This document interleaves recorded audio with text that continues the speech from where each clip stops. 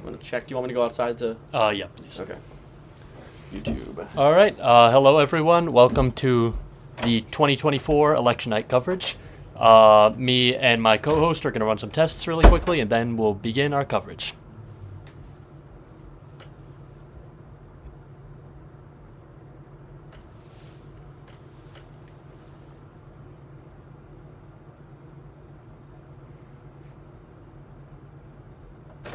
Sound check good. Good.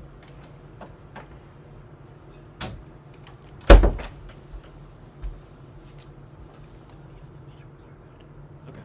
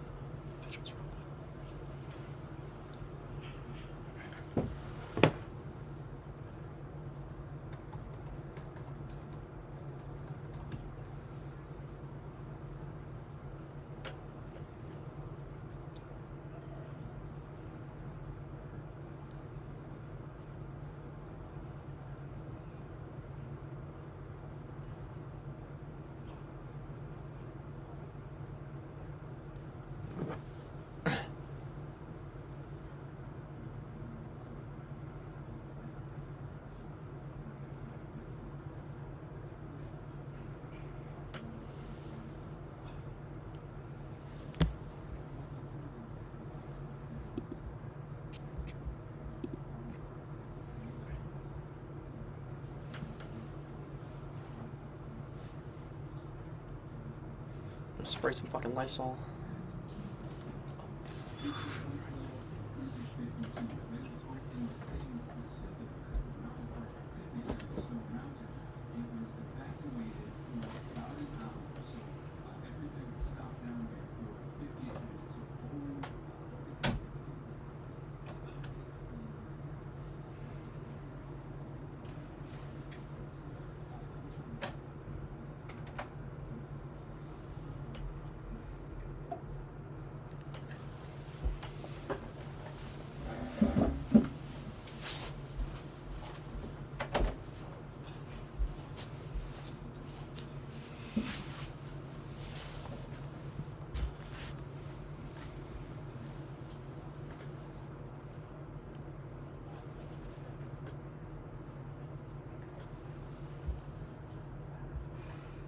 All right.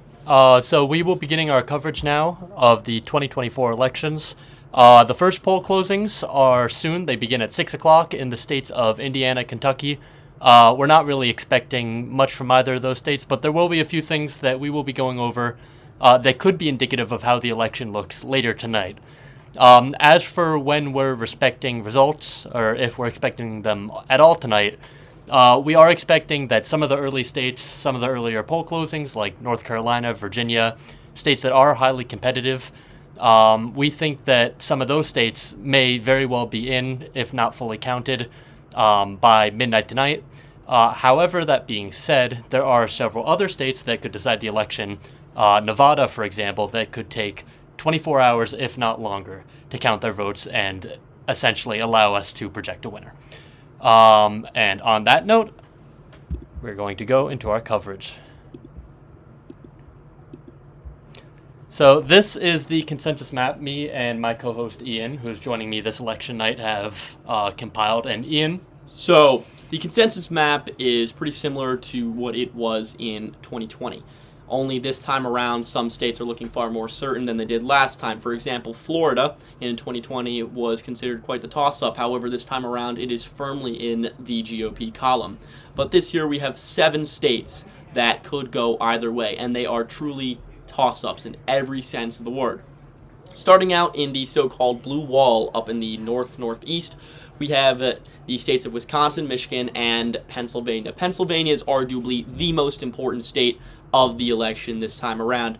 Its 19 electoral votes provide a crucial path to unlocking the White House for whoever wins it this time around, this election year. Michigan is probably Harris's best state out of the 7 swing states. She's been polling ahead there by slim margins, but still been polling ahead for the majority of the election cycle. Wisconsin is also a state where Harris has been polling ahead of Trump, but less so than in Michigan. It's looking like, though, if Harris can secure Wisconsin, Michigan, and Pennsylvania, she will already have secured the 270 electoral votes that she needs to win the White House. Now, going down to the fabled Sun Belt, we have North Carolina, Georgia, Arizona, and Nevada. Now, as James mentioned, Nevada might take days to count their results, if not longer. Arizona is also in that same exact column. We do not know when we will find out from Arizona or Nevada, but either way, it'll take a long time, so stay tuned with us. Georgia and North Carolina, meanwhile, they will have their results by midnight. We will know by midnight who is going to win the state. Now, we won't have 100% of the vote in, but we will know generally who is going to win Georgia and North Carolina by midnight. I'd say this: if Harris wins Georgia and North Carolina, and we know by midnight, then we will know for certain whether or not she has won the election. She wins Georgia and North Carolina, she most likely wins, because all she has to do is win just one of the other swing states in the fabled blue wall. Michigan, she's likely to win, most likely to win out of all the swing states. So she wins Georgia and North Carolina, she wins Michigan, she wins the election. That's the ball game. So yeah, back to you. All right. We are going to correct for a technical issue that we're having. Just give it a few moments, it will be sorted out, and we'll resume our coverage.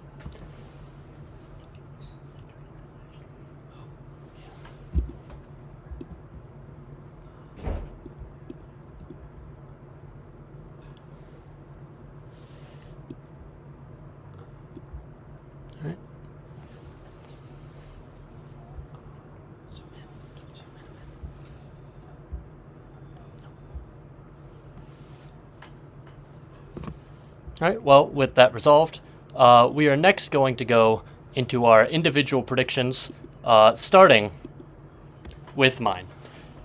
So my prediction is somewhat controversial, I know, with many people I've talked to about it, and for good reason. It's because I'm pretty much the only analyst who I know personally who is actually picking Trump in this election. Pretty much everyone has acknowledged, of course, it is going to be a close race. Ian and I have, for example, drastically different expectations for this election, but we can't agree. Say that again. We can't agree. It is going to be very, very close. So essentially, I have Harris doing a lot of what she does in fact need to do here. She's winning Wisconsin. She's winning Michigan. I think despite her issues with Muslim voters, she is going to be able to pull out a win there. We've seen strong turnout in the Detroit area as well. Wisconsin, it's another case. She's been polling simply stronger there than Pennsylvania, which is initially a little surprising. But she is, in fact, polling better there. It's less demographically problematic for her, just as a state. How the state's demographic share is, it's a lot of white voters, and white voters are not conceived to be, like, susceptibly movable in this election, if that makes sense. So they're expected to be relatively static. Because of that, I think Harris can match Biden's margins in Wisconsin. Another surprise for me, actually, is that I ended up putting Nevada as a state in Harris's column. Now, is this down to the John Ralston prediction? That was a lot of it. So John Ralston, for those of you who don't know, is a very prominent Nevada political analyst located in Las Vegas. He knows the state better than anyone, and last night he called Harris winning the state by 0.3%.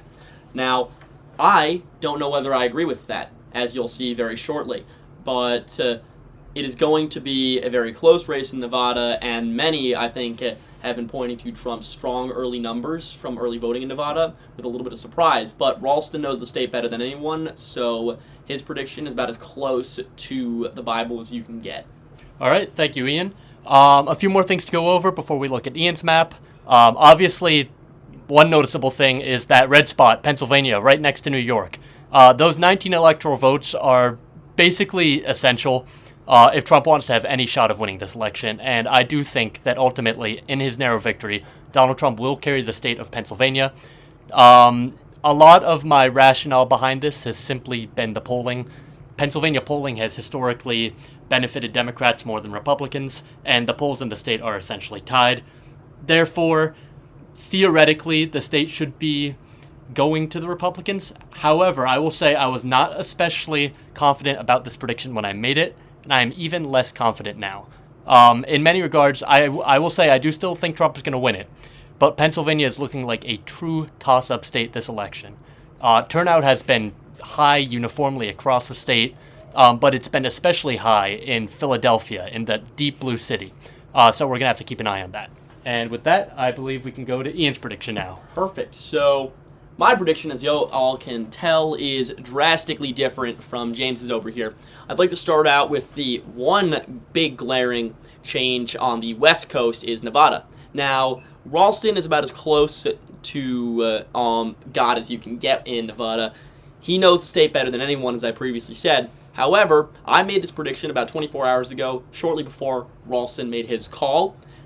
This was mainly due to the early voting numbers. The early voting numbers in Nevada have been the strongest for Trump that any Republican has seen in decades in that state. There has been a significant turnout among the GOP in Clark County, which is the very big county where about 90% of the state's population lives, with Las Vegas right at its very center. This is good news, very good news for Donald Trump. However, Ralston knows the state well, so I'm not as confident in this prediction as I was 24 hours ago. Now, moving to Arizona, just to its southeast, I believe that this will be blue. It's been Trump's best state in the polling. However, the reason why early voting has looked so good is because it's underestimated, in my opinion, the crossover appeal that Harris is going to have in Arizona, especially. Biden maintained a very strong crossover appeal in 2020. And Maricopa County is where most of that crossover is going to take place. Additionally, I see Maricopa shifting left, especially with members of the House like David Schweikert looking increasingly worried about their re-election chances. Now, moving to the other Sun Belt states, Georgia, North Carolina. I originally had Georgia going red. However, I had North Carolina going blue. Yet you cannot have one going red without the other, in my opinion. This year, these two are twin states. They are going to be locked in tandem. Whichever way one goes, the other one will go the exact same way. The early voting numbers in both Georgia and North Carolina were looking promising for Democrats. So last night, I made the call to make Georgia blue as well. Additionally, the shift in the state to the left have been so drastic that I do not see the reversion being strong enough this time around for Trump to be able to take it. Finally, going to Pennsylvania. Now, we have the same predictions for Wisconsin and Michigan. James has already touched on those there. I have the exact same opinion, so I won't touch on them again. But Pennsylvania, I'm very confident in this prediction. More confident than I was. And this is largely because of A, Ann Seltzer's poll, and B, the early voting numbers. So Ann Seltzer's poll has been, quite frankly, a very good news for the Democrats. You take a look at what happened, and for those of you who don't know, Ann Seltzer is a very well-renowned pollster from Iowa. She's considered the gold standard by most election analysts. Yeah, gold standard. She gets everything right. The most far off she's ever been was 2018, where she was off by 5 points in one race. That's the most far off she's ever been. And she called Harris +3 in Iowa.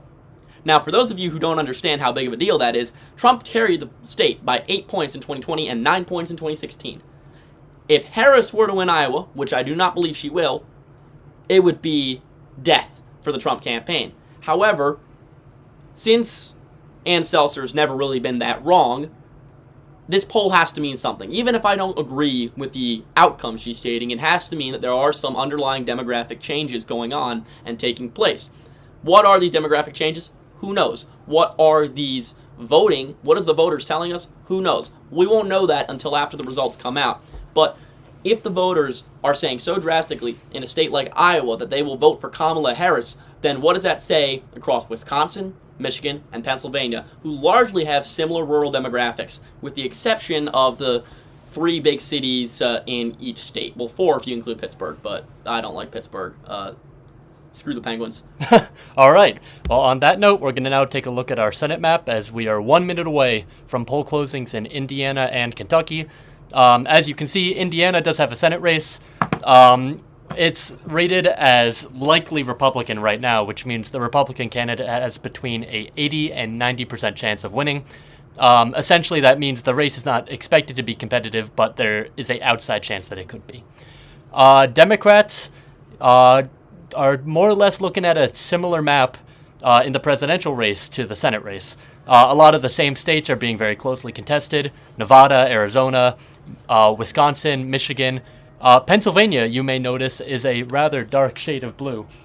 And that is because Bob Casey, the incumbent Democratic senator there, he's running for re-election, He's considered very moderate, and one thing we're going to be looking at is to what extent, and if he does, by how much does he outrun Harris?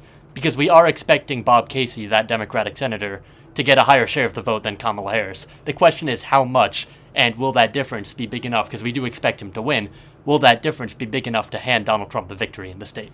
All right, and so moving on to the other important states, there are two incumbent Democratic senators who are in major danger. Those are Sherrod Brown of Ohio and Jon Tester of Montana. Now, we are going to say that there is about a 60 to 70% chance that Jon Tester loses his seat to Tim Sheehy, the Republican counterpart who is running for Senate in Montana. We do not believe that Tester will be able to pull out a victory. However, he is an 18-year incumbent who is incredibly well-liked across the state. He will outrun Harris by at least 10 points. That is a given.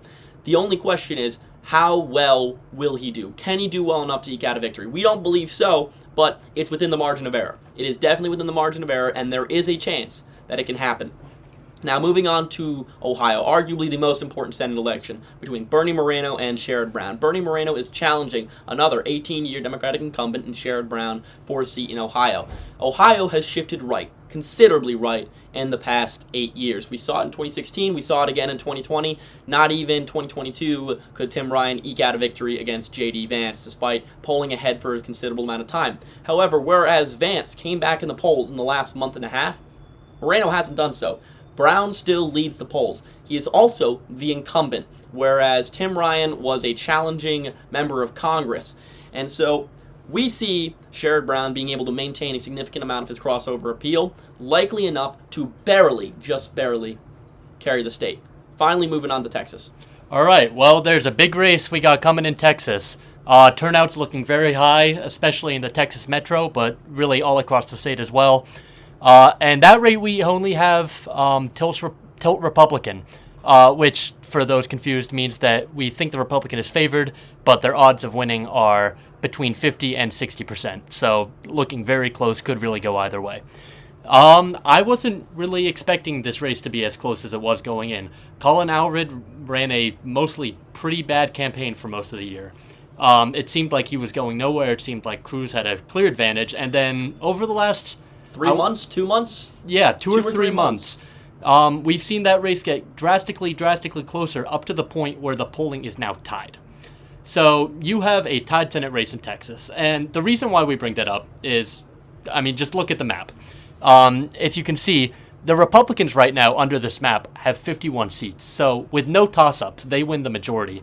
And if Democrats want to be able to hold their Senate majority somehow, because there are two independents, but they both caucus with the Democrats, meaning they essentially count as members of the Democratic Party. It's Bernie Sanders and Angus King. They're not going to switch. Exactly. So you have to win one of these Republican-leaning seats. And the three where they're best poised, we've already talked about two of them. There's another interesting one in Nebraska, where incumbent Republican Senator Deb Fischer, she's being challenged by Dan Osborne, who is another independent. He's not even confirmed that he will caucus with the Democrats. There's speculation he might, but he hasn't made any promises in that regard. So even if he were to win in this deep red Senate race where he's doing surprisingly well, he's been polling within, in some polls, even 5 points of Deb Fischer. Not within 5 points. He's been leading in some of the polls. Well, Dan Osborne has been leading in about 25% of the polls that have been released, which is shocking, to say the least. But I just want to point out, it is 6:04 p.m. 4 minutes ago, the first polls closed in Indiana and Kentucky. This election is starting. We are starting to see the results, and the first results out of Kentucky, most likely, will come in very shortly. So I want to move on to the House prediction before they do.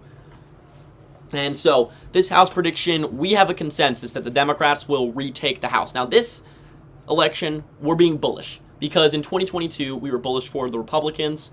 We believe that down ballot, Democrats will do better than Republicans. And this is especially true in some House races like Iowa. Now, Iowa, I did not see the Democrats winning a single seat until Ann Seltzer's poll 2 days ago. However, now, our two big upsets, we believe that Zach Nunn and Mariette Miller Meeks will lose to their Democratic challengers by narrow margins, but lose nonetheless. We also believe, and this is our probably most unlikely, unrealistic choice, but we are in agreement that Anna Paulina Luna will lose her seat in Florida. Florida's 15th, I believe, in Pinellas County. We believe that she will lose. This is because she has not only run a horrible campaign, she is arguably one of the most unpopular members of the House serving right now. She does not have a significant base of support within Pinellas County. She is considered far right by the Democrats and even some Republicans. We believe it's enough to create some crossover appeal to see a Joe Kent-style loss this time around. And moving on to Joe Kent, Marie Gluz-Kemp-Perez, arguably the most vulnerable Democratic incumbent. Marie Gluz-Kemp-Perez, we don't know. This is the one race. We haven't marked in the blue column, but we do not know. And so we only have it marked in the blue column because Marie Gluz-Kemp-Perez is the incumbent. This can go either way. I personally think she will eke out a narrow, and I mean narrow victory, possibly within dozens of votes. And so this is the one we're going to watch going on all night. And the first results are in. We have the first results out of Kentucky. Polls have closed. We have the first results in. And one thing I do want to point out before we move on is you look at this house map. I know it looks like a lot of colors, and it doesn't seem like anything that can be easily interpreted. I just want you to look at the state of Iowa. This is a state, all 4 of those congressional districts, Iowa's right there, for those who can't see it. All 4 of those congressional districts were electing a Republican just 2 years ago, and it seemed like they might never flip back. The trajectory of this election, specifically in these states, specifically in Nebraska as well, in Kansas, they seem to have trended possibly rapidly bluer. And I don't think it will be enough for the state of Kansas to flip or the state of Nebraska to flip. But you could start seeing it in some of these House races. You could start seeing, even if the Democrats don't win, in cases like Kansas and Nebraska, where the Democrats really aren't in any position to get any more seats, you could see those margins of victory for the Republican nominees getting increasingly smaller and smaller. And that doesn't mean anything now. But let's say 5 to 10 years from now, that could be very significant, especially as these Midwestern and Western cities have been getting bluer and bluer over the last 10 years. All right, so the first results are in. The key states we've already gone over, but we will move on to the first results. Polls have closed. So, 6 p.m., Indiana and Kentucky. Polls have closed. The first results are in. So, looking at Kentucky, we have Laurel County in Kentucky. This is a county in the southeast of the state, one which has been known for being heavily Republican. It looks like it has reported about 30% of its election day vote, over 81% for Donald Trump and 18% for Kamala Harris. This is not a surprise.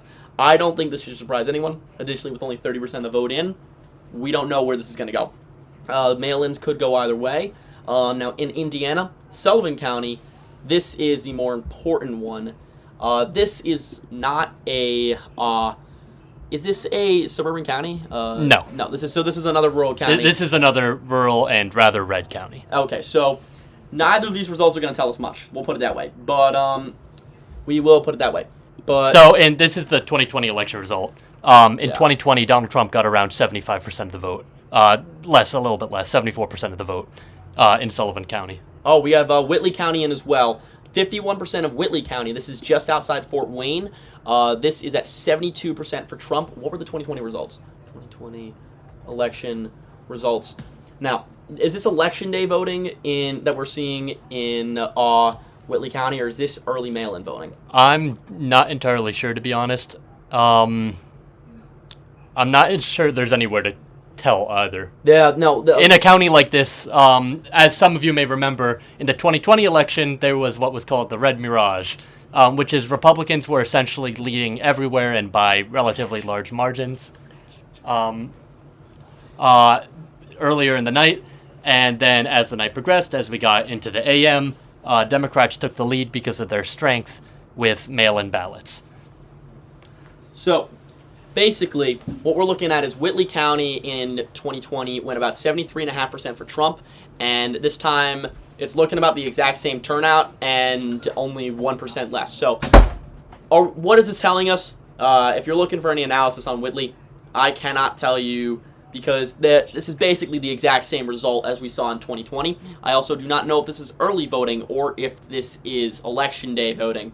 Either way, though, the results that are going to come in Indiana that we're going to look out for are Marion County and Hamilton County. Now, Hamilton County is just north of Marion. Marion is Indianapolis. Hamilton County is the big suburb just north. So in 2020, it went 52.4% for Donald Trump and 45.6% for Biden, about a 7-point lead for Trump. If this is Trump plus 3 or less, Harris should win the election. If it is Trump plus 5 or more, Trump should win the election. We do not know when the results are going to start coming out for Hamilton County, but once they do, they'll be very important to watch as the night goes on. All right. Kenton County, just outside. Is Kenton County the one that's just outside Cincinnati? It is. Kenton County. Okay, Kenton County. So we have our some more results, and this is tracking very similarly to 2020. So Biden got about 39% of the vote. Harris is at 40%. Can we tell anything from this? Absolutely not. But this is a suburban county of Cincinnati. I don't know whether this is the type of county that would shift left. Is this the type of county that would shift left, or is this too far away? So all three of these counties, Kenton County, Boone County, and Campbell County, are to some extent in the Cincinnati metropolitan area, at least a little bit. And that was reflected in 2020 as you saw all these suburban counties or counties with suburbs. Maybe that would be a more accurate description of these three. Shifted left. And Joe Biden did significantly better in virtually all of them than Hillary Clinton did 4 years ago. And Kenton County it was one of those examples. Biden did improve, and if Harris is going to win any sort of substantial victory, like some Democrats seem to think she will, that there's going to be some sort of surprise for her, this would be one of the counties where you could see just maybe one of those earlier signs. Not that I think she's going to be particularly competitive in this county ultimately, even if she does extremely well, but Kenton County is one to look out for. I do want to also note that only 36% of the votes are in, so we really don't know where those precincts are, if they're from the bluer part of the county Apparently, or the redder part of the county. According to 10 Core on Twitter, they're absentees. Okay. Well, if they're absentees, then it's possible these could swing further right. Yeah. Or no, I don't know. Absentees have been looking significantly more even this time around. Yeah, well, that's the thing is we really don't know. There's so much that we don't know about. We won't know much of this stuff until about 8 p.m. And so the next 2 hours are mostly educated guesses. And then once the trends start to show up across the rest of the country, that is when we'll be able to start getting into our real analysis. I'd say by 10 p.m. we'll have a decent model of the way things are going to go. The New York Times needle is always a good use. I cannot wait for that thing to start popping off. But I will caution a little bit against the needle because it's based on the data that we already have. Yeah. It's not a magic tool of any regard, and because of that, it gave a not so accurate picture of the state of the 2020 election in North Carolina. A lot of Democrats, in particular, saw the numbers that the needle was giving and said, "Well, we've won North Carolina." That obviously was not the case. So, the needle can be helpful, especially if it looks like a candidate's outperforming. It's good at catching up on that. But in a really, really close election, I've found that the needle can be kind of finicky. Yeah. So just to caution everyone, if your candidate is at 80% odds to win Pennsylvania with the needle, just know that isn't necessarily how it will end up shaking out, because it's the New York Times. Yeah. They have issues sometimes. Yeah, I mean, they're currently having issues with the strike, so we don't know how long the app is going to stay up for. That's true. If the needle could also break. That's happened before. The needle broke in 2022 for a bit, right? Maybe. Yeah. All right, so projections. So Kentucky is a pretty easy one. We are willing to call the state of Kentucky for Donald Trump. This is a poll closing call, really. Yeah. Kamala Harris was never going to win Kentucky. No, Kamala Harris was never going to win Kentucky. She was never really going to be within striking distance of winning Kentucky. Trump won the state easily in 2016 and 2020. Democrats have not been competitive there on a presidential level for a long, long time. Kentucky goes red, so does its 8 electoral votes. No real congressional races to watch in Kentucky. They don't have a Senate race either. So the election in that state is more or less over for the night, unless we see something really, really surprising. Yeah, unless we start noticing a major shift in the suburbs of Louisville and Fayetteville, Frankfort, then quite frankly, there isn't really much to focus on. Additionally, we'd like to make a second call of the evening. Indiana and its 11 electoral votes will be going for Donald Trump. This is another state that should not be too close. The last time we voted for a Democrat was 2008 with Barack Obama. However, this time around, last time in 2020, it voted over 17% for Trump. So, quite frankly, this is one of those seats where one of those states where I do not see too much changing. Harris obviously could make it closer, and that's what I mentioned Hamilton County and Marion County for earlier, but we do not personally believe that it will be close enough to make that much of a difference. Additionally, there are 2 other down-ballot races in Indiana this year. Jim Banks, we project, will be the next senator from the state of Indiana. Like I said with Donald Trump, it's not much is going to happen to stop him from winning. Only thing that we're concerned about is the margin by which he wins by, and we will continue to bring you analysis on that margin as we get more results throughout the evening. And the final call from Indiana is going to be Mike Braun as Indiana's next governor. Now, interesting thing about Braun is we know he doesn't like Trump that much, and we know this because he said so in the past. He does not like Donald Trump, and why does this matter? Well, because he's a senator. The reason why Jim Banks is running right now is because Mike Braun decided to say, I'm out, and he wants to go back to his home state and get out of Washington. Honestly, good for him. I met him when I was working down there. He's a nice guy. I also met Todd Young, the other Indiana senator, who I found to be absolutely delightful. But at the end of the day, Mike Braun is getting out of D.C., and this is likely going to accelerate a trend of more moderate conservative Republicans just retiring. Mitch McConnell, he's retiring as leader, and it's looking like this will be his last term. He's probably not going to run for re-election 2 years from now. And there are other more moderate senators, and I know it's crazy that we're calling Mitch McConnell a moderate senator, moderate Republican, but in all actuality, he is compared to what the rest of the GOP is putting up nowadays. So, Mike Braun will win the state of Indiana, and moving on, that puts our electoral college map at 19 electoral votes for former President Donald Trump. Does this mean anything? Absolutely not. Those 2 states, like we said earlier, were guaranteed to go to the former president, no matter what he did. Like he could shoot a man dead on Fifth Avenue and he'd still win those 2 states, as he said so in 2016. That's a Trump quote, isn't it? That is a Trump quote from 2016. Wow. Yeah. So as you can see, the Republicans have 19 electoral votes. Like Ian said, it's more or less meaningless right now. What we are going to watch is the margins in some of the counties in these states, which could potentially be indicative of how other parts of the country are going to vote, particularly ones that border these states.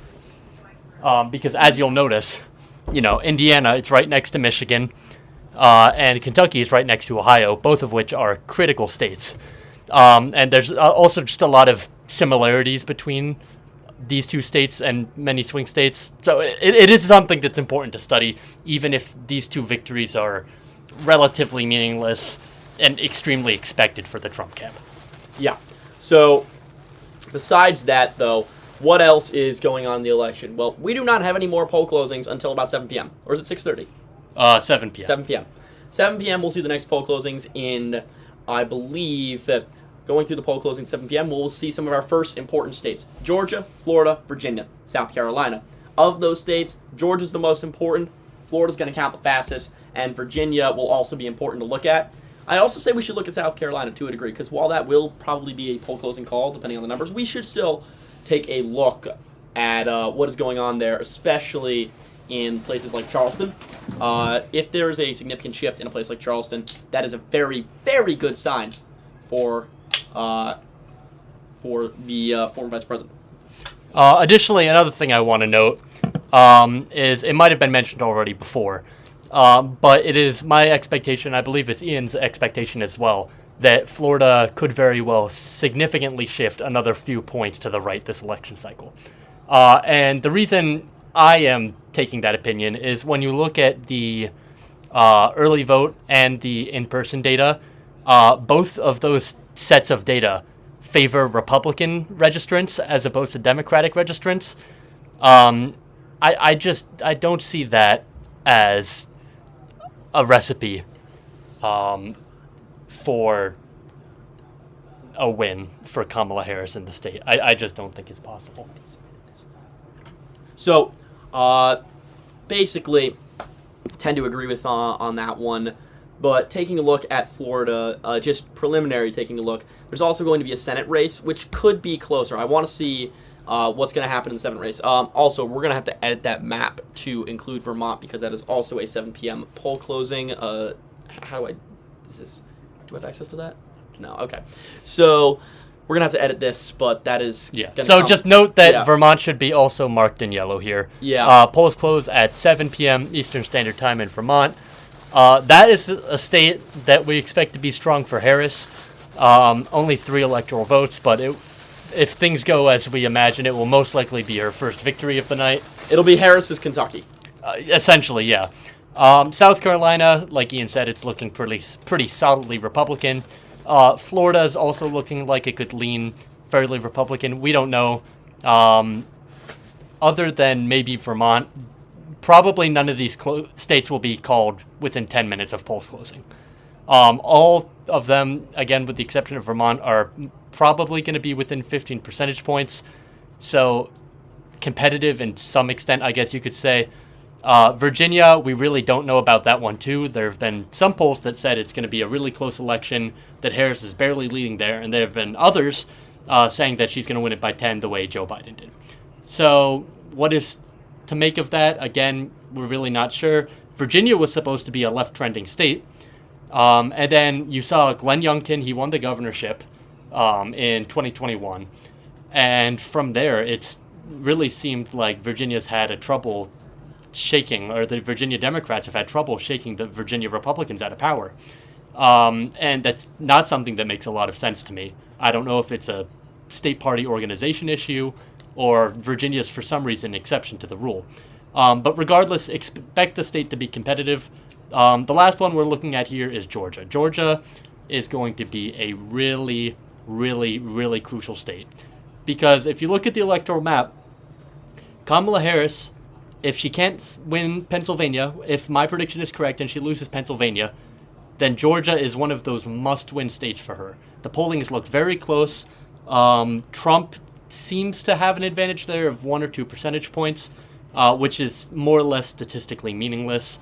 And I will say Georgia is one of the few states where the polls have actually traditionally underestimated the Democrats. You can say that about very few other states, especially swing states. Wisconsin, for example, polls in 2016 were off 8 points in Trump's favor. You did not see that in Georgia.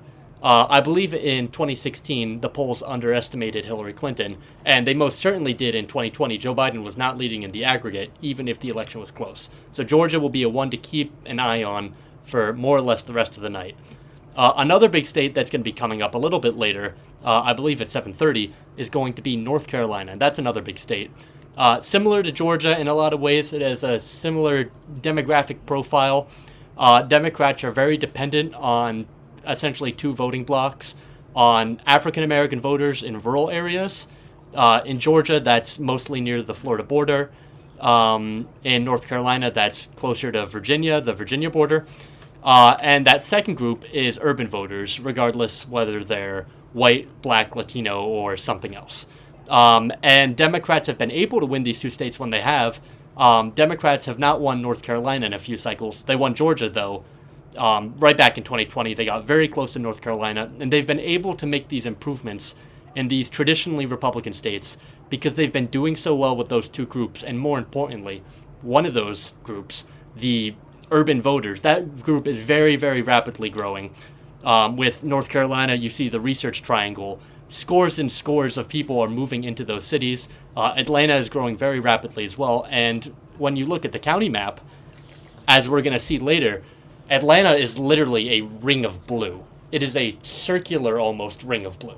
It's a dot. So Atlanta, Georgia is a very, very big blue dot. and it's surrounded by a significant amount of light blue. And this continues out for further and further and further. Every single year, it gets further and further. The dot of light blue that spreads and spreads and spreads like a parasite into Marjorie Taylor Greene's district, which I cannot wait to watch because, honestly, Marjorie Taylor Greene sucks. I hope there comes a day when there's enough suburbs and enough development in Georgia to flip that district. There never will be. It's far too far. Most of her... Marjorie Taylor Greene, her district is closer to the northern border than to Atlanta, almost. Well, no, it does spread. There's part of Yeah, it that's true, because it's so gerrymandered. There is a portion of Atlanta in it. But Marjorie Taylor Greene is not one of the Congress people we are looking at losing election tonight. Oh, she won't lose her election. It'd be super funny if she to did. disappoint all of our Democratic viewers, she is very much safe. Her district will probably also easily be carried 40, maybe? by... Yeah, exactly. R plus 40. It's going to be a very, very Trumpy seat as well. Her opponent has raised a lot of money, though. So looking at these Indiana results, there's a few counties that are reporting significant, and I want to take a look at Allen County here, Fort Wayne, because Donald Trump is up by 5 points in Fort Wayne with 44% in. And this could end up being nothing. But he was up by 11 points at the very end. Maybe this is absentee ballots. Yeah, maybe. But if Kamala Harris can hold a similar margin in Fort Wayne, even if it's not that good, even if it's not 5 points, if it's 8 points or 7 points, let's say, that would bode very, very well for her chances, because Fort Wayne is one of those kind of smaller cities where you saw Joe Biden, not that he won them necessarily, but he improved significantly in those metropolitan areas, in those smaller metropolitan areas, particularly in red states. Allen County was one of them. You didn't see it as much down here in Evansville, just because it's been more historically competitive. It didn't shift quite as much. But there you see it. Trump won, but he won by 10. So it's a significant margin, but it's not like he blew Biden out of the water. And then you go back, you look here, you see that margin has closed significantly in Allen County. Well, so we don't have any results from 52-47? 52-47, yes. Okay. And that's 50, no, that's Wells County. That is 44% of the vote in. Okay, that is good news. And this is Gary, no, never mind. It's just highlighted. That's just a blue highlight. I almost had a good heart attack in a good way. But yeah, and so Steuben County, I just want you to go up to the Steuben top right. 67-32 versus 70-28. That is good news. That is very, very good news. For if we see these trends continue of slight improvements for Kamala Harris in rural areas, along with decent improvements in suburban areas, it's likely we'll see a Kamala Harris win by a significant margin. Perhaps Ann Seltzer was right. That is the lesson from counties like this one. Lawrence County, another one that was 74%, and Biden got 23%. This is another small improvement. So if Ann Seltzer was right, these are the types of margins that we would expect to see. So Anderson County, 3% of the vote in. That does not mean anything right now, so I do not even want to check that. But nothing has changed in Kenton. Taylor County, 37% of the vote in. That's another deep red county. That's a deep red county. Yeah, so that doesn't matter. All of the counties. These three don't matter. We don't really need to focus on that because that would take away too much brain power from the stuff that's coming later, and we're going to need all the brain power and caffeine we can get. I do want to note that every single county that has reported votes so far was won by Donald Trump, I believe both in 2016 and 2020. Yes, certainly in 2020. There has not been a single Hillary or Biden county that has reported a single vote yet. So keep that in mind, because once we see even lean Trump counties like Hamilton County report any votes, that is when we can start doing a deep dive into the analysis. And just to remind our viewers, we did project the races in both Kentucky and Indiana.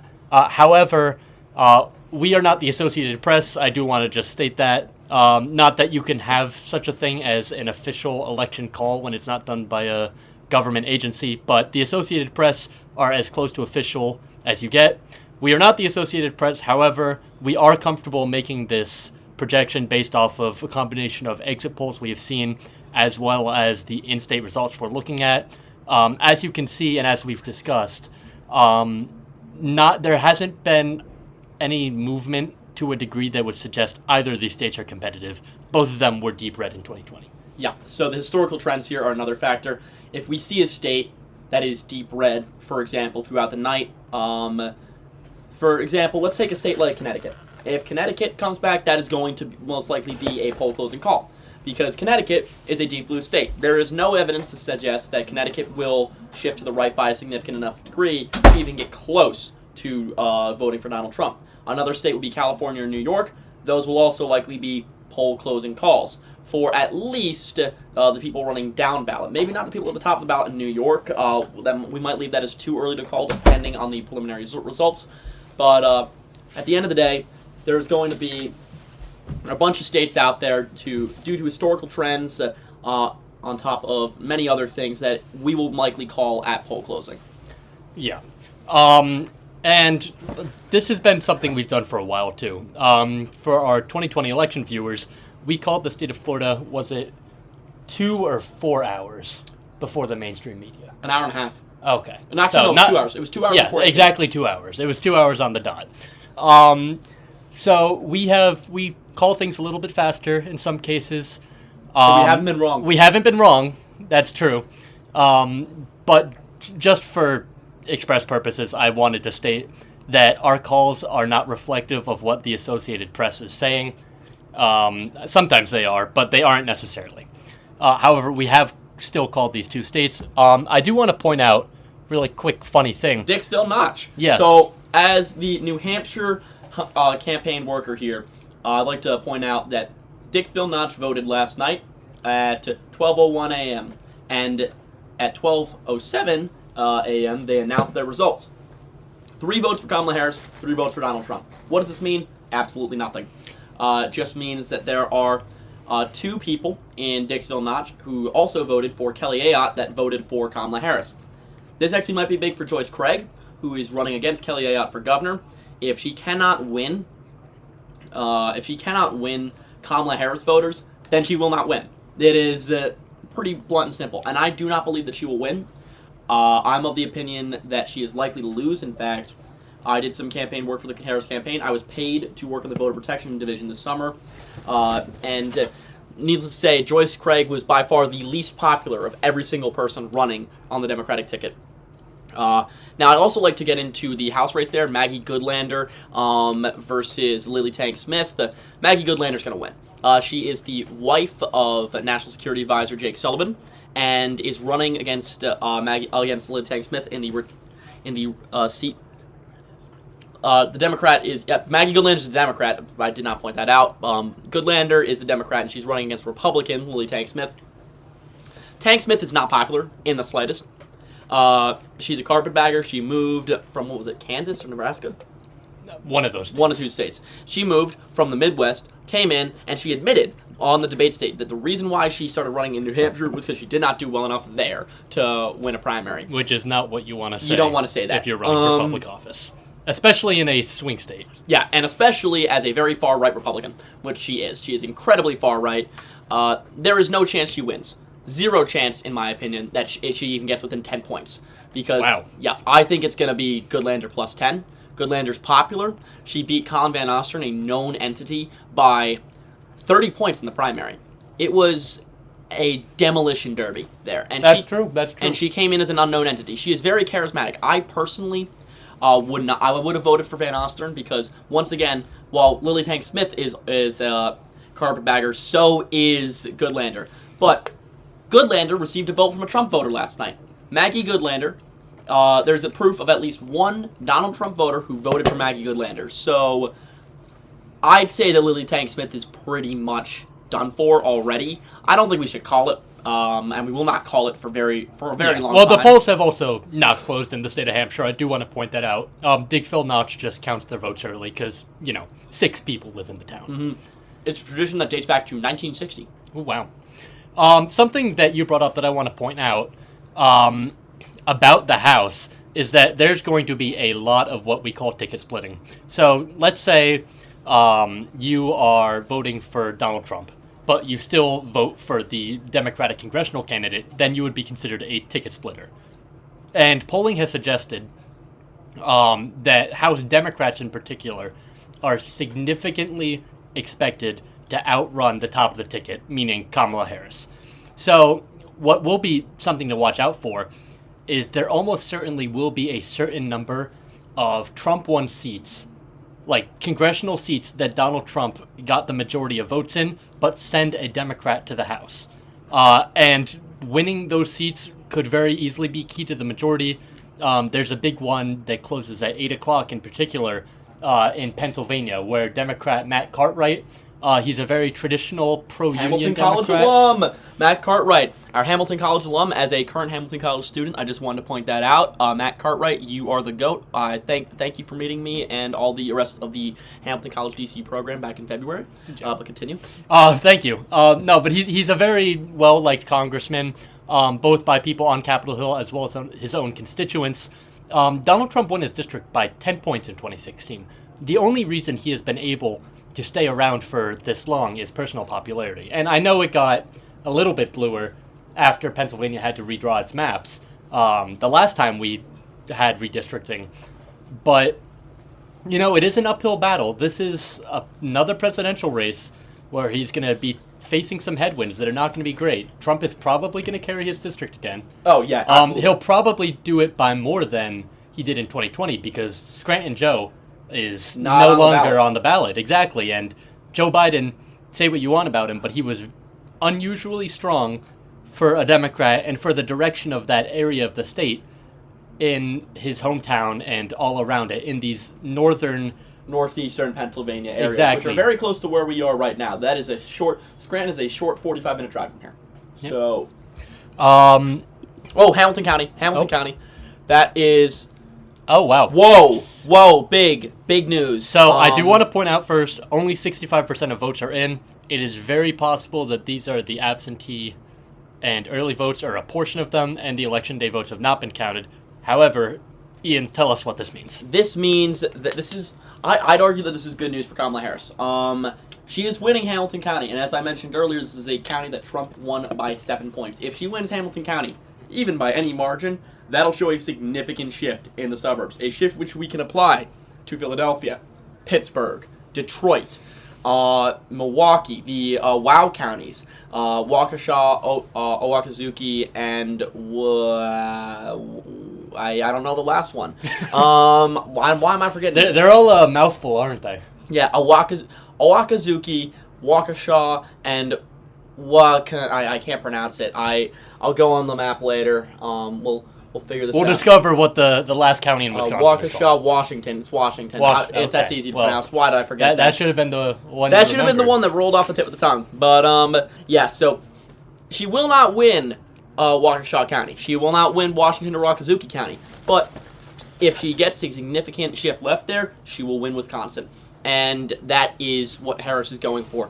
And if she's winning counties like Hamilton County, then she will win states like Wisconsin, she will win states like Pennsylvania, and she will win states like Michigan. That is what she's going to be looking at. So this is a very good sign for the Harris campaign right now.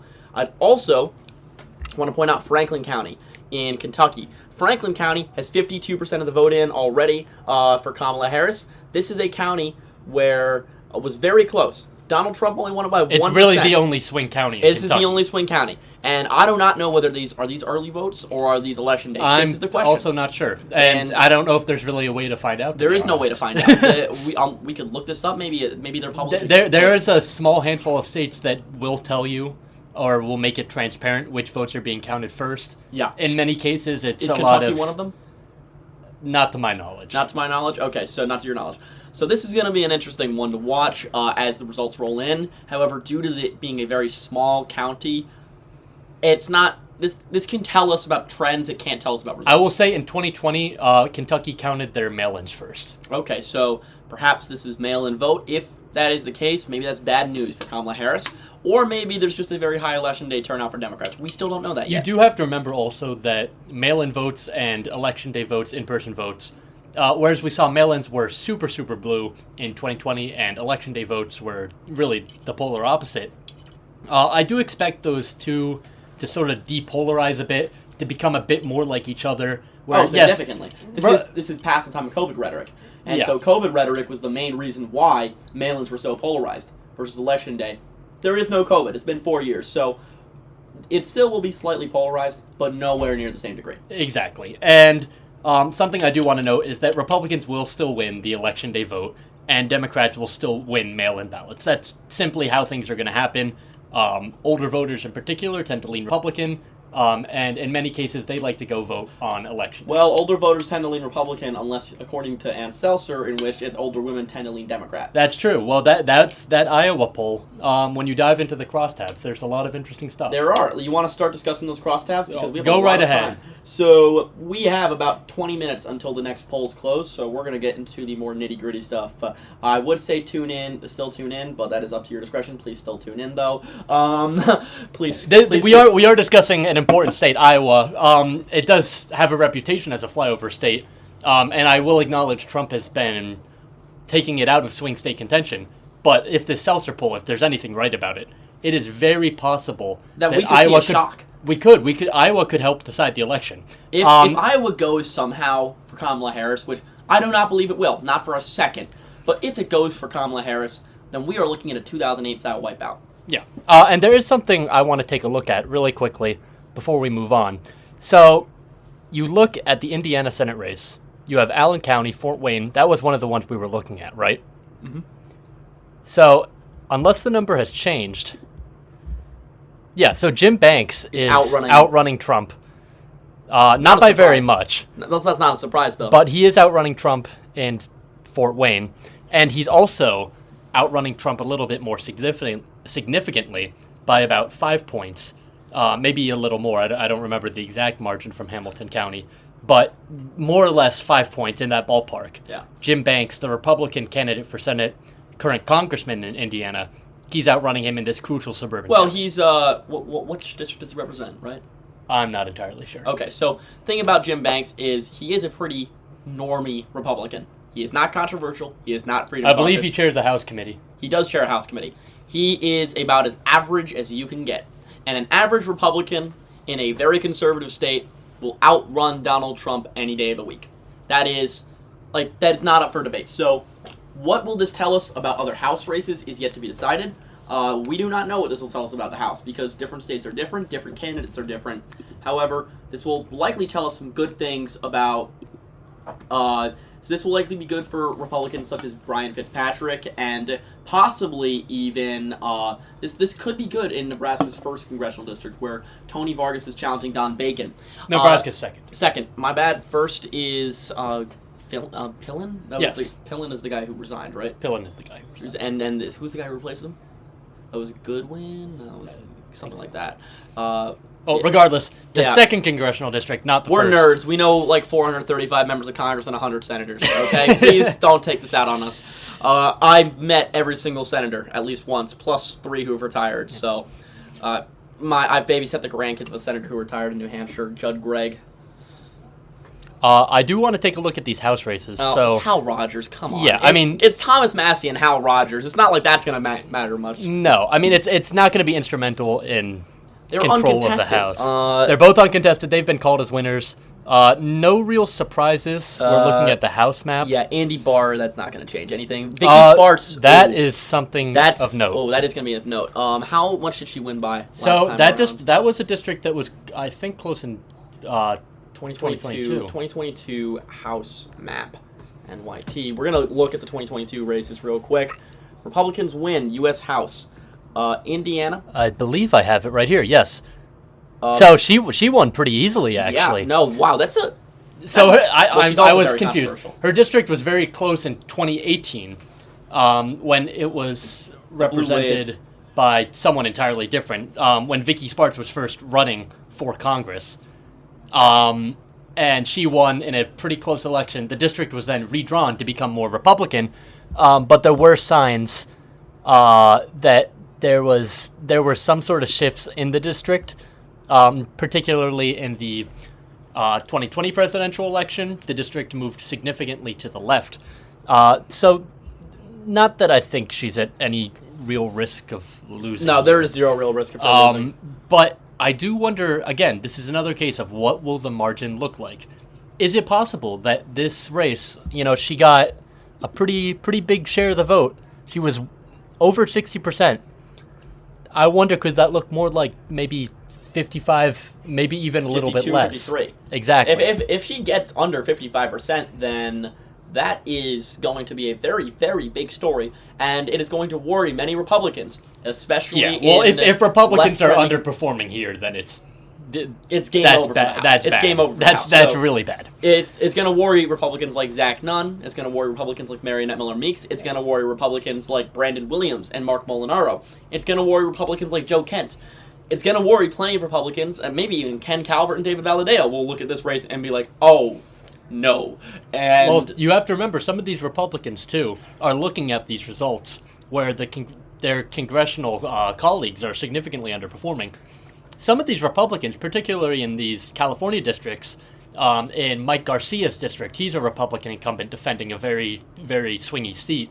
David Valadao, John Duarte, is it Dao all of or them. Dow? Valadao or Valadao? I'm not sure. All right, well, Representative Valadao, if you were listening and we were getting that wrong, our sincere apologies. Yes, but all of those districts, Joe Biden won them by a pretty hefty margin. In some cases by as much as 10 or more points. So if you're looking at this is a district that Trump is winning. This is a district Trump won easily in back in 2020. If this doesn't change and Republicans are just doing this poorly, you have to say, well, my election's over. If you're one of those Republicans who's in a district if this that holds, Biden already won by 10 points. If this holds for Vicky Sparks, then Ken Calvert is going to be packing up his office within the next 48 hours. I do wonder, though, could this be a sort of blue mirage, almost? Because we did see something similar in With the Kentucky first and votes. Indiana I remember in that. 2020. And Ohio as well. We saw a blue mirage, especially Ohio, where we all thought that Biden was going to win it. And then Oh, yeah, I remember that. the about 45-minute stretch where we thought Biden had Ohio in the bag, but we weren't ready to call it yet. And then it turned out that was just the mail-ins. Yeah. That prediction was very wrong. Well, we didn't call it, but That's we true. Were, But if we we had were getting called it, overconfident. Yeah, that would have been bad. Because not only did Trump win Ohio, he won it by a significant margin. yeah, and he more or less matched his margin in 2016. There was no really significant shift. That's actually another reason why, as a Democrat, you'd feel a little bit better about Iowa, even though it is a theoretically redder state than Ohio is. Iowa did swing a little bit back towards Joe Biden in 2020. Ohio did not. Ohio stayed right where it is. And if you're in an election where the country shifts 2 points to the left, 1 or 2 points to the left, and you stay still, that is not a good sign for the future if you're an Ohio Democrat. And we'll see what happens tonight. I think Trump could even improve from his 2020 margin in Ohio. I mean, it's possible that won't be the case. There were reports of very strong urban Democratic turnout in Columbus and Cleveland, as well as Cincinnati, I believe. Those three cities are essentially crucial to the Democratic coalition if they want to win Ohio.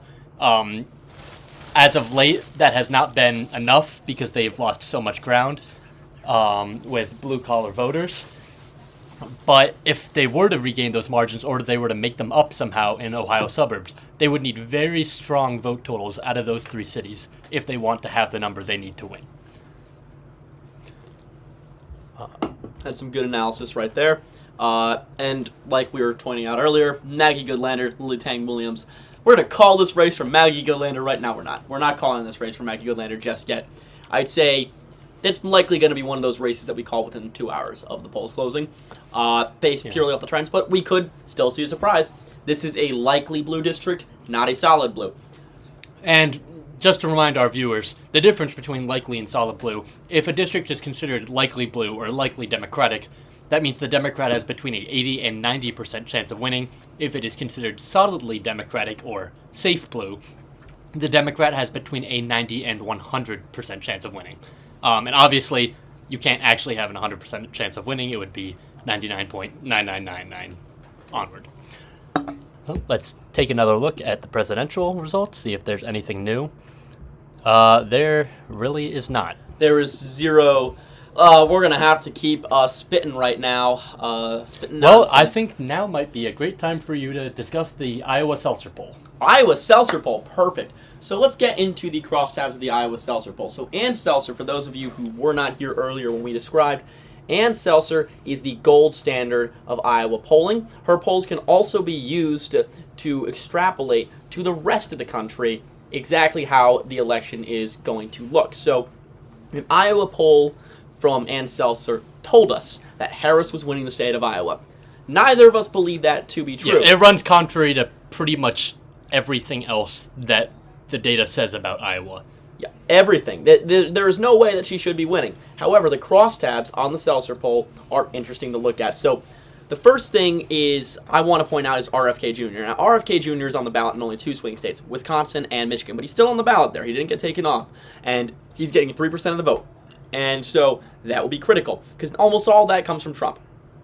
If Trump's going to win, he's going to need to take every single one of those RFK voters, and he's going to need to put them in his pocket. And it doesn't look like he's doing that right now. Those 3%, if RFK wasn't on the ballot, it's likely Trump would be tied in Iowa in that Seltzer poll, but he isn't. So I just want to point that out because it could matter in Michigan and Wisconsin. But the more important one that we see are the crosstabs that we take a look at in the age range demographics. So the poll shows that women, particularly who are older or politically independent, are driving a major late shift towards Harris. And it's mainly down to age and gender as the two dynamic factors that are explaining this. This is a quote from Seltzer. Age and gender are the two dynamic factors that explained this shift. Now, independent voters who had consistently supported Trump beforehand are now breaking for Harris. That is a very good thing. However, the main one I want to point out are senior voters who are 65 and older favor Kamala Harris. That is huge. 65 and olders are voting for Kamala Harris in this poll. Now, that might be enough to disregard it, or that could sound like a massive, massive shift across the rest of the country, because if old people are voting for Kamala Harris, well then, suddenly, Arizona is looking very squarely in the column of is looking very squarely in the column of Vice President Harris, but particularly with women. So, women who are 65 and older favor Harris 63 to 28.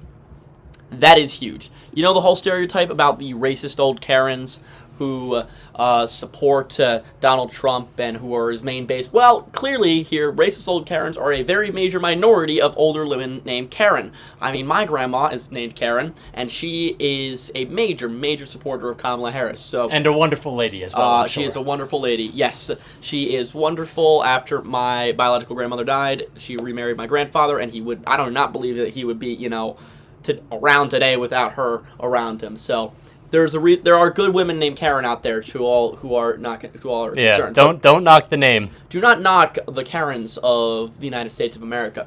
Now, going back to the Seltzer poll, older men, 65 and older, favor Trump, which is not surprising, but only by 2%, which is genuinely shocking that older men are within 2% for Kamala Harris.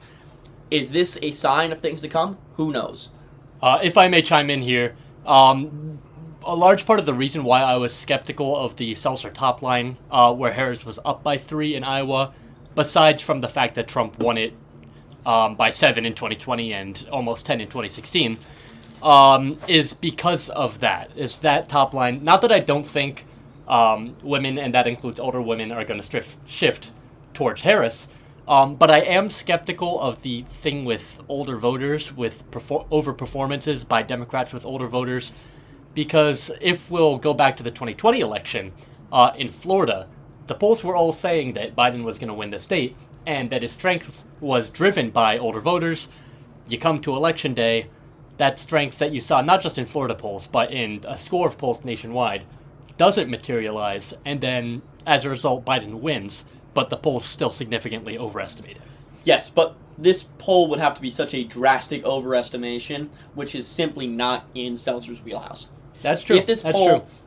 If Trump wins it by even 3 points, if it's only a 3-point win for Trump, that is still 5 points to the left of where it was. Yeah. And if we see even similar shifts, terrible. That is terrible. He loses. He won Iowa by 7, and he still lost the election. 8 points. Yeah.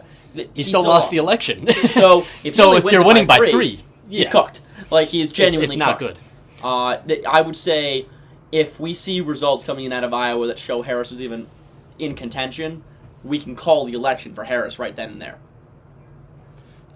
Yeah, I don't know if I'd go quite that far. Well, that's hyperbole. But yeah. It's hyperbole. We're not going to call it for Harris right then and there. But it's looking good for Harris if that's ends up being what happened. Yeah.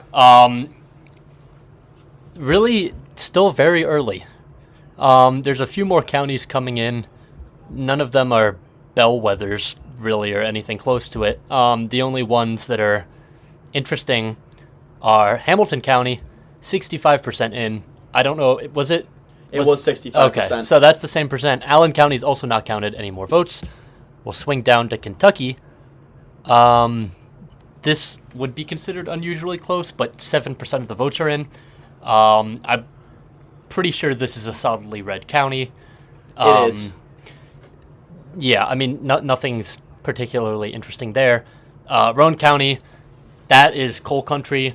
Democrats used to be really strong here, not so much anymore. Expect Trump Andy to win. Beshear did win it. That's true. Andy Beshear won. I should say national Democrats are not so strong Andy here Beshear anymore. is what we like to call an anomaly. And by an anomaly, we mean a unicorn. Yes. Andy Beshear is a unicorn. He is a leprechaun. He is the pot of gold underneath the rainbow. He does not exist except as a figment in the imaginations of the National Democratic Party and only exists within the borders of Kentucky.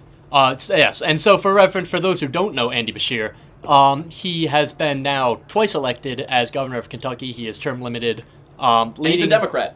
Yeah. He's the Democratic governor. He's a Democratic governor of Kentucky. Yeah. For those of you who did not believe that Democrats existed within Kentucky anymore outside of the small pocket within Louisville that's been quarantined by the MAGAs, you have to look to Andy Beshear because they have accepted him as one of their own. And Andy Beshear is the most popular governor in the country, I believe, right now. I think he's definitely up there. He's I saw a poll between 60 and 70 last I saw. Yeah, 60 and 70% approval rating. Which is, as a Democrat in Kentucky, that's extremely impressive. And a lot of that is, I feel like he's been able to stay above a lot of the issues that have tanked other governors' approvals. Yeah, I think the thing that really helped him was he had a masterful, and by masterful, absolutely masterful response to the horrific string of storms that struck Kentucky 2 or 3 years ago, in January, February of 2022, I believe. It was one of the worst natural disasters to ever hit the state, and Governor Beshear responded expertly to the disaster and was able to, and his leadership's likely saved hundreds of lives. And so he was recognized by the voters within the state for his hard work, and he's also a famous name within the state. And finally, Matt Bevin, his predecessor, was probably the most disliked governor in U.S. history. Yeah, I mean, Matt Bevin was... He was almost as poorly liked as Rod Blankenship. He was horrifically unpopular. Yeah. For a lot of reasons. He got into lots of fights with organized labor. And he didn't embezzle state funds? Or was I'm not sure about that. One of his chief, it was like his chief of staff. Yeah, he had a lot of scandals. His working relationship with the Republican legislature in the state was terrible. Yeah, I mean, it was awful. Yeah, it was awful. It was like you put Mitt Romney's less charismatic, less well liked, but you put the policies of Mitt Romney in a state where that is grossly unpopular, in the hands of a man who has the charisma of a wet paper towel. That's what you get. That's how you get Matt Bevin. So yeah, and as we know, Matt Bevin did not win re-election. So I do feel like it was sort of a wake-up call for Kentucky Republicans that they failed to heed, but it was a wake-up call nonetheless that you do have to put some effort in. Yeah, they did not put any effort in. They put a little bit in 2020. Yeah, it's funny. They had a good candidate, but I think Beshear was just too entrenched, and there were issues with David Cameron. There were issues with his campaign. Yeah, Beshear has the approval rating of Saddam Hussein, so it's kind of hard to beat that. Yeah, I mean, yeah, it's he has a approval rating you'd expect to see from like a poll commissioned by a dictator to make themselves seem more popular. It's I think ridiculous. Vladimir Putin has a lower approval rating than Andy Beshear. So. Yeah, exactly. All right. And on that note, we have some more poll closings coming up. And 7 p.m. I'm gonna wait exactly until it hits 7 p.m. until all right. we and announce let me know the polls closing. But additionally, if you are looking to vote still and you are watching the live stream, I just want to let you know, if you are watching in the state of New York where we are located, The polls are open until 9 p.m. That is and true. if you are in line at 9 p.m., they cannot turn you away. Just because the polls close doesn't mean you still can't vote. It means the line closes. No more people in line. If you are in line at 9 p.m., you can vote. And this is true across all 50 states. If you are in line in any state in the country when the polls close, you can still vote. So do not leave the line. Get through the line and punch your ballot. And that's been especially important because the lines have been long today. Moving on to our 7 o'clock poll closings. It is now 7 o'clock. Wow, okay, here we go. This is when the interesting stuff begins. We're going to start firstly looking at the state of Vermont. So we are going to project right off the bat the state of Vermont will go for Kamala Harris. Kamala Harris will win the state of Vermont. This should not come as a surprise. This is a poll closing call. This means that she has her first electoral votes of the night. Just 3 of them, though. Just 3 of them, but she will win the state of Vermont, and we are also going to project that incumbent Senator Bernie Sanders, Democrat, technically an independent, but he caucuses with the Democrats. He's a Democrat in all but name only. Bernie Sanders will win re-election for likely his final term. He is getting up there in age. And so. I would like to point out very quickly, the Associated Press has just verified our call of Kentucky. They have called Kentucky for Donald Trump, so more vilification. More vilification. Let's go. We now have a couple key race alerts to bring you. The first is out of Florida. Indiana was called as well by the New York Times. They've just called Indiana, so we're getting lucky with this stuff. First polls closed in Florida. I'm going to wait for the first. All right, so now both of our calls from 6 o'clock have been verified. Moving on to the key state, Florida, too early to call. 0% reporting, not a single vote has been counted. We are classifying this race as too early to call. And we're just starting to get results from Florida. We'll bring those to you in a moment.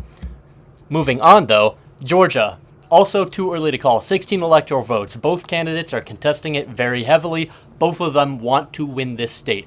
Harris is hoping that high minority turnout in the Atlanta area and Georgia's other cities can drive her to victory. Donald Trump is just hoping he can more or less recreate the 2016 election where he won the state by 5 points. South Carolina, this is not a state we expect to be super competitive. Trump is a pretty clear favorite here. 9 electoral votes. It is too early to call. I would take the time now to specify the difference because we have two types of classification. We have too close to call and too early to call. So if a state is too early to call, that simply means we just don't have enough data to make a projection. If we're making a projection, we want to have above 95% confidence or 90% confidence that we're right. We simply can't say that with no data out of South Carolina. It's a state that's usually within 15 points, so somewhat competitive. It can even be in the single digits, particularly if Harris is able to drive turnout with African-American voters. So that state's too early to call. Virginia, another state too early to call. 13 electoral votes. Joe Biden won Virginia by 10 points in 2020. And a lot of people thought it was not going to be looking competitive after that, but lo and behold, the polls have been surprisingly close. There haven't been that many where Harris is matching Joe Biden's margins, and many of them she's actually underperforming. But with that being said, Democrats do have 10 points to fall in the state before they actually lose it. So we'll see how that shakes out. Virginia's going to be an interesting one. They take a little bit longer to count their votes than Florida does. Georgia as well. They'll report a lot of results early. South Carolina, that's true too. But Florida will, of these states, most likely be the first one to have its votes finished and counted.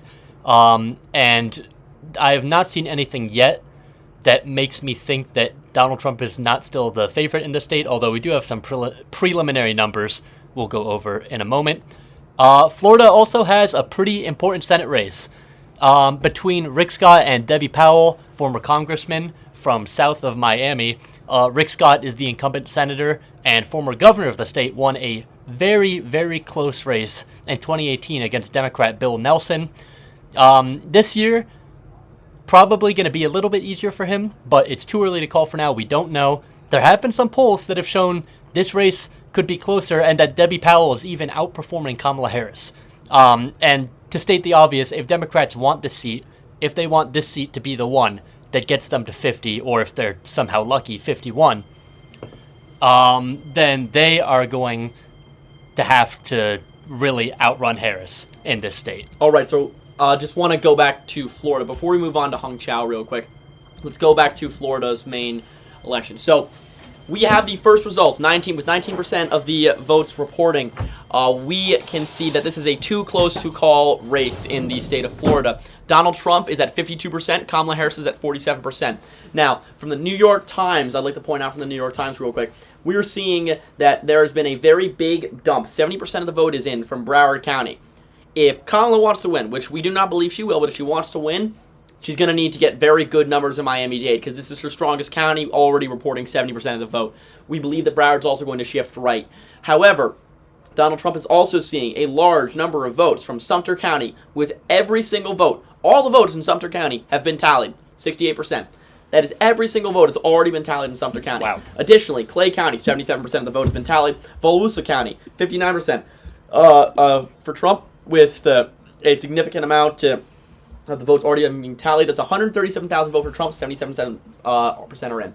Now, Duval County, big one. 66% of the votes are in, and Kamala is leading. This is big because in 2020, what happened was Biden won it by more than what Kamala is winning it by.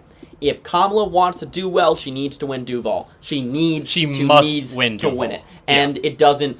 Like, if these are mail-ins, this doesn't look good for her. But we don't know. Florida was one where we were dooming after seeing the early results come in. Within 30 minutes of the first results coming in, we were predicting a Trump victory for the rest of the night because of just how good Donald Trump was doing in the state of Florida.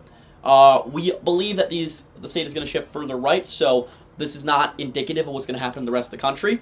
Florida is a major outlier in that way, where it has shifted right significantly for, honestly, I don't know what the reason is, quite frankly. There's a couple factors. One big one is that a lot of Republicans are leaving, in particular, blue states like New York, and then moving to Florida. So the people who are moving into Florida are more Republican than the electorate at large. Ironically, actually, Texas is another state where you can see that, where people think it's like the Californians, right, immigrating into Texas, they're making it vote blue. No, that's actually not the case. Native-born Texans vote bluer than people who come in from out of state, particularly from California. So the point is, there's a lot of people, a lot of Republicans coming from out of state into Florida to retire. These are older voters. They just skew more Republican. And in a lot of ways, DeSantis has almost created what is hailed as a Republican paradise.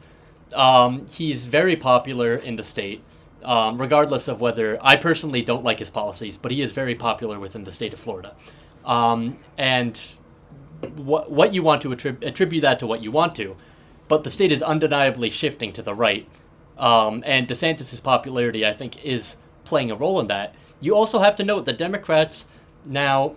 And we'll see how it shakes out in this election. But in 2020, they lost significant ground with Latino voters, particularly Cuban voters and Venezuelan voters in Miami and in southern Florida in general. And Ocala County is one of those counties you've got to look at in Florida. It's a swing county, suburbs of Orlando, a couple smaller cities in there, I believe, too.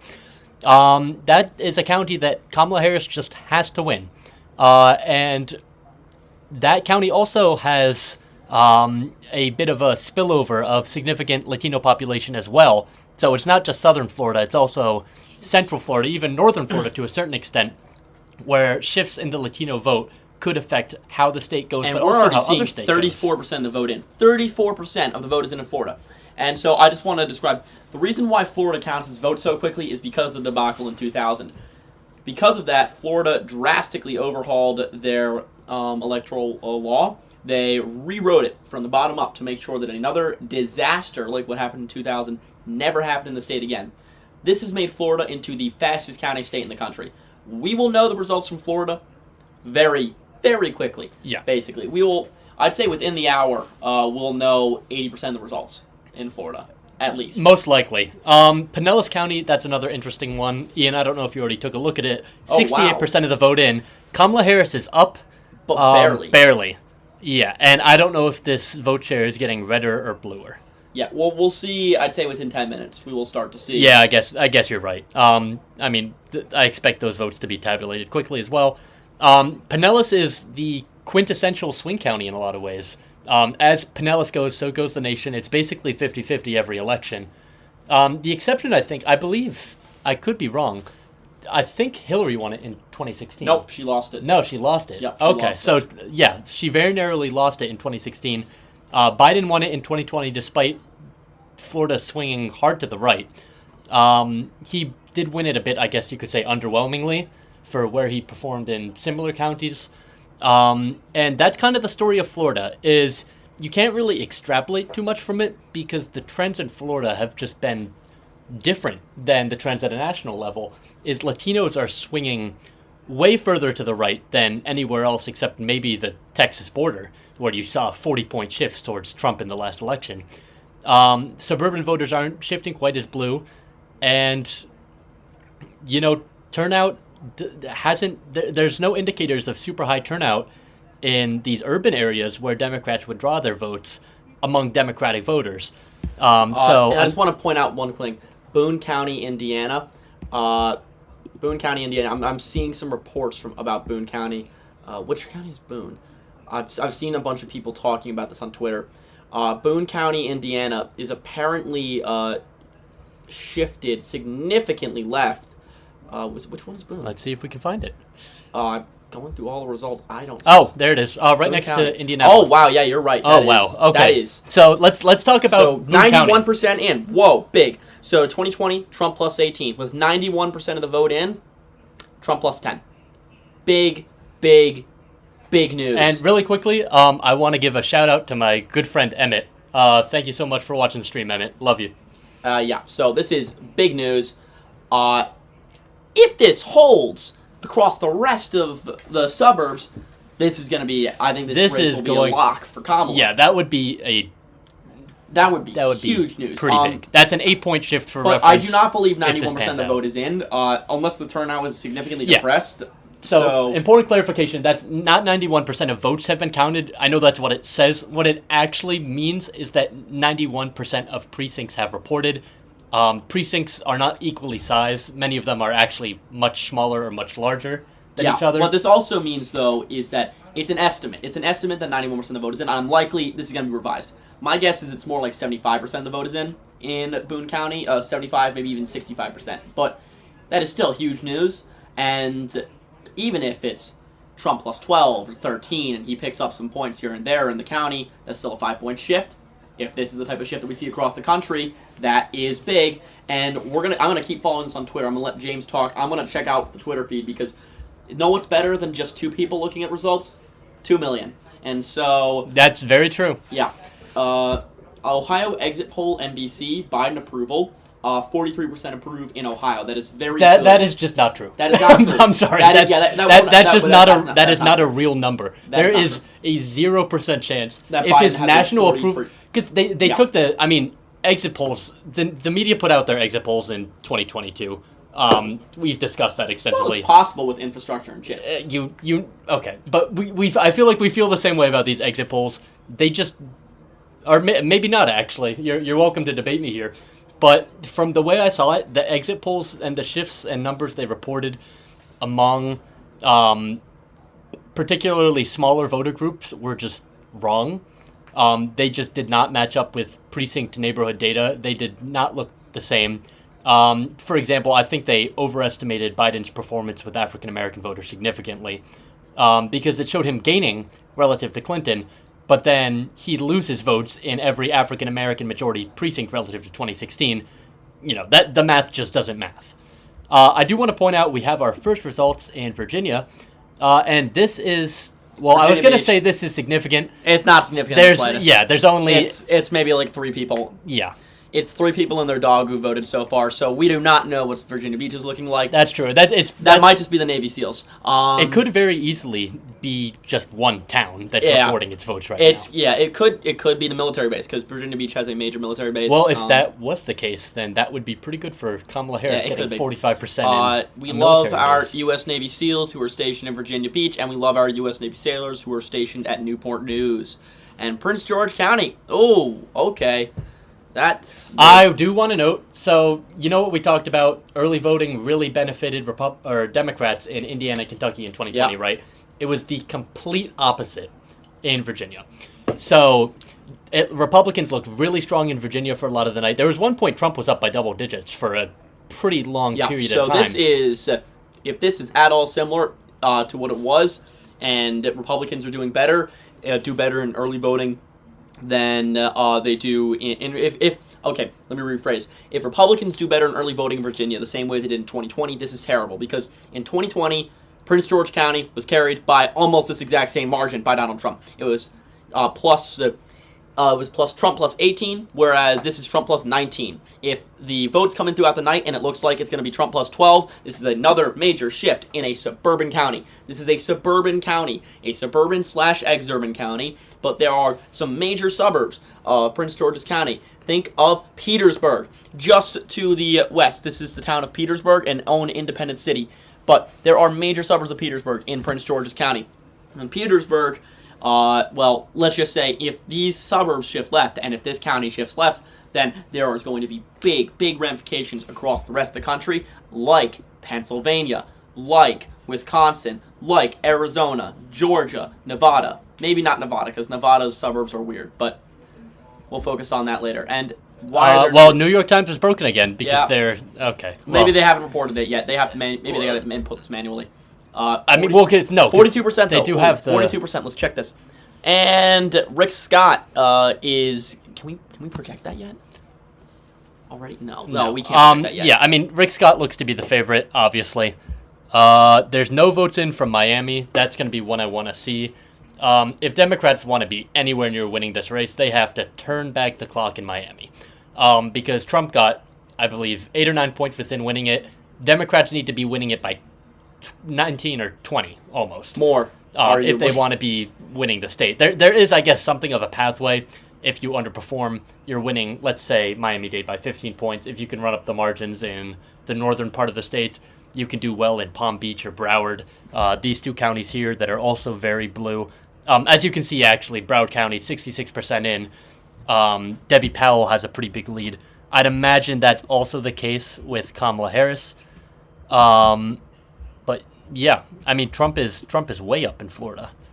Yeah, this is big. This is kind of what I expected, to be honest. Yeah, no, margin-wise. Well, we haven't seen anything from Miami-Dade yet. That is. Whoa, no, never mind. 77%, and he's winning.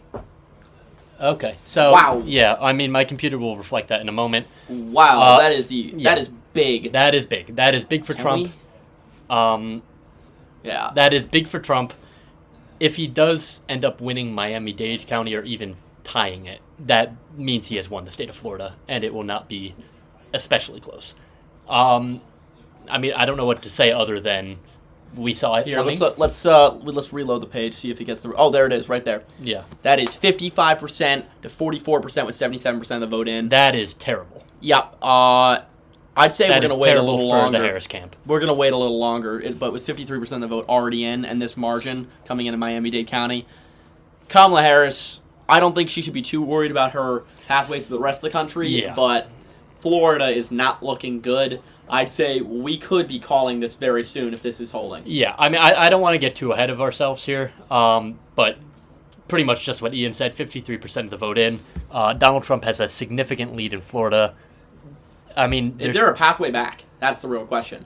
I don't know if there really is for Harris. I mean, maybe. The issue is I don't want to. I want to wait for Palm Beach County, and I want to wait for. Well, Hillsboro's already 71%. Yeah, this is bad if this does not get bluer. Also, Democrats need to be winning Tampa by double digits, and they aren't. Yeah. So we're getting a bit of a mixed picture here. Interestingly, as Democrats are overperforming so far in Indiana.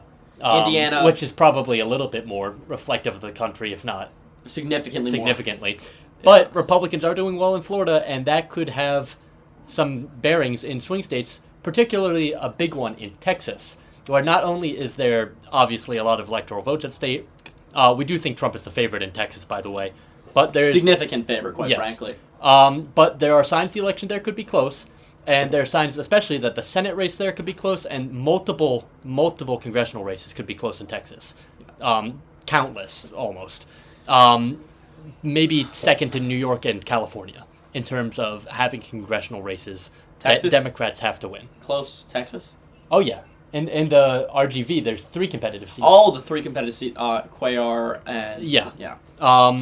In southern Texas, there's 3 seats in particular held by very entrenched Hispanic Democrats who are really connected to their local populations.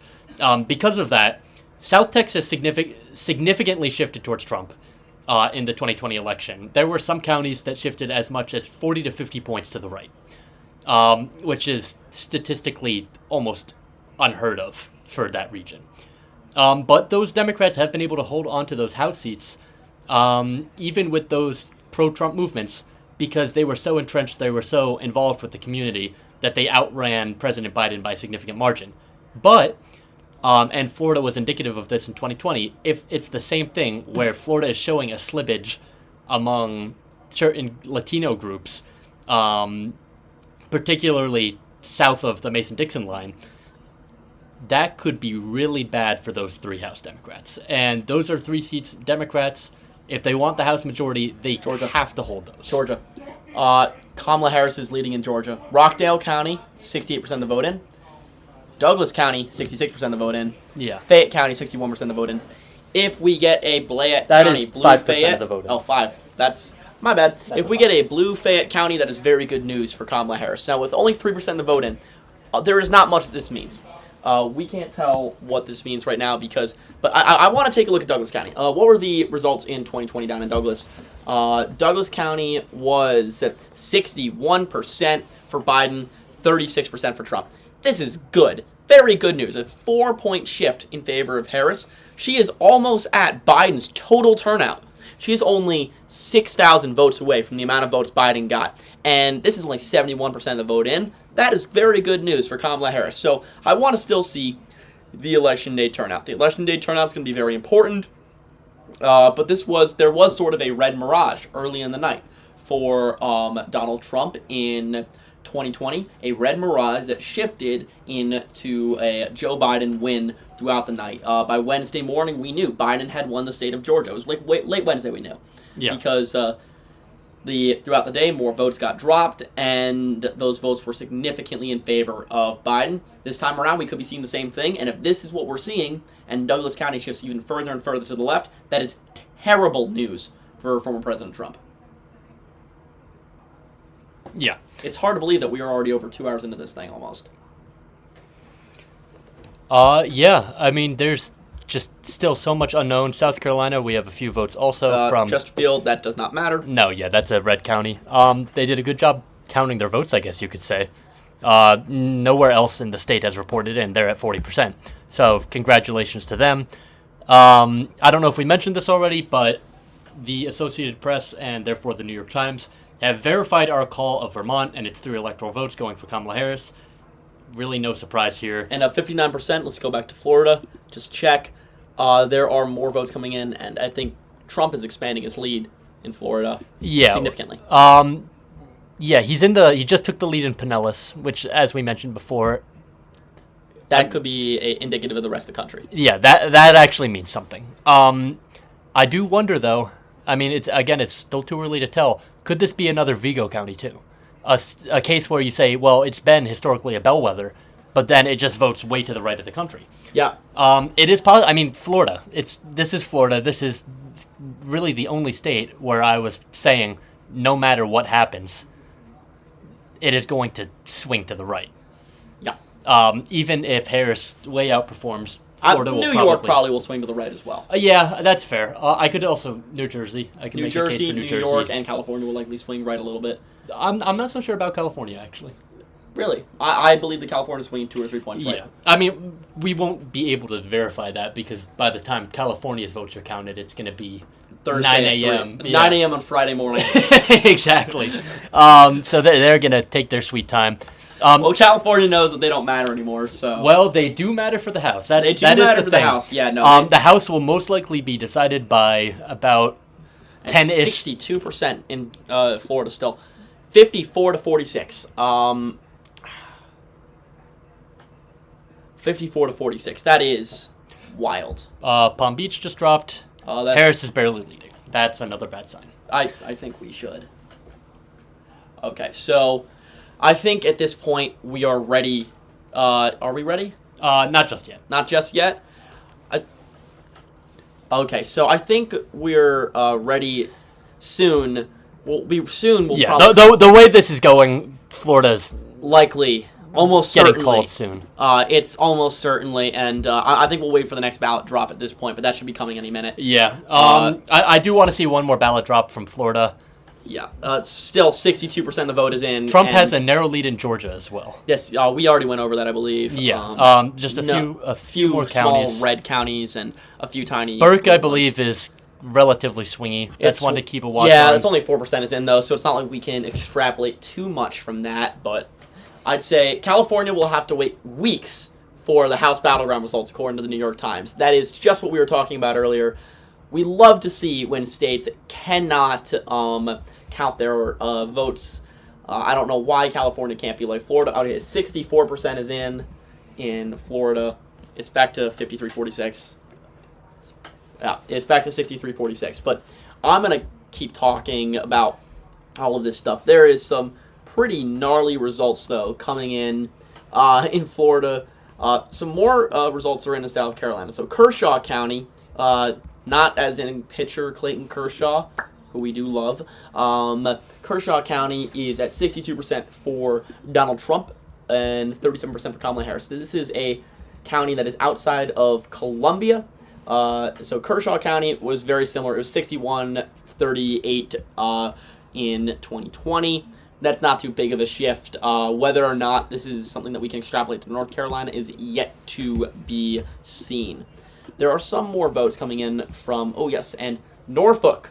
28% of the vote is in Norfolk, Virginia, and it is 71% for Kamala Harris so far. Now, in 2020, Norfolk was also pretty blue. It's been very blue for a long time, and it was the exact same margin. It was 72-27 versus 71-28, almost the exact same margin. Not that much can be seen besides a very slight shift to the right, which is in line with what's been happening from Virginia in the past few years, where they have sort of reverted a little bit, but not that much. We should still see, though, some significant movement to the left in the Nova area, Northern Virginia area. I would be very surprised if those suburbs of Washington, D.C., outside of Alexandria, in Fairfax County, Loudoun County, that's up here for reference. Prince William County, if those suburbs did not move left, although 3% of the vote is in. Yeah, I mean, that's we don't really have any votes from this area other than... It's likely that just a town or two have reported. Yeah, exactly. So I would not extrapolate too much from that so far. I'd give it at least a couple minutes. But still, we are seeing some more votes coming in from Virginia. Florida is still at 64% of the vote, but it's going to come soon. We should be seeing that call come very soon at this rate. Adams County. Okay, go back to Indiana. Adams County. What is going on? You're going to have to help me find that one. Adams County, there's some data error going on. Oh, yeah, no. It's a data error. So, what this happened also in 2020. Basically, what happened is the Secretary of State or whoever worked for their office just flipped the data values. So, what you're looking at here, because this is a very red county, what most likely actually happened here, and I don't want to say certainly because, it is theoretically possible that 6,000 Democratic voters just appeared magically in Adams County. What most likely happened... Kamala Harris, the coconut fairy, came by and turned half of Adams County gay overnight. So. Yeah, exactly. No, but what most likely happened is Trump has those 6,000 votes. Harris has the 2,100. This is not a county of note, really, at all. If it were competitive, that would be disastrous for Republicans. It's very deep red. I expect that to be fixed shortly. We don't really have new votes out of Allen County. I think it was at 44% before. Now it's at 45%. Hamilton County has not shifted. Boone County has not shifted. Evansville, that's another area I'm looking at, hasn't reported in. Let's see, Kentucky. Okay, Keene. Some stuff from New Hampshire. Let's take a look at New Hampshire real quick. Only 2% is reported, but this is my favorite state in the Union. The great state of New Hampshire, capital of Concord, and beautiful sunny Manchester, which has more crackheads than known to man. Oh my God, I felt more unsafe there than I felt Really? anywhere else in my life. Oh, that's unfortunate to hear. Yeah, Manchester is not the greatest city, but I still loved it working there. But this is some good results looking for Harris. Some good turnout in Concord. Very few of the votes have been counted so far, only 2%, but that's a good margin. 72% in Concord is a very good margin for her. And Keene as well. It's a good margin in the southwest of the state by Westmoreland. It's a very good result out in Cheshire County.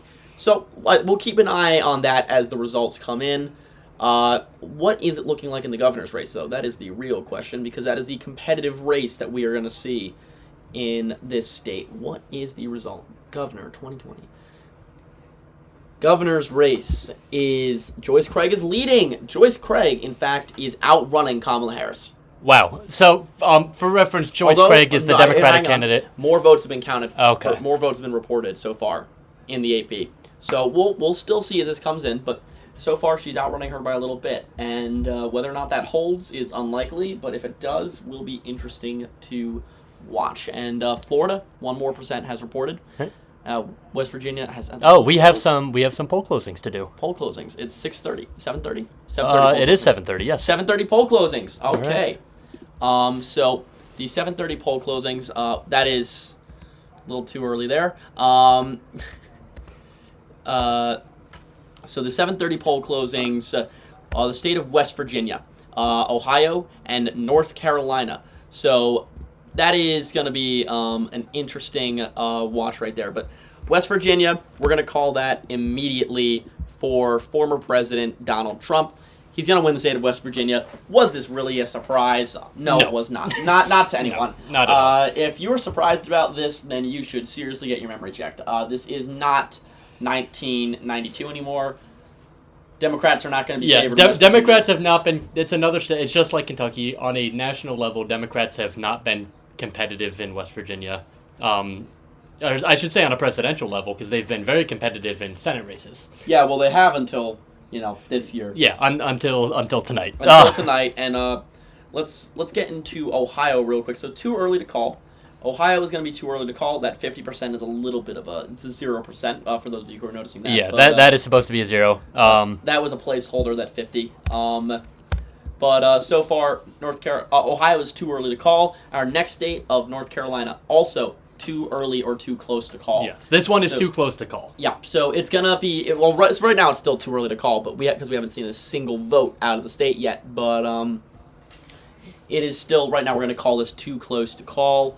And I'd like to go back to Ohio's Senate race real quick. Ohio, Sherrod Brown is, as we said earlier, running in the race of his life against Bernie Moreno. If he can win, then Democrats have a decent shot of holding on to the Senate if the polls in Texas are anything to go by. Basically what Ian said, if you are the Democrats, you're trying to win the Senate, you're on the defense in a lot of these redder or swingier states. If you can win Ohio, if you can win that Senate race, you're at least feeling okay about tonight. You still have to defend that tough Senate seat in Montana, John Tester. Talk about the race of his life.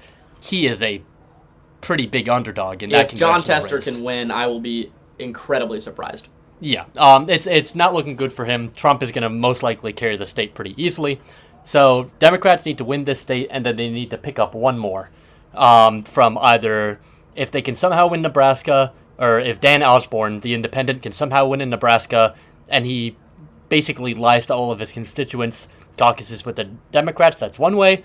Otherwise, you have to flip a Senate seat in either Texas or Florida. Florida's not looking so likely, so... Yeah, Florida, I think the Democratic path to the Senate majority is closing pretty quickly. Yeah, so I think, speaking of Florida, can we make that call? Soon. Okay, so North Carolina's governor's race, we're going to project that one for Josh Stein. This is a poll closing call. And for those of you who are surprised, why is a Democratic candidate a poll closing call in the state of North Carolina? Well, we'll explain that really quickly. It's because his opponent is the well-known, self-proclaimed, quote, black Nazi, Mark Robinson. Mark Robinson has run the worst campaign that we have seen from a candidate for high elected office since Roy Moore, 2017. Yeah. for reference, would you like to care to explain Roy Moore's Yeah, scandal Roy Moore was a Republican that lost him a Senate race in Alabama as a Republican? So Roy Moore was a Alabama Republican who ran for Senate in 2017 in a special election to replace the seat held by Jeff Sessions, Trump's first Attorney General. Now, he lost because it came to light that he sexually assaulted a child. Yeah. I think, was it one or more than one? More than one. Okay, yes. But so multiple it was a children. 15-year-old was the first one, and that was the big one. Mark Robinson's scandal was a little different. He was caught referring to himself, as you mentioned, as a black Nazi and expressing a desire to, among other things, own slaves. Yeah, and I think the worst ones, though, the worst ones are not entirely safe for work. I'll dance around the terminology here, but he was caught on a adult not site. safe for work website. Yeah. That's correct, on an adult site where he expressed his love for watching not safe for work films of transgender individuals, despite being vehemently anti-transgender in his rhetoric in public. He also got caught on the website admitting to having spied on women's bathrooms at his high school when he was a child. Yeah. And he was an older kid when he was doing this. He was 14, 15, 16, 17. And he was going into the bathrooms of freshman girls. And he was watching them change. So, long story short, not hard to see how Josh Stein is a pretty clear winner. He's going to win by 20 or more. Yeah, we didn't even have to really get any results from North Carolina to know this. Just looking at what exit poll data we have, the only scenario where Josh Stein would be at risk of losing is if Democrats are having a terrible night. Like, if much Josh worse Stein than lost, we thought in the realm of possibility. Yeah, if Josh Stein ends up losing this election, I will be more surprised than I think anything has ever made me. It will be the biggest shock of the evening by a significant margin. Yeah. It's. I mean, we've projected the winner. We're that confident. Josh Stein, and for all intents and purposes, has won the North Carolina governorship. That is a hold for Democrats in a very, very important race. We do have another projection, a key race alert even. This is a gain for Republicans. Republicans have gained the West Virginia Senate seat, formerly held by Democrat Joe Manchin. Well, independent now. Yes, I should say Democrat turned independent Joe Manchin. Jim Justice, their relatively famous governor, known for his morbidly obese dog. Baby dog! That's about it. But Jim Justice has won that race. We can project that now. He is also a former Democrat, which is That's important. True. He was elected as a Democrat. Jim Justice was elected as a Democrat in 2016. Yeah. Almost immediately switched parties. He switched parties, I think, about 6 months into his tenure. It was not that big of a surprise, given the state of West Virginia's incredible shift to the right. But Jim Justice is a more moderate Republican, actually a very moderate Republican by GOP standards, and so it's likely that Democrats will be able to work with him on some issues. However, he is also in poor health right now, and so that's true. It is that is unknown how long he'll be able to serve in the Senate, if he'll be able to serve for his full term, and while he's serving, how much he'll actually be there. Yeah, so Jim Justice, definitely an interesting character. But something I want to point out is that if all the other Senate races were to shake out how we think they would, Sherrod Brown is able to hold on in his race. The Democrats keep Michigan, they keep Pennsylvania, they keep Wisconsin. He'd be the swing vote.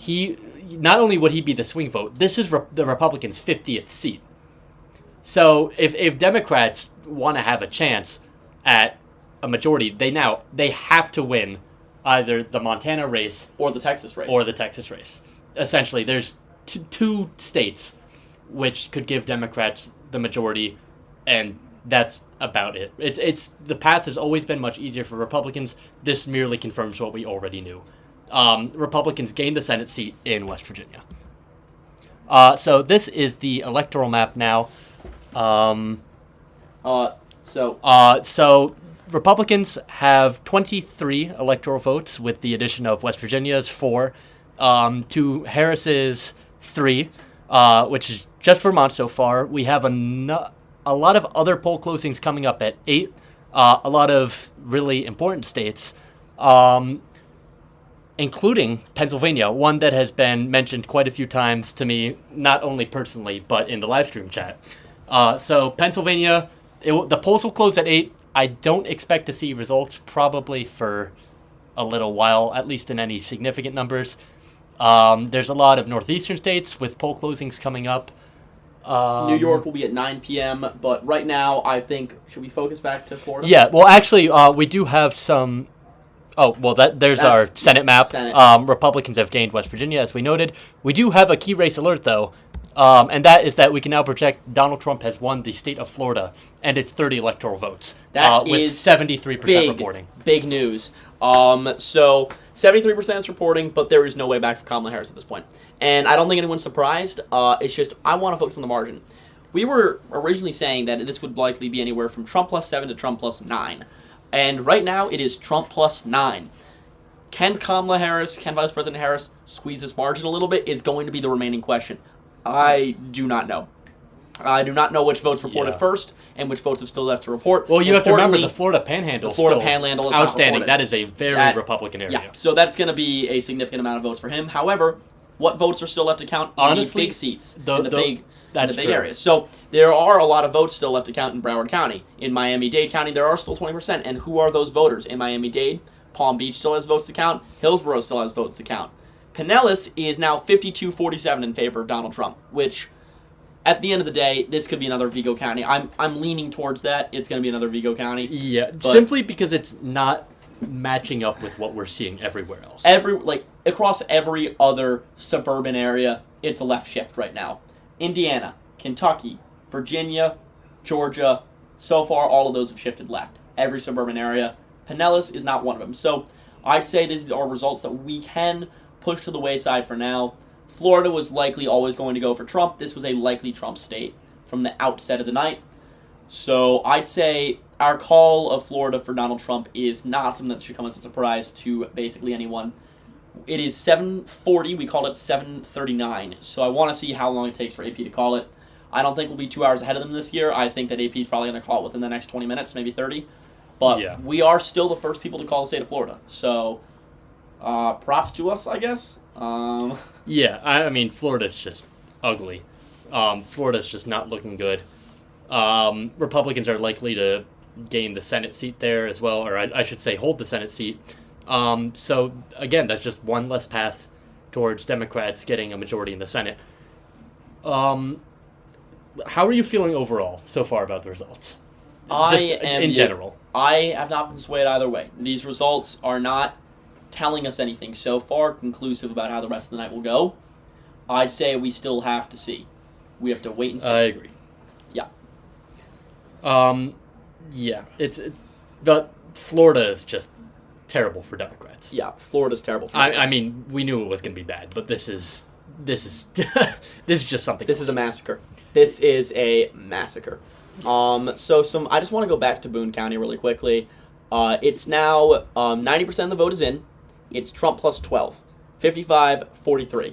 And as we said earlier, it was 58-39.5 last time around. This is a good sign. Yeah. Hamilton County, have any more votes reported from Hamilton? No, that is the same as earlier. That Adams County they have not has fixed not been Adams fixed County yet. It should be soon, though. I'd be surprised if they let that go on for longer. But yeah, no, this is shaping up to be a long night. I don't think there's anything that can tell us right off the bat how this is going to go. But as the more results come in, we will see what happens. Florida was always going to shift to the right. The amount it shifted to the right is a little bit of a surprise for me. It shifted right a little more than I think I was expecting. But the 8 p.m. poll closings are coming up. And this is when the proverbial crap really starts to hit the fan. This is where we'll start to see what's going on. I think the big states here are obviously Pennsylvania and Texas. I agree. The only other potentially really interesting one, because these non-competitive states, they don't have any particularly exciting House races going on for the most part. Illinois does have a few, I suppose. Do they? Yeah. They have the, what was it, 13th or 12th? The Snake District along. Yeah, that's kind of, well. So Illinois has one or two potentially competitive ones. There's a competitive one in Alabama. Maine, there's a pretty crucial congressional seat up there. Alabama, I wouldn't call that competitive. It's gonna be a Harris plus 8 or 9 seat. What I do want to note, though, I don't expect the state of Maine at large to be competitive. But the second congressional. Yes, if Maine at large is competitive, that's disastrous for Kamala Harris. but they allocate their congressional votes by district. So as each district, they have 4 total. They give 2 to whoever wins the state overall. And then because they have 2 congressional districts, they allocate 1 elector to the winner of each of those individual districts. Again, they have 2 districts, the first and the second. The first is more traditionally Democratic, more urban. The second is much more rural. It's also, I guess you could say, traditionally Democratic, but Trump won it in 2016. And since then, Maine's 2nd district hasn't really looked back. It's going to be too close or too early to call it first. I do think that we're looking at a Trump victory here, just based off the numbers we're seeing in Maine's 2nd congressional district. I mean, that's kind of expected. Texas and Pennsylvania, I mean, we have Trump favored in Texas, but if urban turnout is good enough, it could go either way. I doubt it will. If we see Blexis this year, I am going to be the happiest man on planet Earth, but it's not happening. All I'm saying, I'm not saying it will flip. I do not think. All I'm saying is that I went viral on Twitter for a Blexis meme, and so if it happens, then my meme will that's true. You can take all the credit. I will take all the credit. I am the reason why Blexis is happening. Yeah. Much more likely to go blue, however, is the state of Pennsylvania. Arguably the biggest bellwether state in the country. Not only is there a key presidential race here, there's a key Senate race. There's also numerous key House races in basically every corner of the state. Democrats are defending near Pittsburgh. They're defending in the northeast of the state. They're on the offense in the southeast of the state, trying to pick up a few Republican-held congressional districts, including one that was won by President Biden. A quick apology. If you hear any screaming in the background, there appears to be some ruckus going on near the room where we were filming in. Oh, yeah. Did you hear that as well? I did hear that. Yeah, it sounds like there is a little bit of ruckus that might not be safe for work. So we apologize if you hear that in the background. Yeah. If you are one of those 2 people, please have a good night. Please stay safe. There's going to be a lot of poll closing calls here. North Dakota, South Dakota, Kansas, Missouri, Oklahoma, Mississippi, Alabama, and Tennessee. These are all deep red states, while Illinois, Jersey, Connecticut, Rhode Island, Massachusetts are all deeply Democratic states, and then Maine we also expect to be in the Democratic column, even if it's not as assured, so, shall we say. I'm going to bring our attention now back to the presidential election, where Donald Trump has taken the lead in Hamilton County. This is with 70% of the votes reporting. He is up by 0.6. I do not know what the remaining vote share will look like. Probably a little bit more Republican. Yeah, I wouldn't be surprised, but it is still looking like it's going to shift left from 2020. How much is the real question? Yeah, pretty much. And Harris isn't leading in a single county yet, which is not surprising. Ignore the blue dot, as we said earlier. Yeah, in Indiana, I should say. She is leading in Fayette County and in Jefferson County. In Kentucky, again, meaningless. The state's already been called for Trump. She has a narrow lead in Franklin County, too. West Virginia. So this is going to be an interesting one. This is where the West Virginia University campus is located. And because of that, it's been West Virginia's most competitive county for at least 2 consecutive election cycles. And in 2020, it wasn't that close in 2016, but in 2020, Biden got really close to flipping it. And this county is going to be interesting because I think it could be an early test of how much young voters are turning out. Because if Democrats are winning this county, it's the only county they have any shot of winning in West Virginia, by the way. If they are winning this county, that means youth turnout is good. Through the roof. Yeah. It means that it's very good, essentially. And that is one of the things that Kamala Harris needs to win this election. So, again, this is another case. West Virginia at large, it's a state that's not super electorally significant. It's only 4 votes, and it's pretty solidly Republican. But you can't take these little lessons out of it. And if you go into the data, you dissect it, and you look at these individual counties. Florida, 76% reporting, still not projected. But it should be soon. It's just getting worse for Harris here. I'm very surprised that the New York Times and the AP have not called this race already. I mean, we called it 10 minutes ago. Exactly. And there is no way back for Kamala Harris. Not even if, I'd say even if she broke 70-30 on the remaining votes, she would still lose. So I'm surprised that they are waiting this long, especially with the fan handle still yet to report. So I would expect a call from the AP within about, at most, 10 minutes. Yeah. So you look at Pinellas County, this swing county we talked about. Trump's up 5 points. Well, it's the same there. results as we were looking at earlier, but Duval as well had shifted. Now Trump is effectively tied, but still leading there. He's still down in a few of the swing counties. Hillsborough County, that should not be competitive. The fact that county is competitive at all is kind of indicative of the issues Democrats are suffering in Florida. Seminole County, that's another one that Harris should be winning. And I'm looking at this margin. If the remaining votes break Republican, her lead will evaporate. So really nothing good for Democrats out of Florida. Yeah. Kamala Harris, I just want to take a look at North Carolina real quick. The first results are coming in out of North Carolina, and they are all blue. It's looking like it's all the mail-ins so far. Yeah, so, it's the actual election map will not look like this. If it does look like this, I'd be shocked. If North Carolina went for Harris by 30-plus points, then we are looking at fraud. That would be a case of actual election fraud. Fraud is in the building. Start the steal, ladies and gentlemen. Start the steal. Don't stop it. But yeah, there's no way that the final results are going to look like this. They are going to go more red, but only 2% of the vote is in, so it is not a surprise. New Hampshire, 10% of the vote is in. Not much change, but Harris is up 55-44. We will continue to see how these results look throughout the night. So far, Dover has reported 10% of their vote. Concord has reported 10% of their vote. Keene has reported about 10% of the vote. And every other town that's reporting, besides New London, really, is a major Republican town. So this is going to be an incredibly interesting one to watch. I'd say we should wait for Manchester. We do have votes out of Manchester. Only, hang on. I do want to raise attention to something really quickly. This is out of the state of Georgia. So Democrats might be feeling a little bit down after all the news that we had brought them.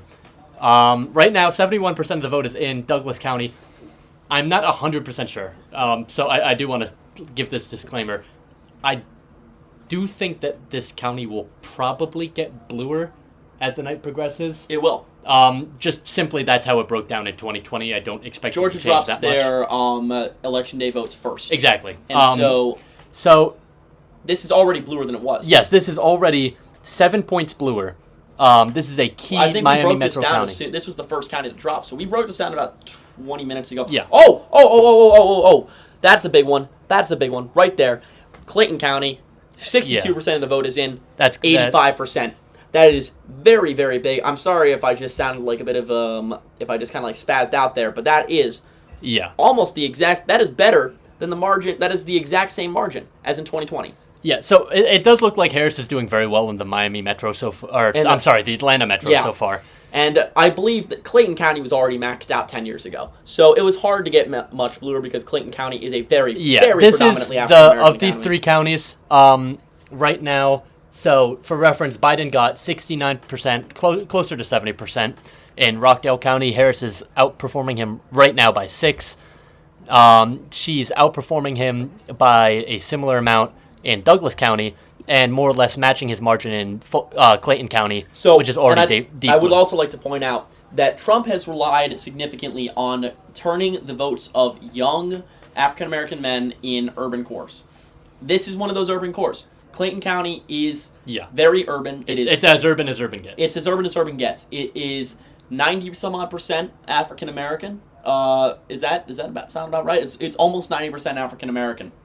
And if Harris matches Biden's the median numbers, income is also below the national average, I believe, pretty significantly. Yeah, if Harris matches Biden's numbers bar for bar in Clayton County and improves on them in the suburbs, then that is game, set, match in Georgia. There is no scenario in which Trump can come back from losing the suburbs even more drastically than he lost them last time, unless he drives out more turnout in the rural areas than has been seen by any president in human history since maybe Andrew Jackson. Yeah, I mean, to put it simply, you don't see a margin like this anywhere that is not either a deep in a city or a Native American reservation. Yeah. For Democrats, it's their version of the. Look at these their sorts of version- counties where rural Georgia, Trump's winning with 80% of the vote. It's their basically the version flip side of that. Eastern Kentucky. Yeah. It's their version of who was the who was the Democrat that what was that account that Michael Leone? It's their version. Oh, God. Of, yeah, remember Michael Leone? I do, The unfortunately. Republicans can what was the Republican in Tennessee's first? Was Hasberger, Spanberg? Hassan. That's her. House. Two more counties we are going to be looking at Harshbarger. pretty extensively are going to be Fulton and DeKalb. So DeKalb is... And I want to point out Gwinnett as well. Yeah, Gwinnett also. Gwinnett and Cobb. Where's Cobb? There. Yeah, okay. So So all four of these, to be honest. So there are 7 counties. Let's just go through all the 7 really quickly. So there are 7 counties in the state of Georgia. The 7 county in Atlanta Metro. In the state area, of Georgia. In the state of Georgia, there are 7 counties. There are a lot that more matter. than 7 counties. Yeah, in the there are state of 7 Georgia. counties that matter in the state of Georgia. These are Douglas County, Clayton County, Fulton County, Rockdale County, Gwinnett County, DeKalb County, and Cobb County, and to a lesser extent, Fayette County and Henry County. That also count, but they are much smaller. And Fayette is comparatively more Republican. And significantly comparatively, but it can Which shift. It might shift. You can see. If it goes blue, bad news for Trump. Oh, yeah. I mean, if Fayette County goes blue, that's a disaster for Trump. That's a pretty big swing from 2020. What was the swing in 20? What was 2020 like? Let's see. That is President. That's the House. I know. I was checking the House. Fayette County went for Donald Trump in 2016, 53 to 46 almost. Yeah. So if Harris wins it, that's the ball game. More or less, or I should say at least in the state of Georgia. If Harris wins it, no. But if she wins the state of Georgia by that much, then you have to say that she's going to win the state of North Carolina as well. And we do have an interesting House update. First poll's at 9 p.m. Okay. This is. Okay. You're looking at. I was going to say results. Yeah, I was looking at the 2020 results for reference when Marionette Miller Meeks, who is in a tough race tonight, was essentially the last race to be called. I think it went down to something like 6 or 11 votes. It was 6 votes. Marionette Miller Meeks won by 6 votes, and she wasn't actually officially sworn in for a few months. Yeah, so the election was so close it delayed her swearing in. She's in another tough race tonight. I thought I saw something that had her winning. If she was projected the winner, well, first of all, Iowa polls haven't even closed yet, so that's impossible. Yeah, but if she was the winner this early, that would have been a terrible sign for Democrats. Disaster. And wow, almost every race. So can we look Anna Paulina Luna for a second? Can we look? Did we get that one wrong? Yeah. We did. All right. Our first bad call of the night. Anna Paulina Luna. Our first bad prediction. Yep. You should our say. First bad prediction. So we predicted that Anna Paulina Luna would lose her race. It has not even been an hour, and she has won. Yeah. So she's won by 10. This is good. Darren Soto winning. If Democrats were really in trouble in Florida, they are really in trouble in Florida. If they were really, really in trouble in Florida, though, you'd see Darren Soto not as the projected winner. He'd be either losing or in a much closer race. This is interesting. Florida District 23. This is, correct me if I'm wrong, this is a very heavily Jewish district. Moskowitz. Oh, my God. Yeah. That is a lot closer than it should be. What's this going to mean for New York State? I do think that this race, though, was also close in 2022. It was, but not as close. It was shifted even further right. Yeah, it's just about 3 points. This is despite Moskowitz's grifting. Yeah, that's true. I want to say Moskowitz won by 9 points or so. I think it was 8 or 9. Yeah, you're right. So this is a 3-point shift right in a very heavily Jewish district. Jewish voters were another block that I've been looking at, particularly in Pennsylvania and in New York. Because New York, it won't be competitive at the presidential level, but in all these House districts, for example, in the Hudson Valley particularly, that's going to be a big deal how Jewish voters turn out. I think, though, we should move focus to the Senate race really quickly. The state of Ohio Senate race, so far, only 9%, 14% of the vote is in the state of Ohio. We're looking at results from Toledo, Akron, and Mahoning County. This is another blue mirage state. I want to note, this is a state where Democrats do better at first and then kind of slip. Last I saw, and Ian, you can double check this.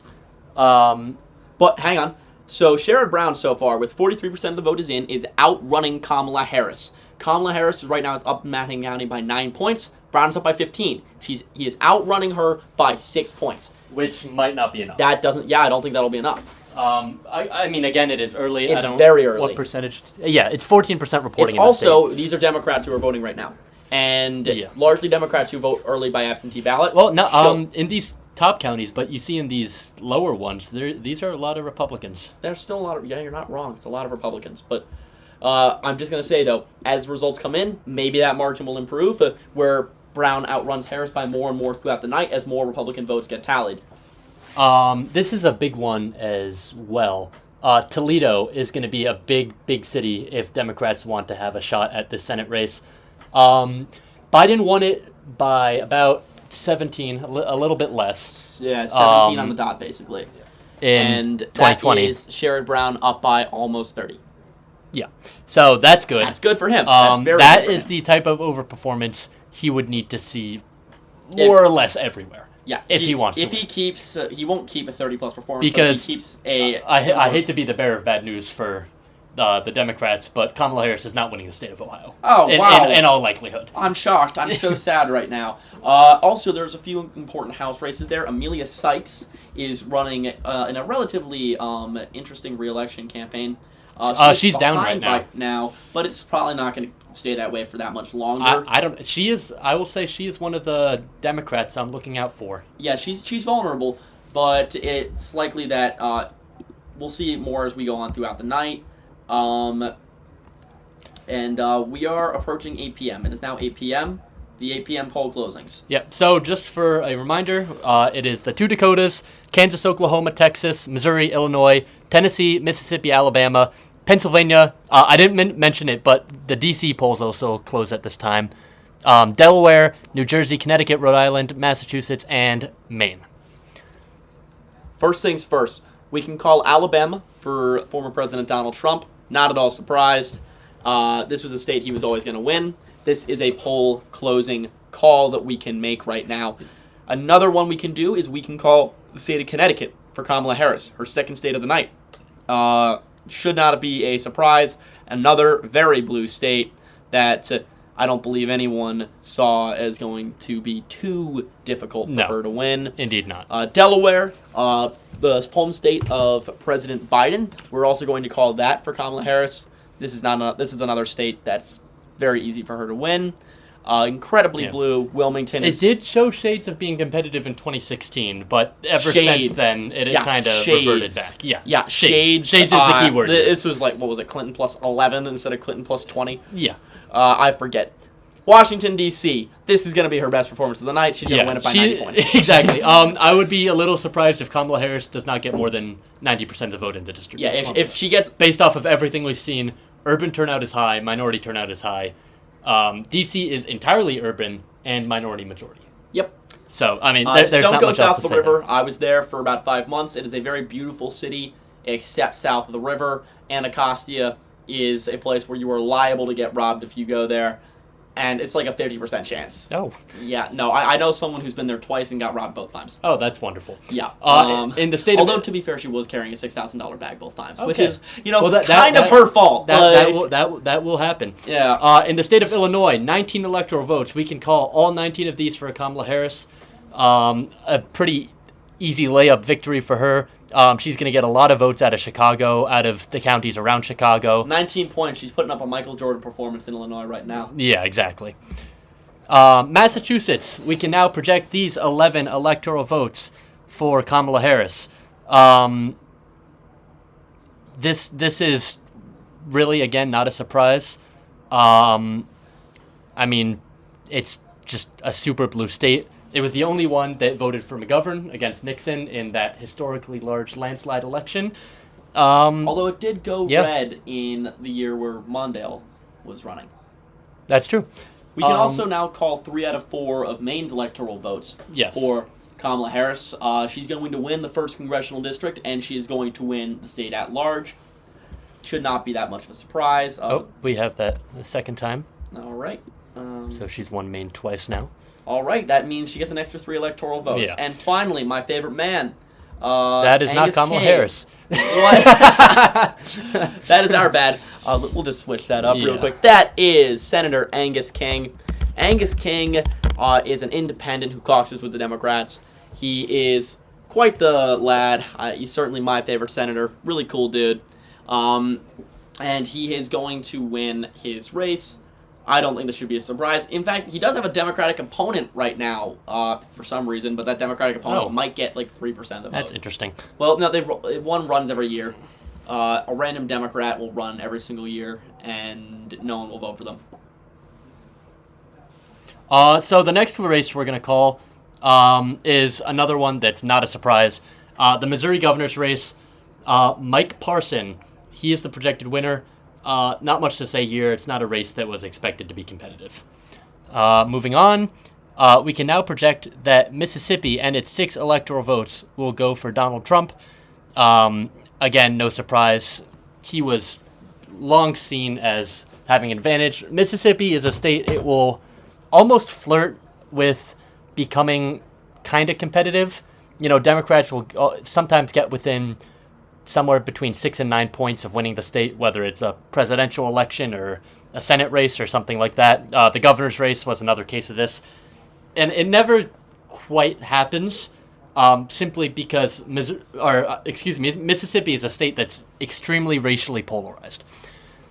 So all the white people in Mississippi vote Republican, and all the black people in Mississippi vote Democratic. And because you have those two groups that are so caught in an ideological bubble, there's, it's close relatively, because the strength of the black voters is enough that, it's not like Alabama. But it's never quite enough to get Democrats in range of the state. We do not expect that to change. Donald Trump wins Mississippi.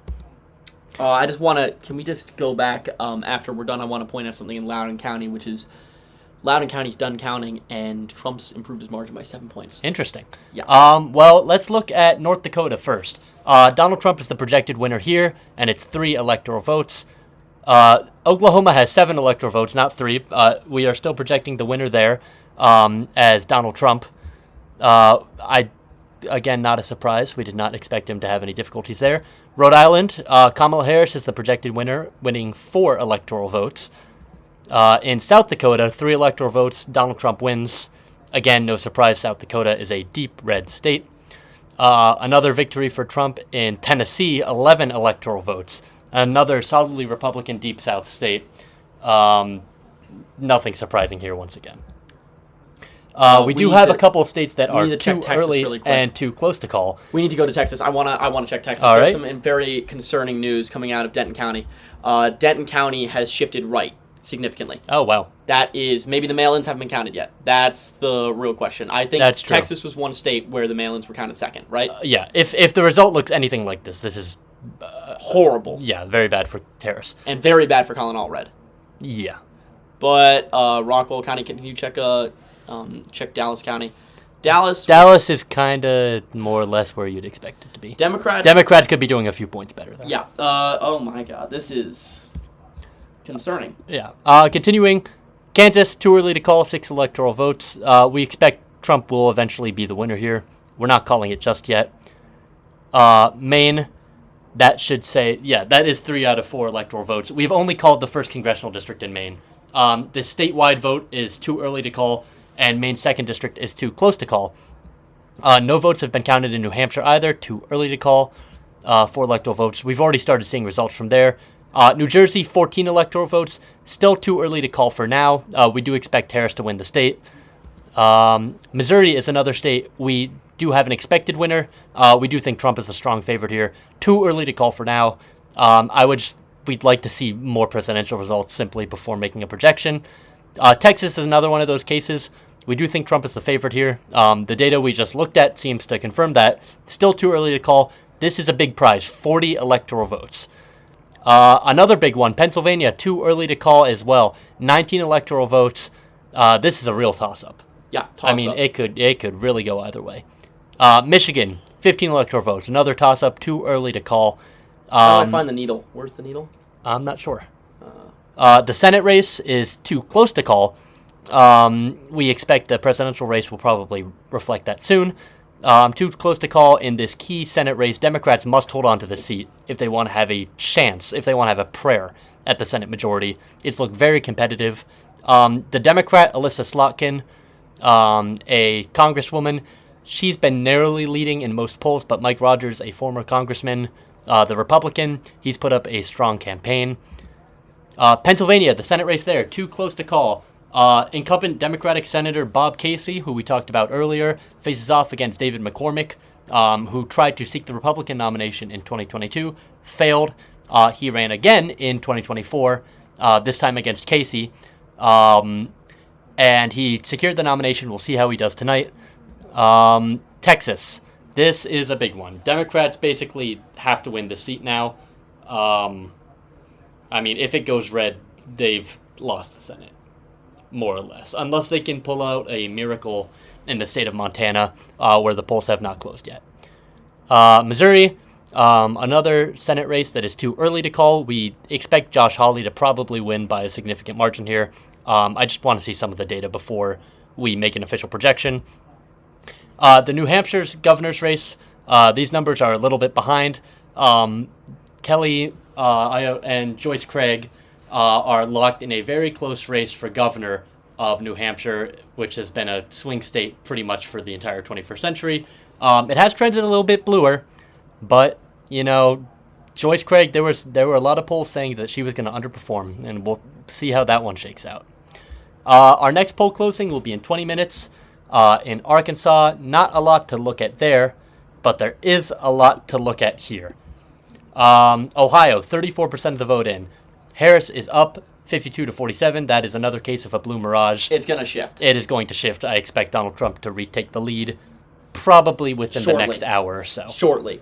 Yeah. It really depends on how long votes take to count. Harris is up in Virginia by But I want to focus. 6. Loudoun County.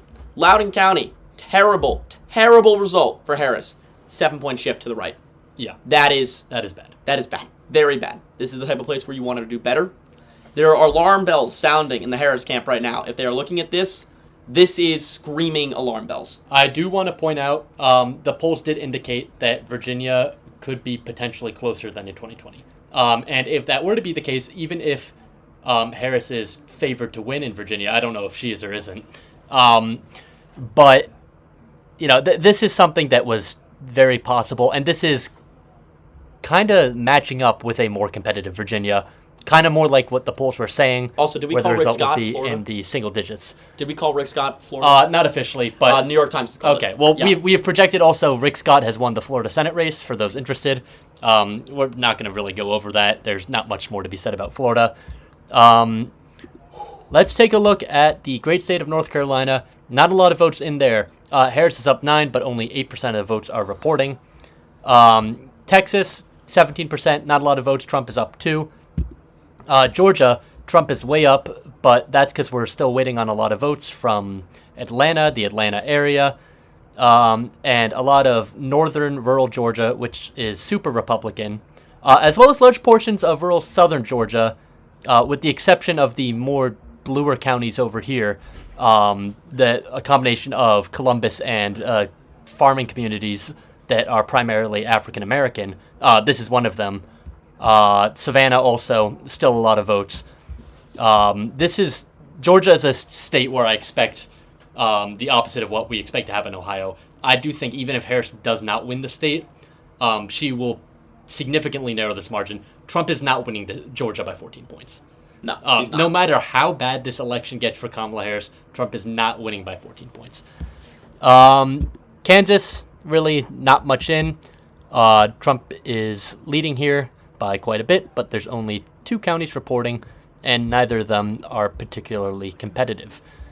We do have results out of New Jersey, where Kamala Harris appears to have a lead. She's Some getting good news, a lot though, of votes in out the of Harris camp. Fairfax County has not shifted right. Loudoun County has, but Fairfax County has only shifted right by 1 point.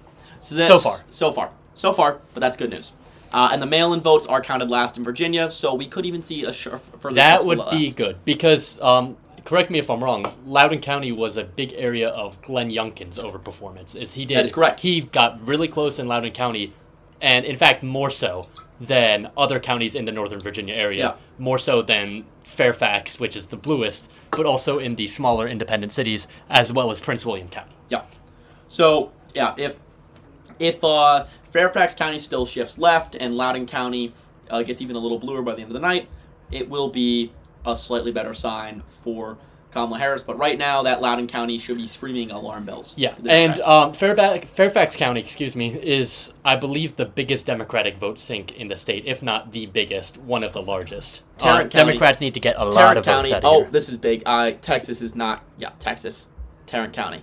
Okay, well, again, I don't want to say anything prematurely because we don't know what order these votes are counted in. But to put it simply, Joe Biden won Tarrant County. Very narrowly. It was basically tied, but he did win Tarrant County. If Harris cannot make up that difference, that's... Calling all red won't win. Yeah, that's bad specifically for Texas.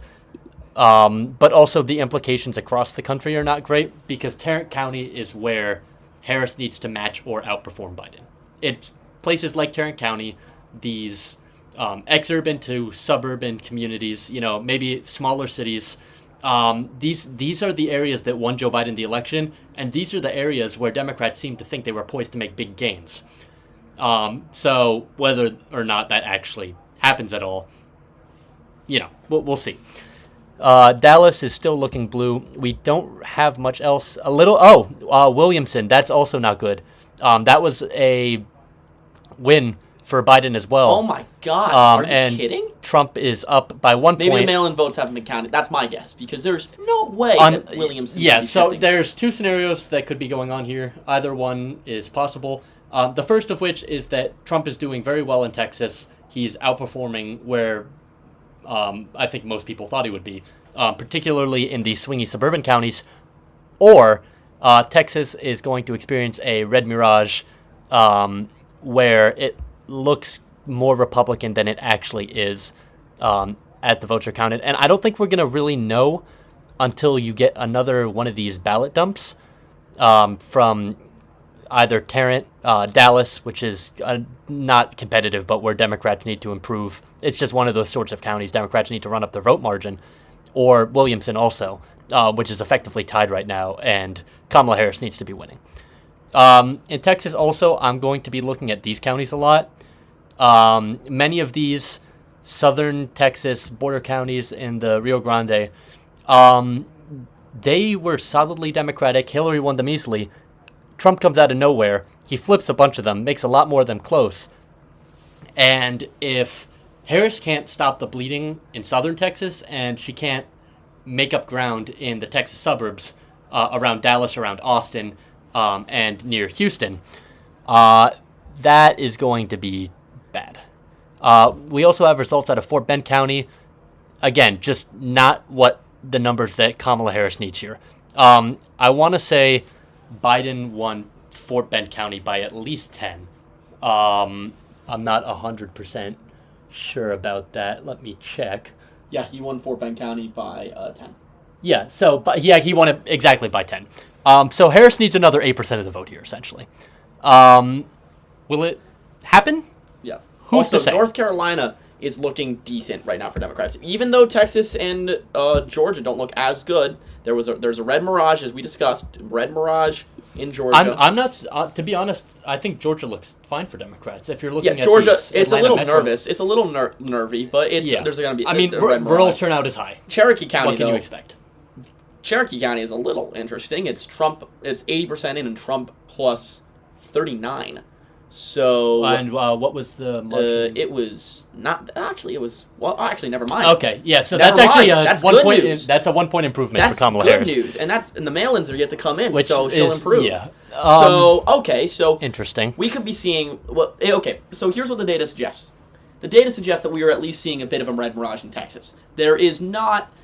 And Georgia. Yeah, I'd say the evidence is much more convincing in Georgia. Much more convincing in Georgia, but if you apply Georgia to Texas, which you can do, because the suburbs are very similar makeups. That's true. The suburbs are very similar. You can apply Texas to Georgia. Also, you have Ted Cruz on the ballot, and if anything, he dragged Trump down a point or two. Yeah. What I think we're seeing here is a bit of a red mirage where the election day vote is being counted first, and the mail-in absentee vote is being counted last. This is the exact same thing we saw last time around.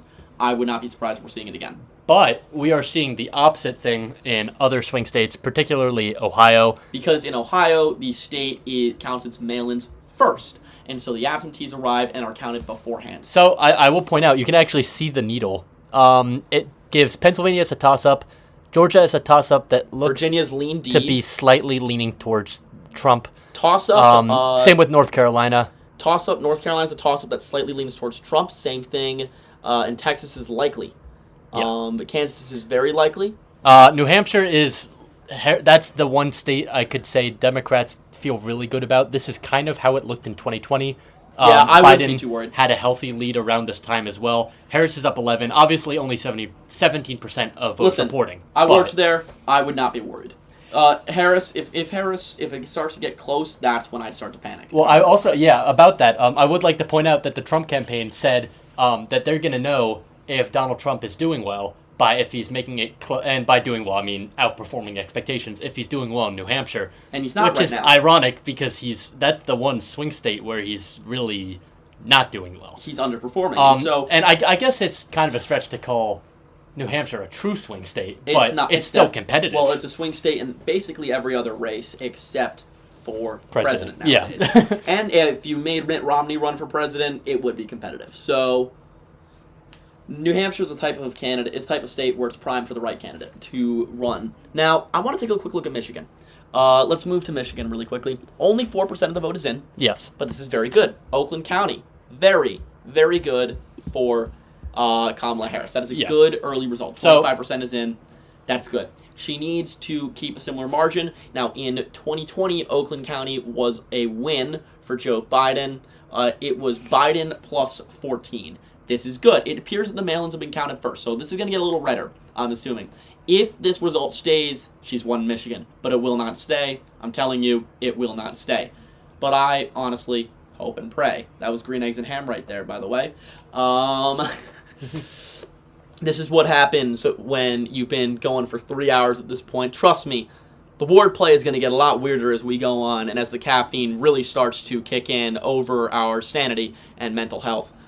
So far, I am one energy drink deep.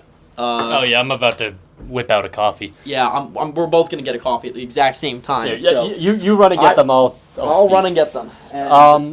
So Oakland County, that's another big one. This is another one of these key suburban counties. It's a little bit bluer than a lot of the other ones because the city of Detroit extends into it so much. But it is, you do want to watch the margin here, see how well Democrats are doing. So, Detroit, we haven't seen any results. Now, Detroit's going to report behind everyone else. That is one thing that is, I don't want to say for sure, but it is. Very likely. Detroit reported behind the state of Michigan basically every single election for the past 20-some-odd years, at least in my living memory. I cannot remember a time where Detroit was not reporting behind most other counties. Makes sense given the size of the county. I mean, that's kind of all there is to say right now. Michigan's looking like a pure toss-up. We just don't have enough. The needle is officially up. Right now, the Electoral College needle, Trump is slightly ahead in the needle. Yeah, I mean, that's not surprising. No clear leader. Let's go back to Pennsylvania. 8% is in. Okay. Pennsylvania. Okay. Interesting. So these are early votes. Yes, these are early votes. These are early votes. These are probably mail votes. Yeah, these are all mail votes. Turnout is 16%. Wow. 99,000 votes for Harris with only 16% in is good. That is very good. Now, the election day turnout... Democrats were saying that Philadelphia turnout was going to be really high. And the turnout appears to have exceeded 600,000 election day. So, they needed more than 570,000. That was the calculation. And it is exceeded that by 30,000 so far. I'd say if I were the Harris campaign, I'd be looking at Virginia, and I'd be nervous for the Sun Belt, but I'd be looking at Indiana, what's happened in their suburbs, and I'd be looking at the early results from the rest of the Rust Belt, and I would be happy. Let's go back to Indiana. I want to see if we've gotten any more results from Hamilton County, because Hamilton County is a big one. Okay, that is 51-47. That is Trump plus 4. Okay, so that is a 3-point shift. That is going more and more to the right as the night goes on. That I think by the time all the votes are counted, if it keeps trending this way, Trump might even improve on his margin. Trump might slightly improve or basically That's bad. match. That is bad. That is bad. But that's also when you get into the territory of terrifyingly close election, because there is a scenario where Trump does improve on his 2020 numbers and still lose, and that is an election that is decided by very few votes. That is an election. But it also is very possible that that's what we're looking at, which is, I guess, kind of what my prediction reflected. Yeah, that initially. was your prediction. So that was very close to your prediction. If that does end up happening, I will take credit for that. Okay, 40. Let's go back to Georgia real quick. 49%. Sure.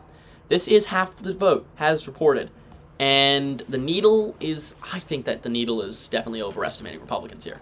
I have my doubts about the needle here. The needle is not. That I think Trump. First off, isn't Columbus, going to win no Georgia, votes have reported. but- Augusta, yes, we've seen 64% of the votes are in, but Augusta in Richmond County, that's an improvement. Kamala Harris is so far improving over Joe Biden's margin there. No surprises so far that she's improving. And quite frankly, that is a big improvement. That is a 4-point improvement. It was 31-68. That's a 31-68 is a 3-point improvement for Kamala Harris so far, in a time where we're looking at supposedly a red mirage. So I think that the numbers in Georgia are actually better than the New York Times is leading us to suggest, but we still have to wait for Gwinnett. We still have That's to true. wait for Fulton County. We still have to wait for Gwinnett County. I will also note that the needle said Trump was going to win Georgia in 2020, and he did. It did. And, he just did not win Georgia. He did not win. To be fair, the election was basically tied, decided by a few thousand votes, so it wasn't that far off. It was close. Very, very close. Wow. I'm feeling nervous. I'm feeling very nervous, aren't you? Yes. I mean, as a Democrat, I'd say you should be feeling nervous right now. I think Democrats should be feeling nervous. I think I'd rather be a Republican right now. Yeah. Oy. Yeah, I mean, that's... My question is, why is That's this kinda race as close as it is? Why was this race so close? They're also, I will say in Loudoun, not that Trump is not expected to improve here, but there was a data error, so There was! Vote totals are expected to be revised.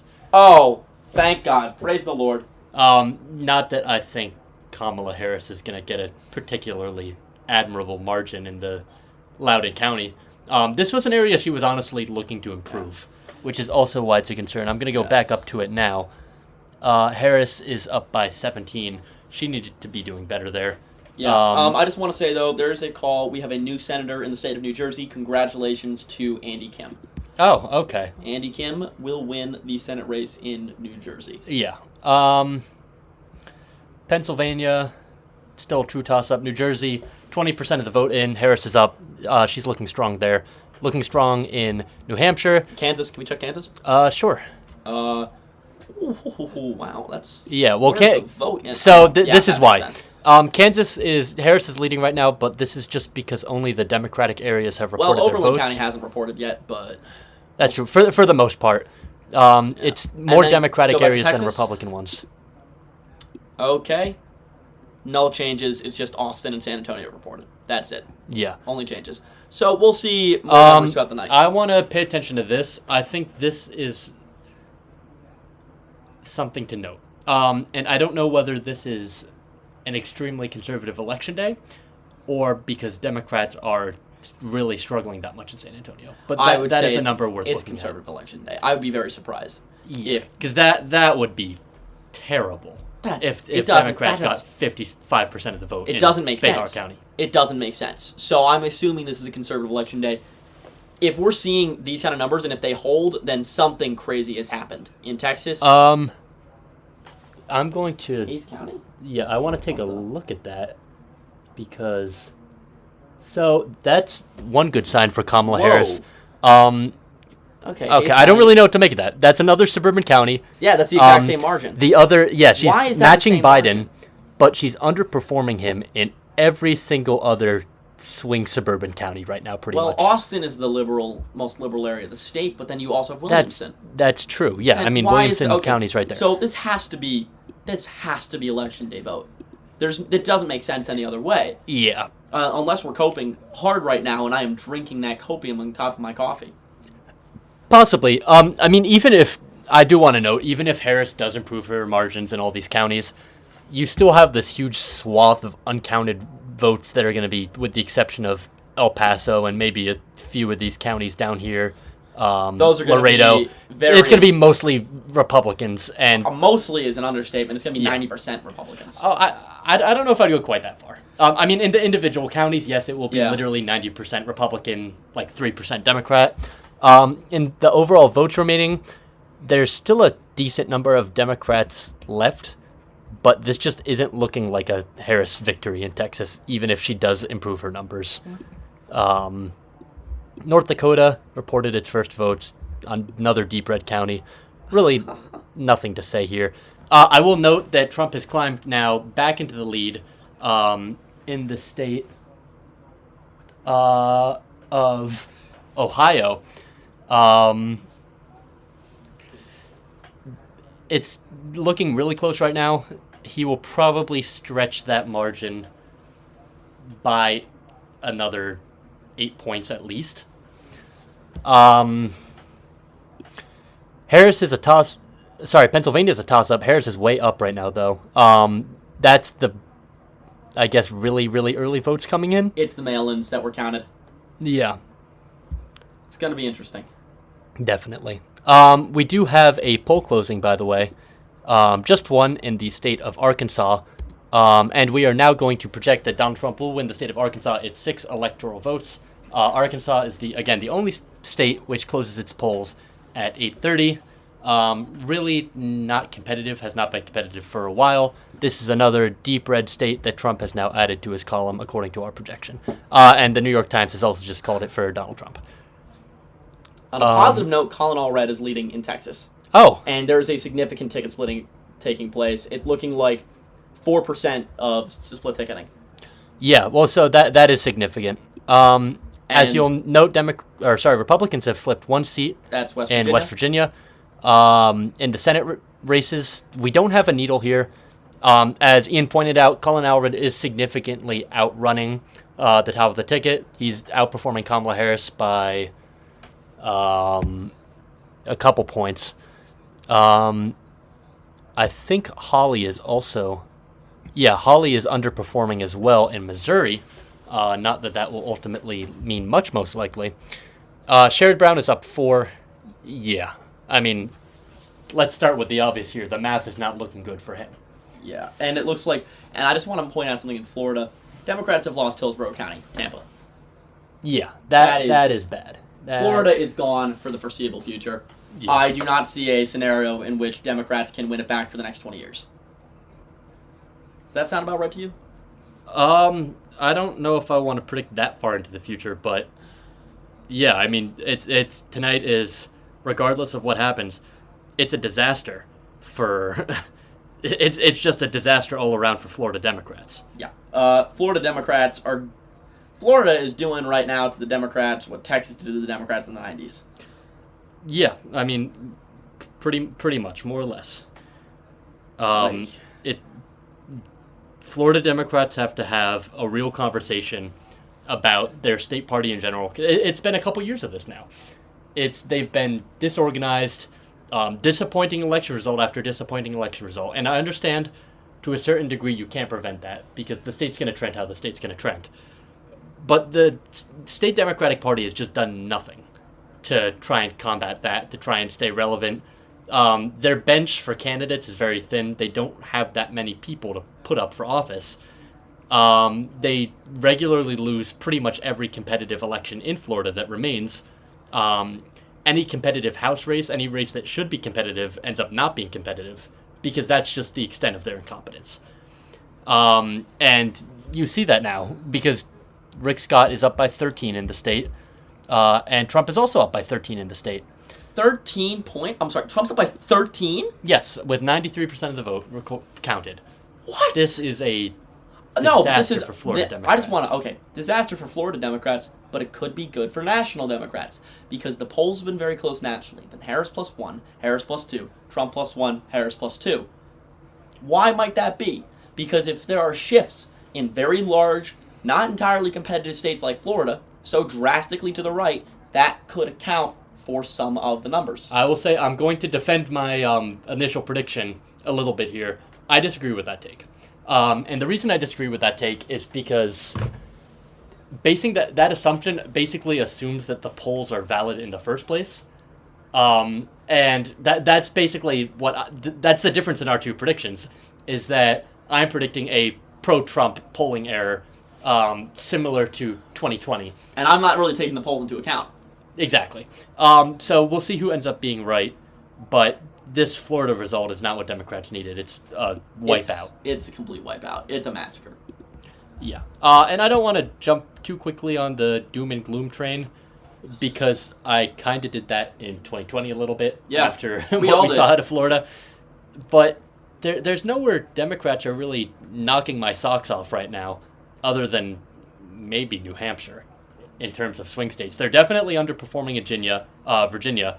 They're more or less meeting my expectations in North Carolina, Georgia. I don't know what's going on in Texas. And Florida is bad. Florida's bad. Yeah, I'd agree. But I'd say right now the voting that we've seen in Pennsylvania has been good. And same thing with Michigan. I'd say that those two are looking better. I'd say Michigan, if I was in Michigan, I'd rather be a Democrat. If I was in Pennsylvania, I'd rather be a Democrat. But most other states, I'd rather be a Republican. I will also say Trump is up by 0.3 in Virginia. Well, that's not fast. Yeah, we're approaching the point where I think Harris might start to climb into the lead. Yeah, she will. Again, Fairfax County, the Democrats' major vote sink there in Northern Virginia. They still have a lot of votes to be counted there. A margin this close. But I want to see what this Virginia margin looks like also. And to be honest, I wish they could count their votes a little bit faster. Because if Harris is really struggling in Virginia, that could bode very poorly for a lot of other swing states. Because Virginia has similar demographically areas to a lot of other swing states. Particularly in the Sun Belt. Yeah, particularly in the Sun Belt, which is really the only area we're not getting that many results out of yet. Illinois, we already called it for Harris. She's up there. Yeah, I mean, this is an interesting shape of the election so far. That's pretty much all I can say. They have officially moved Georgia into the lean Republican column on the Needle. I don't know if I noted that already. I'm kind of disagreeing with that rating. I think it's more of a toss-up right now. North Carolina, really no surprises here as far as counties go. Democrats are doing well where they were expected to do well. As for performance relative to 2020, there's a couple key areas to look at, including at Charlotte. That's a big one. Biden got 67% there. Only 6% in. Harris is at 69%. She wants a similar performance to that. She wants to get around 69% of the vote, if not more, to make up that margin, which Joe Biden lost by in 2020. I just want to say, what does this mean for the Ann Seltzer poll? Because this is looking like she missed the mark. Yeah. Well, I mean, look, she rejected the label of gold standard. She said, I'm okay with being the silver standard. And I think, regardless of who wins this election, she is going to be relegated to that silver standard. Because in this sort of election, there is no chance that Harris wins Iowa. Yeah, there's no chance. We already knew that, but what does this say about how off she was? Was she off by 3 or 4 points, or was she off by 10? I think it's too early to tell still, to be honest. There's still a lot of votes to be counted. I want to look at the House map really quickly. I'd definitely say, though, that the doom and gloom is going to start soon for Democrats if these numbers don't start improving within the next 2 hours. Yeah, that's definitely true. If the numbers don't start improving within the next 2 hours, the doom and gloom is going to start.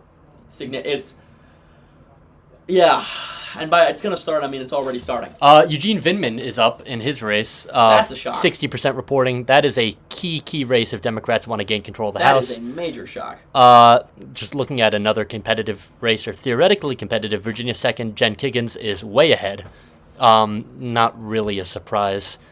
North Carolina, Don Davis, incumbent Democrat, 1st District. this was thought of as potentially a competitive race. It's not looking that way right now, but still a lot of votes to be counted. North Carolina District 13, it's close right now. It won't be ultimately. Yeah, Georgia, there's really nothing competitive. Actually, sorry, I stand corrected. There's one competitive district in Georgia. It's Georgia 2nd. Sanford Bishop. He's in the more rural part of the state. He does have the city of Savannah there, I believe. But his voting base, other than that city, is from rural African American voters who have shifted away from the Democratic Party, particularly in 2020.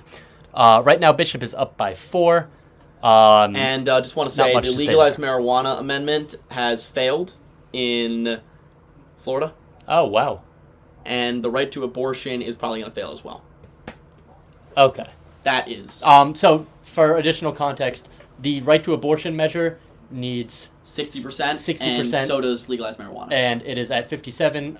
Legalized marijuana is at 56. So both of those measures do seem likely to fail, barring a late drop that favors Democrats, which just It hasn't won't been what happen. we're seeing. It hasn't happened Yeah, yet. Florida's only getting redder. Both of those amendments are Boy, likely I would to not fail. be. I am getting more and more nervous by the minute. This would be an early good sign. Pennsylvania's 17th district, that's another really competitive one. Democrats are on the defense here. They need to hold the seat. It was kind of a surprise flip in 2022. I don't think there were some people who thought it would flip, but I was one of them. yeah, it was a bigger margin than a lot of people thought too. Well, it had been redistricted to be favorable for Democrats. That's true. I was pretty confident that DeLuzio was going to win. Can we look at Scott Perry?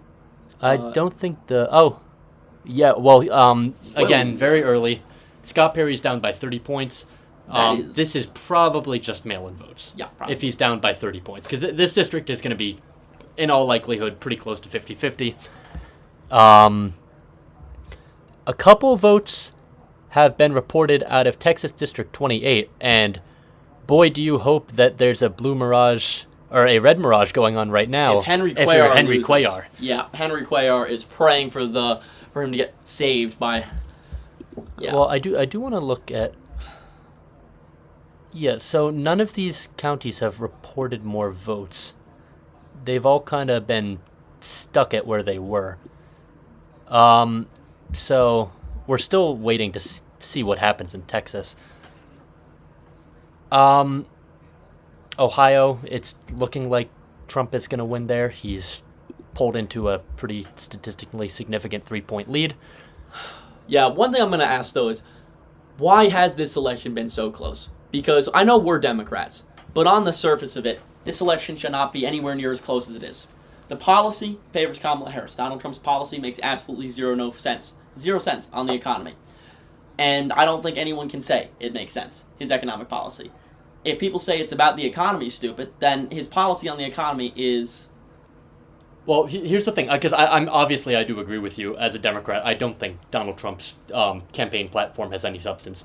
But what you do have to note is that when people go to vote, a lot of the times they don't read the two candidates' platforms. They pay attention more to their primary messaging. And Trump's messaging, you have to look at two things. First of all, you have to remember it's an incumbent Democratic president who is extremely unpopular in large part because he's perceived to have failed on the economy. And a lot of that is driven by inflation. I'd say primarily by inflation. And that's been a lot of Trump's rhetoric, is he has campaigned very heavily on bringing down inflation. He hasn't exactly offered what I'd consider a good explanation of how he's going to do it. No, he's not going to. It's not going to happen. His plan would significantly To be honest, skyrocket. you could say the same for a lot of Kamala Harris, a lot of her campaign. There are some specifics, specifically with economic policy. I do feel like she, especially on foreign policy, has a habit of avoiding questions and making promises, or not necessarily even promises, because she tries to avoid taking a position, but she says things and that are just not realistic or intended to be deceptive. Yeah, that is how I see it. I'm just incredibly. I think I'm going to start dooming and glooming. Quite frankly, I'm in the doomer camp officially, Really? and I don't want to. I don't want that to come bite me in the ass, but I don't think it will. I'd say my prediction from the start of the night, I'm increasingly less and less confident in that as the night is going on. I do not believe my prediction from the start of the night of a clean sweep of the swing states minus Nevada is going to come to fruition. And, I mean... Well, yeah, I mean, I'm... Fulton County. I mean, 78% of the votes in. And it's only 71%. This is not good. This is certainly not good. I mean, 2020, Biden won 73%. And this is still going to shift left. This is... Yeah, I don't know. I think it's... I am going to disagree with you. Not that I think Democrats shouldn't be at least a little bit panicked. I don't think it's that bad when you're underperforming by 2 and you have a lot of Democratic votes to come in. I think they should be far more concerned about Texas than Georgia. Yeah. At this point. Gwinnett County, we have our first results, and that is 60-39, Northeast. 60-39 is the exact, that's... only 18% in also. Only 18% is also. Cobb County is 58-42, so that's 16 point, that's 82% in. So with 82% in, 16-14, that is a 2-point improvement so far. That is good. That is actually very good for Harris. Yeah, I mean... You also do have to look at these rural margins, too. There have been plenty of reports that rural turnout is expected to be very high. You see it here. I mean, there's Cherokee some County pretty big bubbles for Trump because while these counties might not be the biggest, per se, look at these margins. I mean, Trump is winning between 70 and 80% of vote in all of them. Yeah, but that is the exact same he did last time around. In fact, less in some cases. That's true. There's some counties he won by 85-15, and right now he's matching that. The numbers are also about the same. So let's look at Murray County, for example. It was 84.1 to 14.9. That was Murray County. He got 12,944 votes. Right now it's 14,964. It's 86-14. That is a 2-point shift in favor of Trump. So that is an extra. That's an extra 1,500 votes. That is a big turnout. But we're also seeing that same thing apply in Cobb County, where the turnout with 82% in has almost exceeded what happened in 2020. So it was 221,847 votes for Biden. With 82% in, it's 182,000 votes for Harris. So that's likely going to exceed the turnout that we saw in 2020. So I don't know. Georgia, the needle says lean R. I think it's closer to a 50-50. I'd say it's closer to a 50-50. Texas is definitely more nerve-wracking for the Harris camp. Very likely R. It's 52-46 right now, and unless there is a major red mirage, then we are looking at some bad news for the Harris camp. North Carolina is still a toss-up. Michigan is still a toss-up. Kansas, 28% of the vote is in. Very likely are. Overland County still hasn't reported yet. I want to see what Overland County looks like. Because Overland County should tell us a larger story. But we said that about Hamilton County, and it hasn't. Yeah. Another thing I want to note in that key Ohio Senate race, Sherrod Brown is up, I believe. Yeah, Sherrod Brown is up by 2. But that's not a sustainable margin. No, that is not. And Sherrod Brown, I feel like that race, I'm comfortable saying Republicans have a significant advantage there. They're likely to win that seat at this point in time. How much is he outrunning Harris by? It's 50-48, whereas it's 52-48. Oh my God. Yeah, he's outrunning Harris by 6 right now. That is not enough. Not sustainable at all. That tracks with assuming our predictions of how Ohio would look before the election end up being correct and Trump doesn't outperform. That looks like Sherrod Brown loses by around 2 points, and that's the Senate. That's wraps. Yeah, that would be the 51st seat for Republicans. So again, just not good. There's also a lot of people saying now that Republicans are expected to win the New Hampshire governor's race. I would not be surprised about that in the slightest. I was calling that earlier. I just want to see because there has been a significant amount of split ticketing.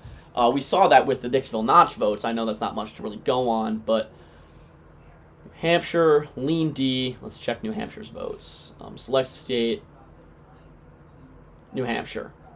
And the governor's race, yeah, Kelly Ayotte's winning. I wouldn't be comfortable calling this anytime soon, but yeah, Kelly Ayotte's winning in Manchester right now, so that should be telling. I do want to look at the presidential race there. Presidential, it's still Harris plus 10. Yeah, or it's Harris plus 9 now, according to the New York Times. It's Harris plus 9.5. Okay, so yeah, for all intents and purposes, it's saying Harris plus 4 is the estimated margin.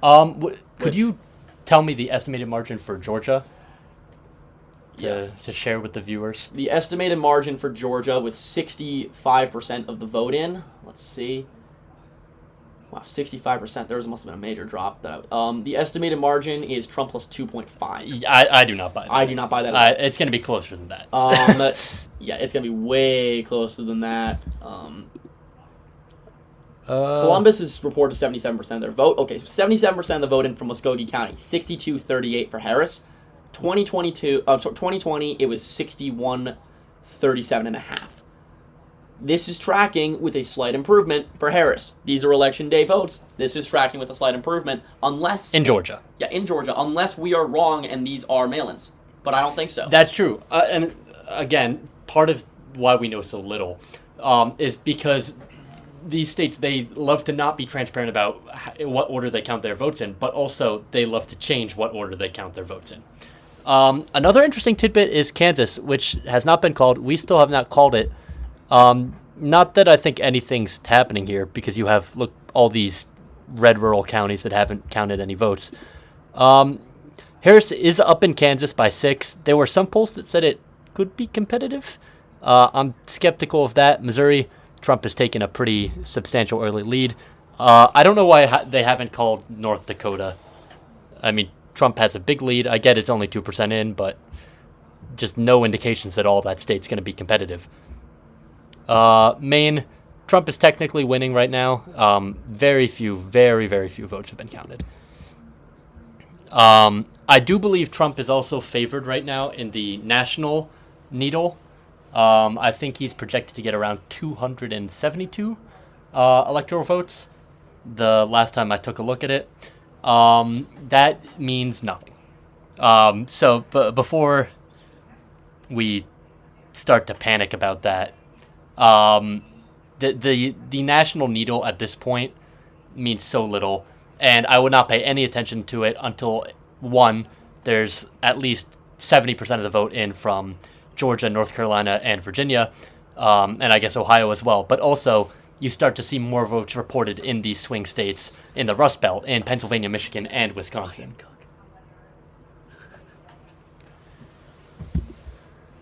I'm trying to find some humor in all of this. Can't seem to do it. Yeah. Yeah, I mean, nothing really has changed much in Texas.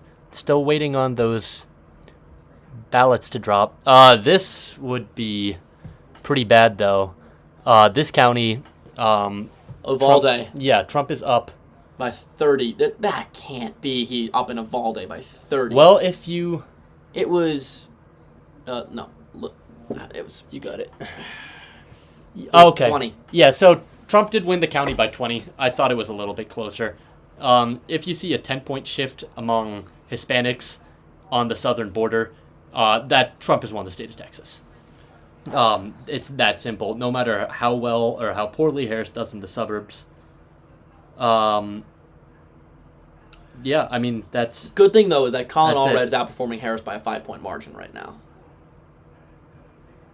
So, I would, if I were Colin Allred, I'd still see things as reasonable. I do want to note, Harris is underperforming in Rhode Island. She's been called as the winner, but she's only up by 6. I'm sorry, what? With 62% of the vote in. No way. Something similar did happen in 2020, but this does look a little bit worse. This cannot be. This is... What? Connecticut, Massachusetts both look normal. Vermont looks more or less normal. Illinois as well. All these red states, nothing particularly exciting in any of them. Mississippi, a 10-point margin. Yeah. Kansas is interesting. I don't think anything's going to come of that. Missouri, it's down to 9 points. Trump is still more likely than not the winner here. Let's take a look at the House map again. So the Associated Press has also called the North Carolina governor's race. It was looking a little bit closer, I think, than expected, but Stein was outperforming Harris pretty notably. Let's see the state results real quick. North Carolina. Yep, North Carolina, right now with 25% of the vote in, Trump is up by 9 points. However, Stein is up by 9 as well. So, there's a significant amount of split ticketing. Oh, wow. Okay, yeah, so... Yeah, that makes sense. Josh Stein has won. By a margin and a half. This is going to be a Josh Stein plus 20 win, as we were saying earlier. Yeah. That's interesting. What's interesting? New Jersey District 3. West Virginia, O'Connor. Whoa. Yeah. Okay. So there's a couple of... Well, Tom Keene is leading in New Jersey 7th. That's not a surprise. His opponent has fumbled the race as much as possible. Josh Gottheimer is way up in the 5th. Democrats will be happy about that. Matt Cartwright is way up in that election. But it's still very early, and it looks like the Democrats have banked a large number of most likely mail-in votes. Going down to Florida. So Republicans hold this seat, the 13th, that we thought could be contested. It was predicted to flip, essentially. It was on our map as a flip, and it did not flip. Florida District 27, that was one that could be seen as competitive, potentially. Maria Salazar easily won re-election. Florida wasn't really ever part of the Democrats' path to the majority, though. North Carolina, Don Davis, his lead has diminished significantly. He is now up by 7, with 30% of the vote reporting. Let's take a look at Virginia. Virginia's 7th district. This is, I've said it before, I'll say it again. If Democrats want the House, they need to win this district. Eugene Vindman, he's up by 4. He's a pretty high-profile name, considering what Alexander Vindman did during the Trump presidency. But he has just not run a strong campaign. And it's, I think, at least a little bit being reflected by how he's struggling here. This is an interesting Virginia's 10th congressional district. The incumbent declined to run for re-election because of health issues. Definitely closer than you want this race, as the Democrats, at least so far. Regia's 2nd, not close still. This was one that maybe could have been interesting. Virginia's 1st. Republican Rob Whitman is still well in the lead here. And that's about it for... There's a small number of votes in from a few Michigan races. In the 7th, Republican Tom Barrett is way up, but only 10% of the votes have been counted. Kristen McDonald-Rivet, the Democrat, in the 8th is leading by 5 points, but even fewer votes have been counted there. Let's see if there it is. Michigan's 10th congressional district, 3% in. John James. That's going to be a close race, one to watch. This is another seat, I think, if Democrats want to gain a House majority, they are either flipping or very hotly contesting the seat. It was very close in 2022. And Democrats this is a have race, though, that thought of it as a sleeper. On our map, we call this race for John James. We believe that, we predicted, not called, we predicted that this race would go for John James. Frank Baran is doing well, which is... That's true. This is another one I will want to look at. Eric Sorensen, only 1% in. He's trailing by 2 to Joe McGraw, his Republican opponent, in Illinois' 17th congressional district. This district, in many ways, is a poster boy for gerrymandering. Yeah. As you can see by just how it's drawn, it stretches from the north end of the state to pretty much right in the middle. Yeah. Nikki Baczynski is losing right now. I expect that to be reversed most likely in the 13th district. Only 2% in. No need to really panic. Missouri's 2nd congressional district, it's been historically competitive. It got redrawn to be much more Republican. There were some indicators that it could be closer on a presidential level. I don't think the Republican Congresswoman, Ann Wagner, I don't think she's in any real sort of danger here, though. I mean, especially with what we're seeing, everything is indicative of a close election. in a close election, she will be fine. This is still a pretty red seat. Kansas District 3, it was competitive not so long ago, but Sharice Davids is in a big lead here, up 15 points with 60% of the vote reporting. All right. Ian, do you have anything for us? I honestly don't have anything for you. Right now, I think that we can't say much for the next hour because more results are going to come in. Yeah. I will note that Donald Trump has expanded his lead in Virginia to 1 point. Oh, my God. What is going on in Virginia?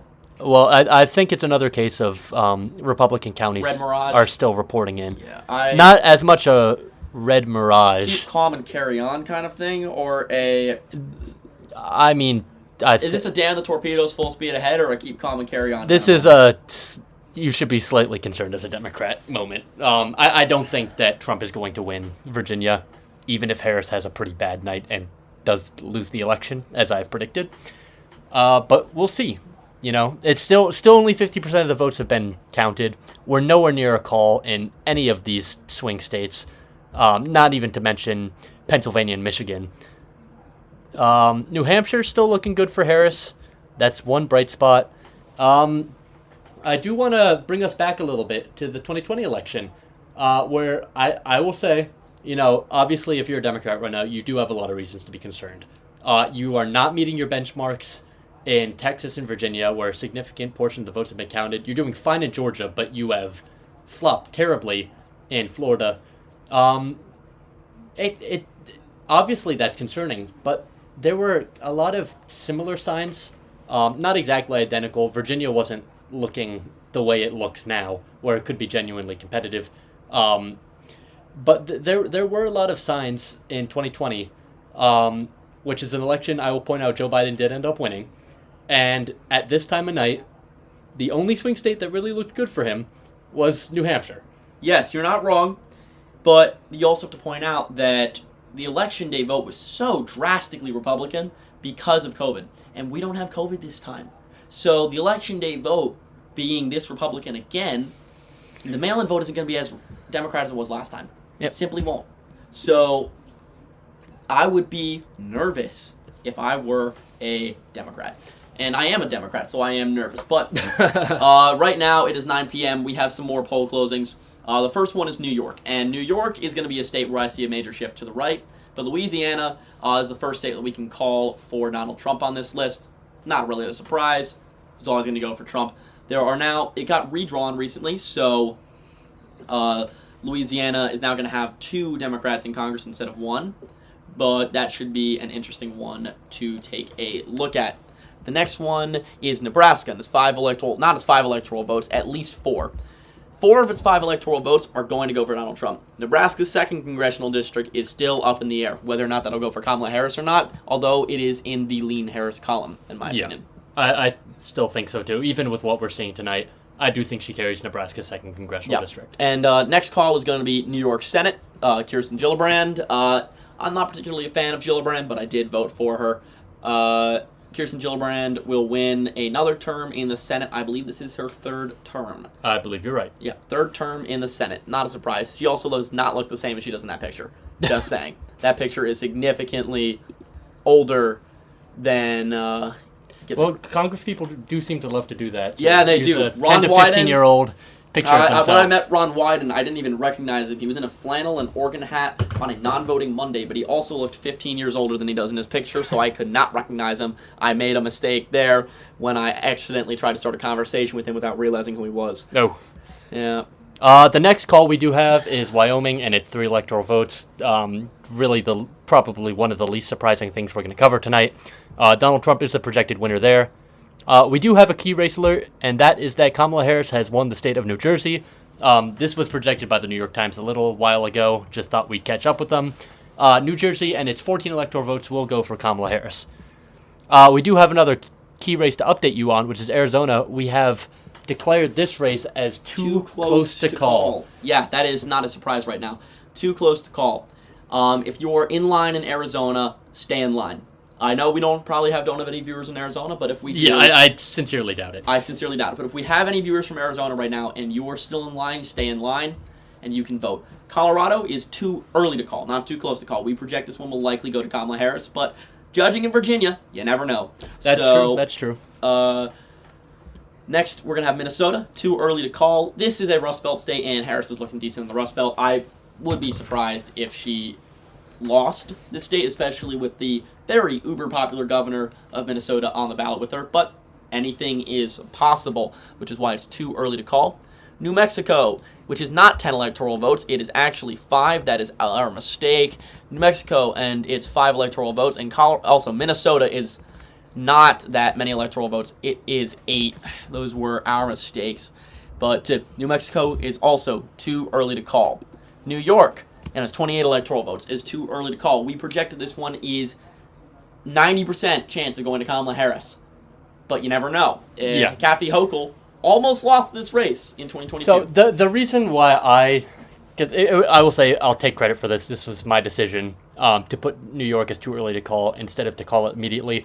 The reason I'm doing that is because, you do have to take the polling with a grain of salt, but polling has shown a potentially closer race than you'd like to see as a Democrat in New York. I do want to wait to just see what the vote totals look like, even if I don't think Trump is going to be particularly competitive in New York. It could still swing significantly to the right from 2020, though, I think. Yeah, absolutely. Who knows what's going to happen, but it could be an interesting one to watch. All right. Arizona Senate. Now, I'd say Ruben Gallego is favored to win this race, but it is very early and is going to be too close to call. We do not know what is going to happen, because anything can happen here. Carrie Lake, though, is not very popular. She's got an image as a bit of an extremist. She's got an image as a bit of an extremist, and there is a very low chance that she wins this election, in my opinion, but still, it's too close to call, and it will be a close race. I'd say it will be within 4 points, most likely. Next, we have the Wisconsin Senate race. Tammy Baldwin versus Eric Hove. Eric Hove and Tammy Baldwin. Tammy Baldwin's the popular incumbent. Eric Hove is not as popular, but this is Wisconsin, and it is still going to be too early and too close to call. We're going to watch this one throughout the night, see how much Tammy Baldwin is outperforming Eric Hove by. This could be a significant overperformance. It could be very little. And either way, it's going to be one to watch. Finally, we have Nebraska Senate. Too early to call. As we mentioned earlier, Dan Osborne is an independent running a pretty moderate campaign against Republican incumbent Deb Fischer.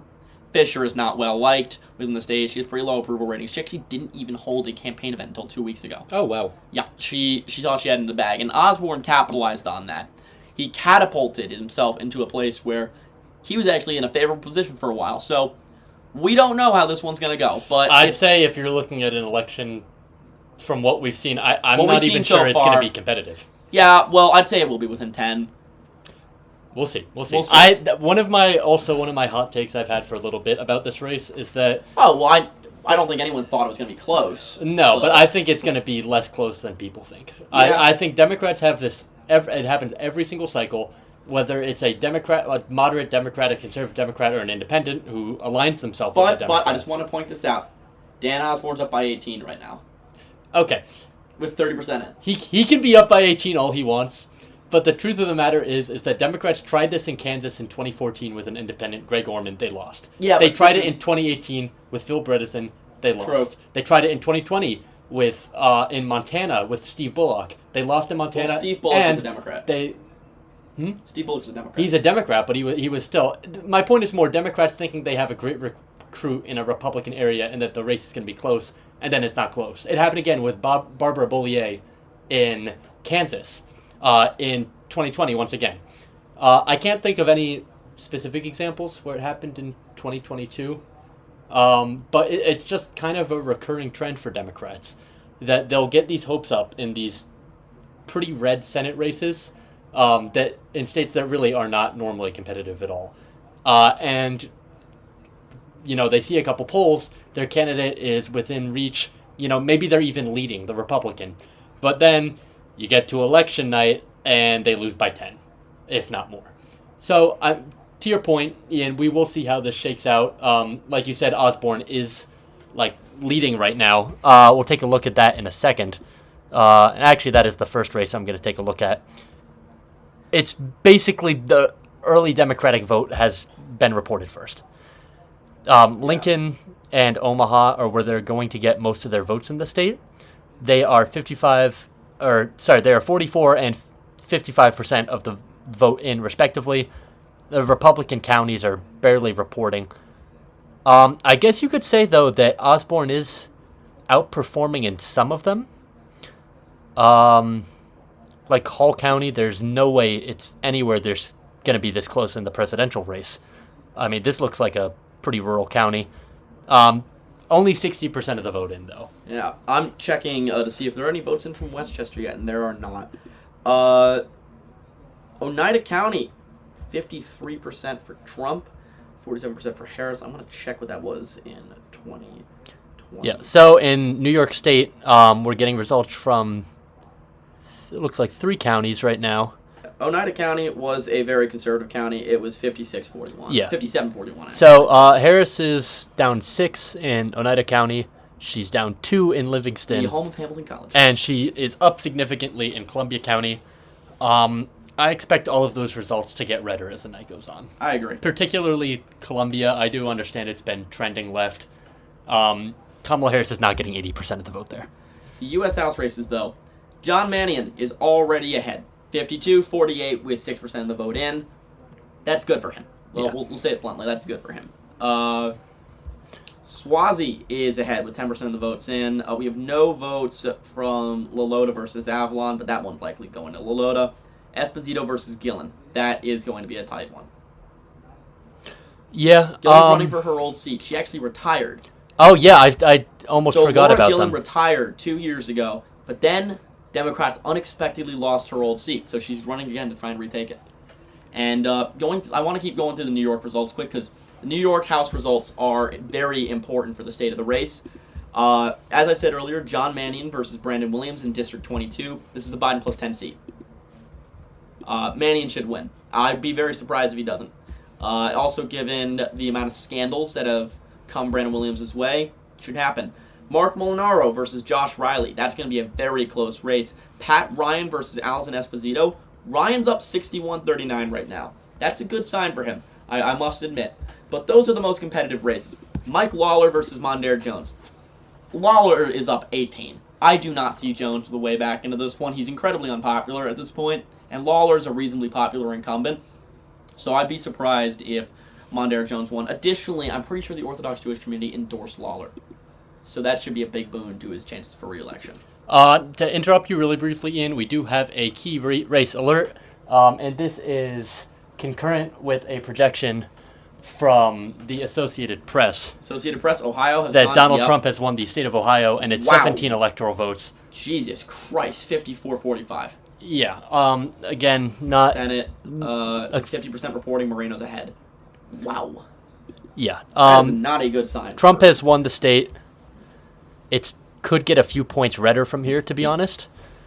According to the Needle, this is the state of the election, and for the most part, I agree. Is that North Carolina's a toss-up, Pennsylvania's a toss-up, Michigan's a toss-up.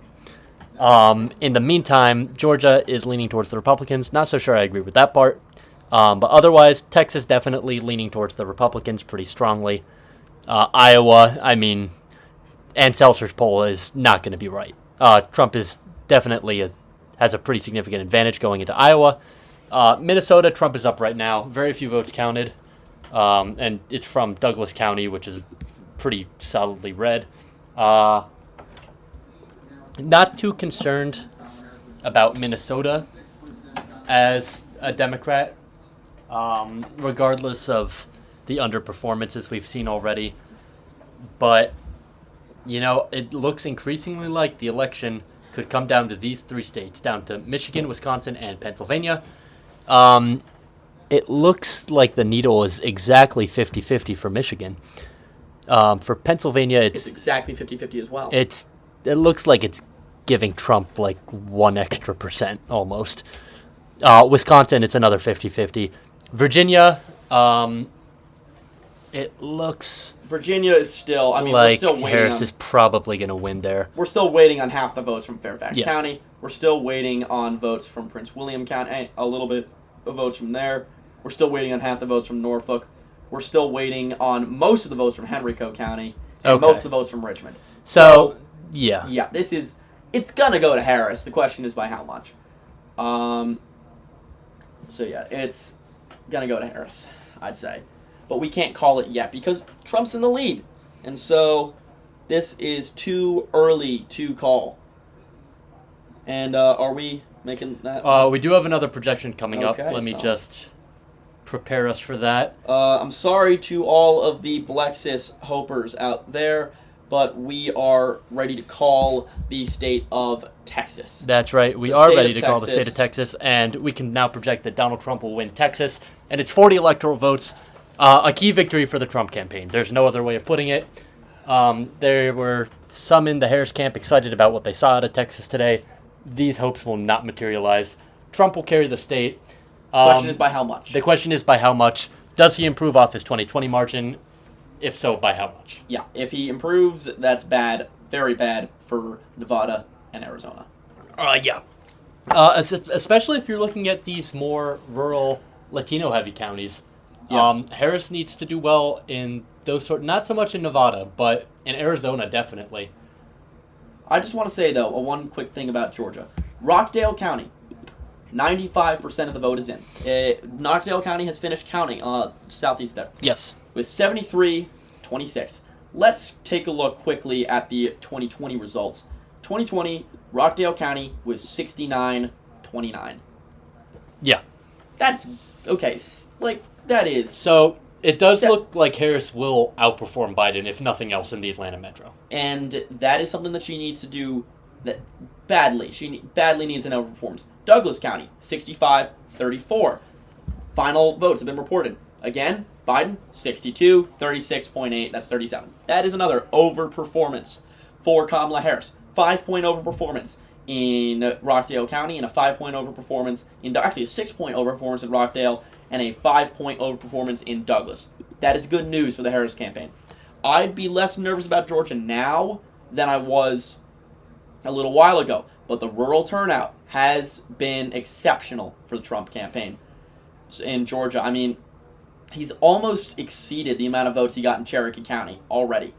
It's 93,000 votes for Trump in Cherokee County already, and it was 99,500 last time around. And there's still 10% of the vote left to come. So Harris is going to need to really make up some ground in some of these rural counties and some more ground in the Atlanta There is metro. something I would like to note. We're not going to display it here, but it does look like the Democratic Lieutenant Governor of Vermont has lost re-election, David Zuckerman. So I'm not surprised. Come on. Are you surprised at all? A little bit. I mean, it's Vermont. Yeah, it's Vermont, but Phil Scott is Jesus. No, but he lost his own seat, like the lieutenant governor's race. Yeah, I know. Zuckerman lost the lieutenant governor's race. He was the Republican nominee. And Zuckerman's crazy. We all know that. But he was the incumbent. Yeah, but he was the incumbent, but he's crazy. Yeah, I guess. I mean, it's... Zuckerman is more progressive than Rashida Tlaib. Like, Rashida Tlaib is more progressive than Ilhan Omar. So, that doesn't surprise me. I mean, he lost to Phil Scott by incredible margins when he ran against him for governor. Yeah. So, I wouldn't take anything from that. Vermont's a weird state. Good news for the Harris camp right now. It doesn't look like she's doing worse in many of the rural counties. She's doing a little. Washington County, she's fallen behind a little bit, but not by much. It looks like Trump's improved his margins in rural areas, but Harris has improved her margins in urban areas. Clark County, still only 3% of the vote is in. That's Athens, Georgia. That's going to be a significant vote pool for Democrats. And so, right now, she just needs to, if she can improve and get 40,000 votes in Clark County, I think she's looking good in the state, but it's anyone's game at this point. Chatham County, with Savannah, Georgia, 6% of the vote is in. She's gotten 6,300 votes so far, and I mean, she's improving on Biden's margin there. So Macon, Georgia, in Bibb County, she's improving in Macon, Georgia by a little bit. So it's anyone's guess, it's anyone's game in Georgia. I'd say the needle is wrong in Georgia. The needle is wrong. I would not expect the needle to be right. It does look like one thing I do want to note. Let's see if I can Waukesha County. find it first. Harris is meeting some of her benchmarks in North Carolina as well. That's good. That is very good. However, it does, and I do think Republicans will carry the state, but I think it's going to be a closer victory than 2020? 2020. Well, it's hard to get closer than that. I think it's going to be less than a percentage point, but Trump will win the state. It's hard to get closer At this than point. that. I mean, Harris is almost exceeding Biden's raw vote total in Buncombe County, which is Asheville. And she is massively outperforming. So it was 59.7 to 38.6 in Buncombe County. Right now, Harris is at 61 to 38. And she's already improved on Biden's raw vote total. Almost improved on Biden's raw vote total with 10% still left to report. She's improved on the percentage by 2 points. It's a 2-point shift in Buncombe County. She needs that. This could be very close. It could be a narrow victory. Also, Mecklenburg County, Charlotte, we still have no clue what's going on there. And I want to check the Texas Senate really quick. Ted Cruz is up by 6 points to Colin Allred on 46%, with 57% of the vote in. I don't think we can call this one yet, but Colin Allred's pathway back is looking slimmer and slimmer by the minute. I'd say it's, at this point, practically non-existent. I wouldn't call it non-existent yet, but it's getting bad. It's getting very bad. Unless there was some major red mirage that we didn't pick up on, Colin Allred is not looking too good, and neither is Sherrod Brown. There is a projection I want to make really quickly, and that is that Donald Trump has won the state of Missouri, and it's 10 electoral votes. Again, not a surprise here. I just wanted to wait a little bit to make the call. The data we're seeing, yes, it is still early. There's nothing that suggests that Trump is in any danger of losing the state. Pardon me. I do know that Harris is leading, but it's votes are coming in from the blue parts of the state and not so much the red parts yet. Yeah. Also, good news. Bob Casey is up by 18 points with 21% reporting. And it's actually Bob Casey's not outrunning Kamala Harris. No, he's not. It's ironically we said we expected Casey to do significantly better than Harris. The blue parts have reported significantly more than the red parts of the state. That's so far. true. Although the red parts are starting to come in, Lycoming County, 52% of the vote is in, with 66% for Donald Trump.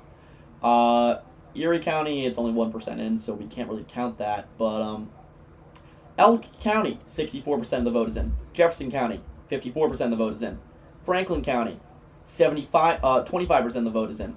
These are all heavy Republican counties, and they are Carbon County, 72%. And meanwhile, Philadelphia, still at 19%. Allegheny, 42%. So this is Allegheny tends to report faster than Philadelphia. Pittsburgh tends to report earlier than Philly. So we need to see how well she does there in order to guess her margin across the rest of the state. But it's good right now. I'd say this is good. If I'm a Democrat, I'm looking at this map. The margin right now, though, for Kamala Harris and Allegheny is similar to Fetterman's. That's interesting.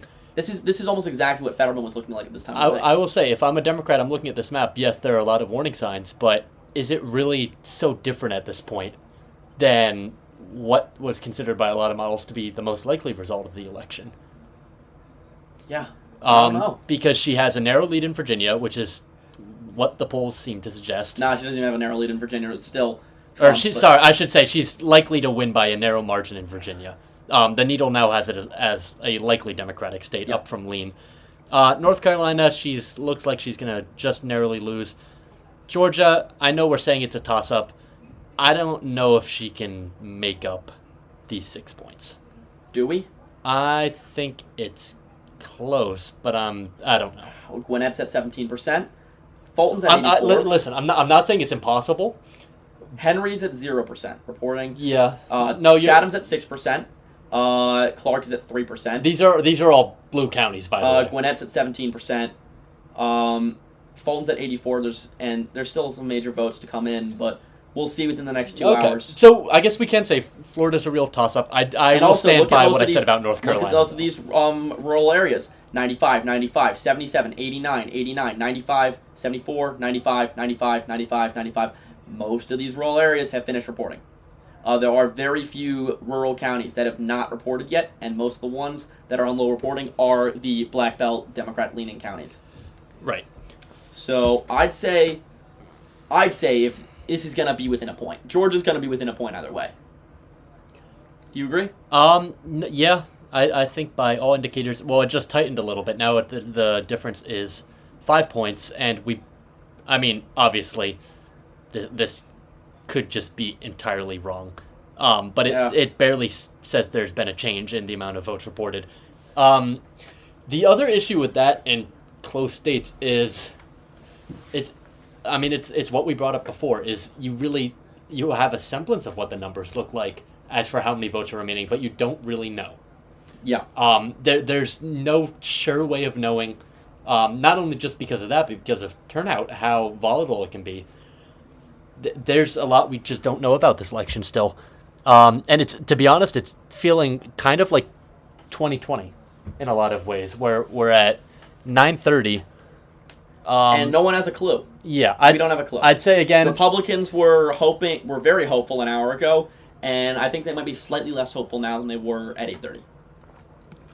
Quite possibly. I'd say the average Republican would have thought they had an 80% chance of winning at 8:30, and now thinks that they have a 60% chance of winning. So at 30% reporting, Harris is way up in Colorado. Not a surprise. Yeah. New Mexico, to be honest, as a Democrat, I'm a little nervous about New Mexico, because if Texas really is, as the needle says, because for reference, the needle says it's going to be Trump plus 10. I am, again, skeptical of that.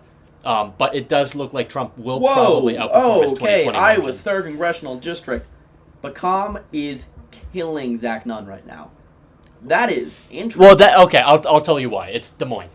Is it the early vote in Des Moines? Yeah, Des Moines is, I want to check if the not the presidential only, results in Iowa real quick. One of the very few counties presidential reporting. Result, yep, Des Moines is the first one to report. So, you're not wrong. Des Moines is reporting it's Polk County. The strength of Democrat, Polk County. It's the and strength Zach of... Nunn is also outrunning Donald Trump by 2 points. Oh, I did not know that. Yeah. But Des Moines is not only the strength of the source of Democratic strength in Iowa, but more importantly, in this particular congressional district, Iowa's 3rd. This is another key race. I think, Ian, you'll agree on this one. If Democrats want to have a shot at winning the House majority, they need this seat too. They need Iowa's 3rd. Yeah. To be honest, they should be competitive in all 3 of these seats if they want to have a shot. They're not going to be competitive in the 2nd. We'll see. I think the 1st and the 3rd, definitely. Agreed. We're going to see close races there. Colorado's 8th district, 20% in. Gabe Evans has a pretty big lead right now, but I don't know what the composition of this vote looks like. And again, it's only 20%. House races, House. New Mexico, the House races aren't telling us anything. Lauren Boebert is up by 8 right now. Okay, well that's actually a little. Again, I don't want to extrapolate too much, because this could just be a Democratic half of the vote. That is not where you want to really be in that district. Yeah, no, running in very, very, very rural Colorado.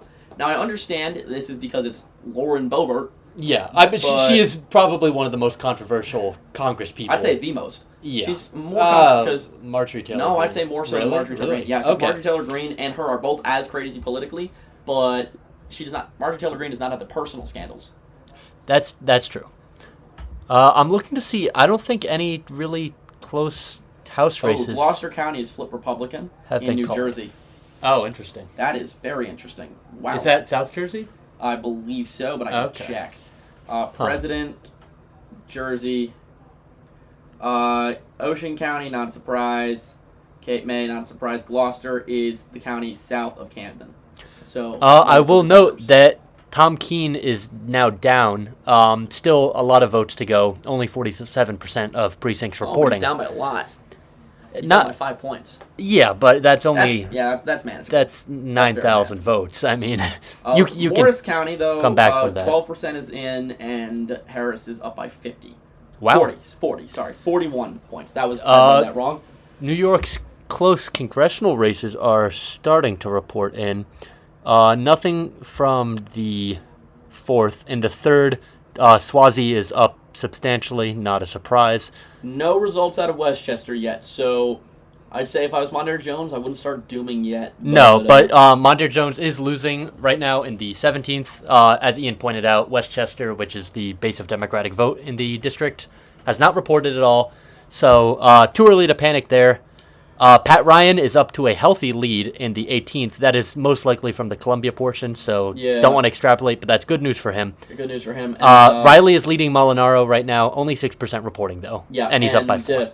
What about the 22nd? Can we find this is potentially a big one. Again, it's early, only 40% in. Oh, wow. Brandon Williams is getting crushed right now. Yeah, Williams is not a popular incumbent. He has a load of scandals in just 2 years, ranging from his daughter doing OnlyFans to a bar fight with his staff.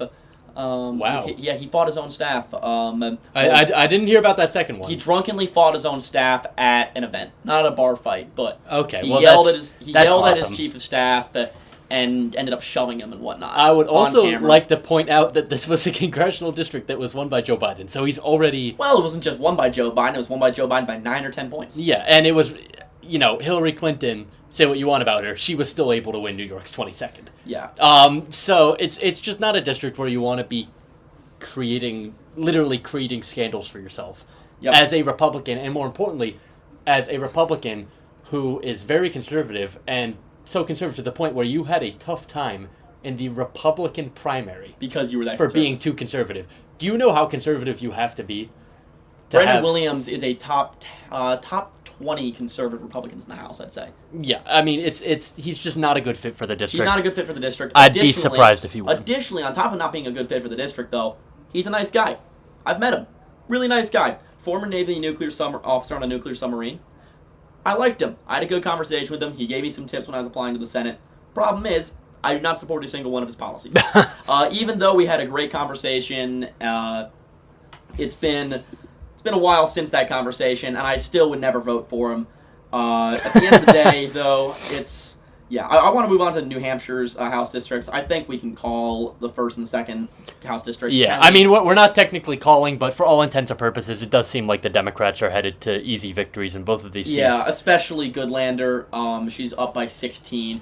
New Hampshire's one of those weird states where the vote doesn't shift. So the reports happen by town basis. And so the votes don't shift. And so each town reports individually.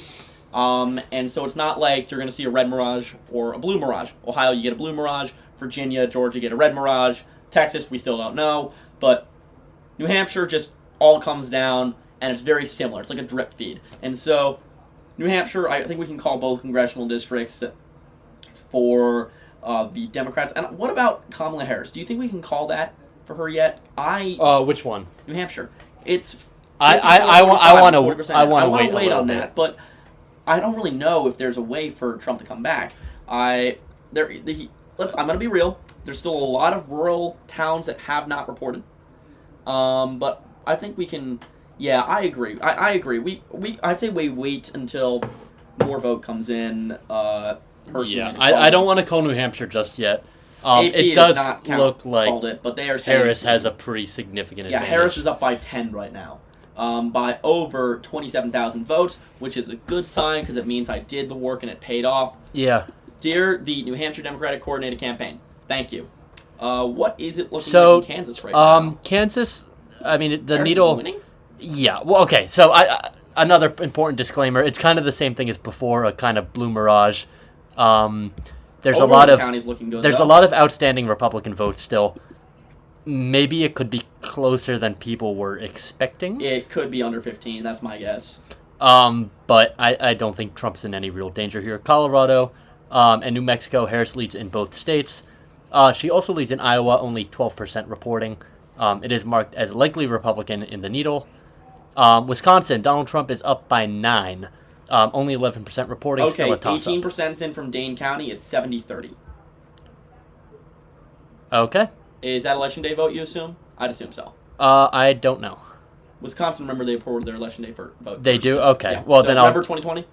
It shifted left and left and left? Yes. Yeah. So, okay, no, you're right. I do remember that. So, that's good. If they're winning by 40 points the election day vote, then that's good. Because Dane County is one of those counties where is going to get bluer throughout the night. I could see it being 75 to 80% for Kamala. Yeah, and it's funny actually, because we saw this exact same thing happen in Virginia. Trump's margin has actually grown to 2 points, but the needle has not moved, and that's because those outstanding Democratic ballots there's just so many of them. Yeah, and Waukesha County.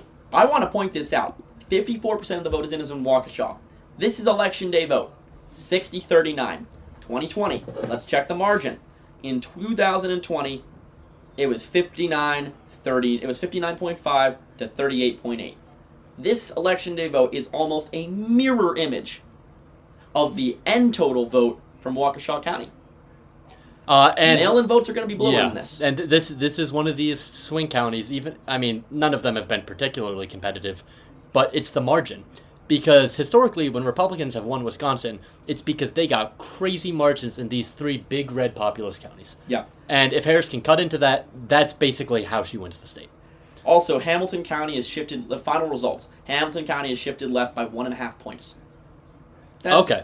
That, I will take that as, if I am Kamala Harris, I will take that shift. I will take that too. Will take that too. We do have to remember that, Biden is now seen as a ineffective failed president by most, but he did perform really well in the suburbs in 2020. I'd be shocked. I don't understand why he's seen as an ineffective failed president. I really don't, because I know most people do not check out the policy, and I realized this when I worked in D.C. My faith in the American people, the average American person, was significantly degraded from the time I started working there to the time I ended working there. That's funny. Because my average phone call was either one person yelling at me about Gaza or one person yelling about me about Israel. And it was either Chuck Schumer is a genocidal maniac who wants to kill every single Muslim, or it is Chuck Schumer is a genocidal maniac who wants to kill every single Jew and a traitor. Yeah. And those were about 60% of the calls I got.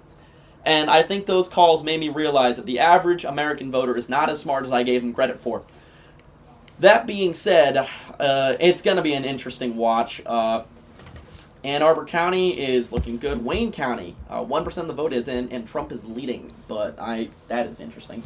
Washtenaw County, Ann Arbor, and what's the town where the Dearborn? Which town is that in? Wayne County? I think it's in Wayne County. Okay. So, for reference, Dearborn is basically the population center of the Michigan Muslim community. And a big thing that determines whether or not Harris can win Michigan is how well she does with those Muslim voters. Clinton won them easily. Biden won them easily in 2020. And if they do shift significantly for Trump, because Trump has been endorsed by a number of Michigan Muslim leaders, that could doom the Harris campaign in Michigan. It could. I don't want to jump to conclusions here because we don't know how Dearborn has voted. Yeah, there have been no high-quality polls. I want to point out Milwaukee County, 25% of the vote is in, 66-32 for Harris.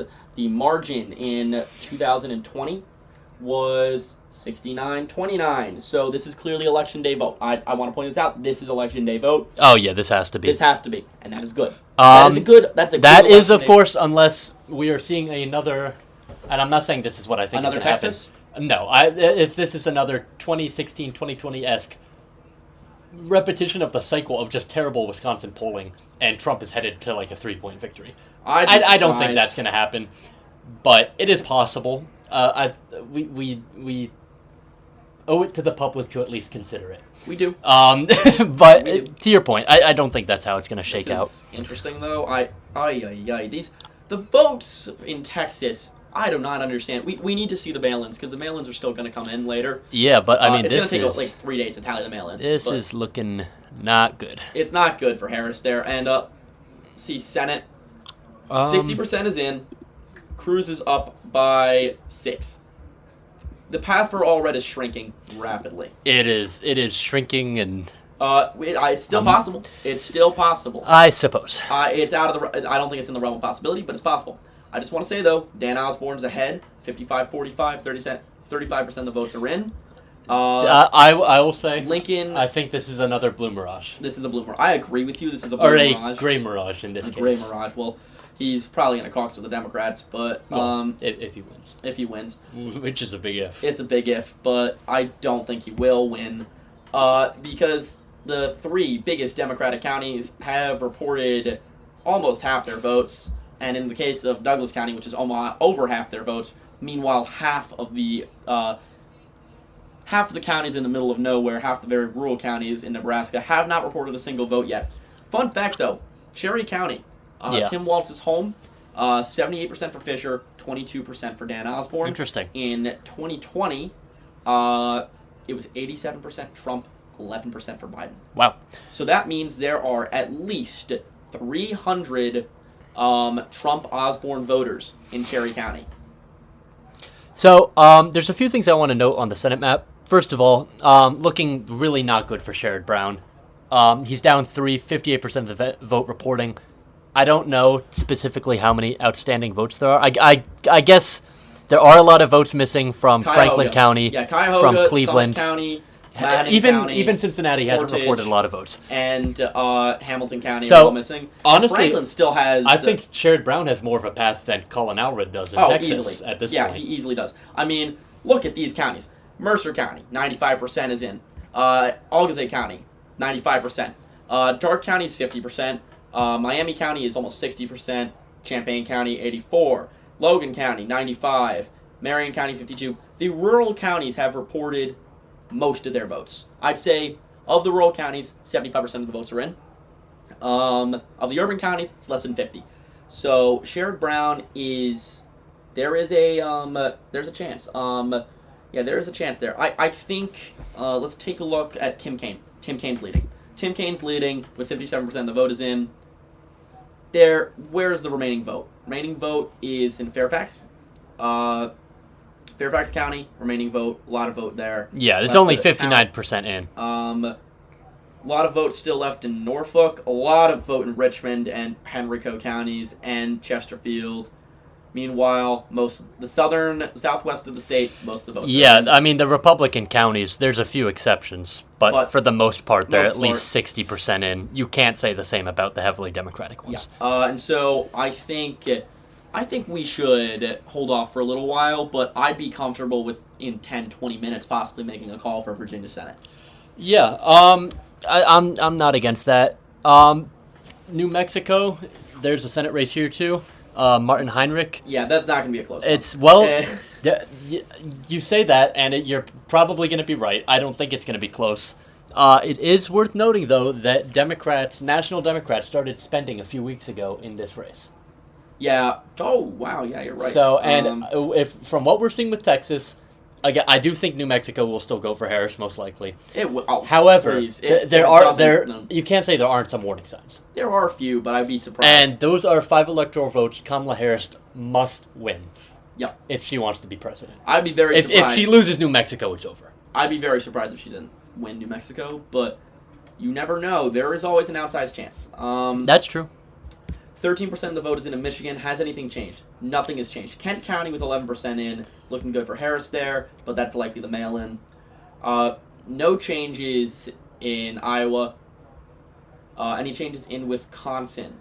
No changes in Wisconsin. 36% of the vote is in Dane County. Georgia and North Carolina have effectively stopped counting votes. We haven't gotten much in the way of ballot drops. Maybe a little bit from Georgia. Maybe a little bit. No, nothing from Georgia. Cobb County is 86% of the vote is in, 57-42.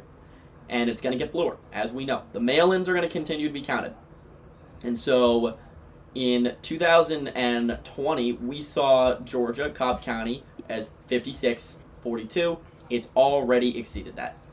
Cobb County is going to get bluer throughout the night. So I'd say the Harris campaign should not fret just yet in Georgia. Yeah. So New Hampshire, the needle only has it at lean. But no votes Democrat. been counted no votes been counted like an hour. I haven't seen I don't know why they're so not confident. Well, a lot of the rural towns still haven't reported. Well, but then they do that and they put Virginia at likely, when I understand there's a lot of Democratic votes outstanding, but Trump is leading in the state right now with 63% of the vote count. I think the New York Times is having a little bit of a kerfuffle tonight. Yeah, well, their needle does tend to do that, as we said previously. Kansas Philadelphia. Kansas is still close. Voted in. Kansas is still close. It's going to become less so, but Allegheny's at 60%. Allegheny's at 60, and it's 63-36 right now. This is the point when Republicans will start to catch up before the remaining mail-in ballots get tallied in Pennsylvania. oh, I was looking at the wrong county completely. So Allegheny, Lots of outstanding votes in Philadelphia, still only 25% in. It's gonna get so. This is when we're gonna start to see And Trump take the Montgomery lead. only 23% in. Trump is gonna take the lead in Pennsylvania at some point soon. Yeah, probably within the next hour. And then it's gonna flip back, most likely. I think it'll flip back. I do not think it will flip back. Okay. Well, that's where our predictions do divert. Pennsylvania. I gave Trump Pennsylvania. And I gave that to Harris. And so I think right now, if I were the Democrats, I would not be too worried just yet. Yeah, well, also, if I'm the Democrats, not that I would want to celebrate early if I were the Democrats. The numbers in Wisconsin Or good. are looking fine, yeah. Okay. Maybe a little bit weak in La Crosse County, but that's, as you said, if that's election day vote, or mostly election day vote, a 5-point lead there is fine. Obviously the needle's not too concerned about it, and if my eyes are not deceiving me, it looks like it's just barely tilting towards Harris. Minnesota, nothing has changed here. Harris is still leading in Iowa, for whatever that's worth. Virginia, she's still behind. She is still behind in Georgia and North Carolina. Nothing has changed there. 1 out of 7 swing states called. Which one? North Carolina from DDHQ. What? Is DDHQ called it? I doubt that. DDHQ. If Decision they desk. truly did call it, that's extremely premature. That is very premature if they did. Results. Live results. Oh, no, they did. Oh my god, they called it. What? That is premature. Yeah, I mean, not. It does look like Trump is going to carry the state, but 14% is in Mecklenburg. That's it. 14% is in Charlotte. I think the projection is just based off of raw vote lead. Is they're saying Democrats won't be able to make it up, which to an extent I do agree with. I don't know if I agree with that. I don't know if I'm that confident that I'm going to say I am 95% sure that Democrats can't make it up. I can say with, and I think you'll agree with me on this, we're not making a call yet in North Carolina. No, we are not. We're not making a call. Fayetteville, still Cumberland County, hasn't reported a single vote. Okay? Yeah, that's a little. I don't know about Mecklenburg that call. still has not reported like 85% of their votes in Charlotte. Okay? Haywood County, 4% is in. Buncombe, okay, Buncombe's finished tallying. Okay, Buncombe County was Harris 62% to Trump 37. What were the 2020 results? In 2020, So Harris is going to underperform in Lackawanna County, where Scranton is. I don't think that's a surprise to anyone. No, Grandpa Joe was boosting the numbers. Yeah, that was kind of destined to happen. Not a lot of votes from Northampton, 42%. That's a swing county. 42% reporting. Harris is up there. Expect Trump to take the lead there soon, most likely. Yeah, I mean, Pennsylvania is kind of looking how we expected. Extremely close. Wait. Yeah. Let's look at the House map. Has anything interesting happened there? Not really. Democrats haven't gained any seats. Republicans have not gained any seats either. So we are more or less static right now. We're going to go and look at a few of these races. Henry Cuellar still down. No additional votes have been reported. Let's see. Alabama 2nd Congressional District. Democrats were a little worried about this one, and 13% reporting. They're down 12. Still early, but that will be one to watch. I wouldn't be worried if I were the Democrats. I don't know. The Democratic internal polling was not that good. Okay. And I understand it may have been released to basically push an agenda and raise more money, because if you think the race is uncompetitive, you're just not going to raise as much money. Mm-hmm. But it's more rural. It's very dependent. The Democratic winning coalition in Alabama 2nd is effectively dependent on turning out rural African American voters, which is a group that has shifted away from the Democratic Party and is not notable for their high turnout in general. So if I'm a Democrat, I'm absolutely at least a little concerned about that seat. Still not a lot of votes in these key Michigan races. I nothing really to say there, to be honest. Pennsylvania, that's also the case. Maryland, the 6th district is maybe something to look at. April McLean Delaney, wife of former Congressman John Delaney, is running to try and hold the seat for Democrats. John Delaney, who famously ran for president and got 13 votes. Yes, he was the first. I think he declared in 2017. Yep. His run for president, he got 13 votes. John Delaney wasn't actually running for president. He was running for cabinet. Oh, yeah. Well, that's a good way of putting it. And then he still did not get a cabinet spot, which is just kind of sad. Connecticut's 5th congressional district, that's another big competitive one. Johanna Hayes is doing well right now. Really not much to say there. I'm trying to find one. Well, there's one. 66% in. Don Davis does look like he's in a pretty strong position. He's been leading the entire night. Yeah, Don Davis isn't going to lose. I don't think he's at serious risk there. Wait, this is gonna be a Sanford long Bishop, time. his lead is up. He's up 12 now with 66% reporting. Okay, Dane County, 49% of the vote is in, 72-26 for Harris. This margin is going to continue to widen in Dane County, I think. I agree with that. It's election day vote first, and then it's going to turn into the mail-in vote, and it's going to get wider, and it's going to get wider. I would not be surprised if this is a 75% or more vote total for Harris. The results in 2020 were good as well. Biden got 75.5%. I think that Harris will likely get that, if not more. It's not going to be a Judge Janet kind of result, but it could be close. Scott Perry is way underperforming, by the way, in his crucial House race. That is good news. Let's see if we can find it. Yes, right there. Pennsylvania's 10th. Scott Perry is down 14, and he is significantly underperforming President Trump. Close the gap. When the election day vote starts coming in... He is underrunning Trump by, I think, 5 right now. And that in a district that close, that will lose you the election. It'll lose in the election, I think. But honestly, I could see this being Democrats, not their first pickup, just because the votes won't be counted. Not even an upset. The polling was close. It's just this will be the first. It could be possibly the first really good sign for Democrats. It could be, because a lot of these key races that could be called before, Virginia's 7th. Obviously, it's close, and it's probably going to remain close. If they do end up winning it, that's a seat they just kind of had to win. You know, they were expected to win that seat, and the fact that they are at risk of losing that seat is something of a concern. So, something from Lackawanna. Biden won at 53.7 to 45.3. The results of mentality in Lackawanna, it is 51 to 48. Harris was on 57,000 votes. Biden got 62,000. That's a little bit concerning for the Harris camp. However, that is Scranton. That is Scranton, and she's improving on her numbers in Philadelphia.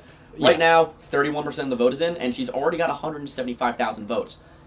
In 2020, Biden got 600,000.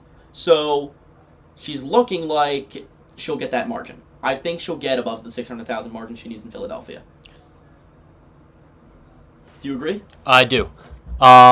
There's something I want to look at really quickly. I want to see if it's been reported yet. What is? No, it hasn't. Culberson? No, there was Cameron. That is in Texas, right? Yeah, I believe so. Okay. Well, wherever that is, I can't seem to find it right now. But it's somewhere along this southern border. It was a town, or sorry, a county which had voted for, it had voted for Biden, pretty narrowly, I believe. Let me guess. Trump won it by big margins? Trump won it by 3. Oh, that's not too big. Well, let's see if we can find it on this map. It's just disappeared, apparently. Oh, there it is, Cameron. Oh, well, oh no, that's terrible. That's really bad. Yeah, okay. Oh my God.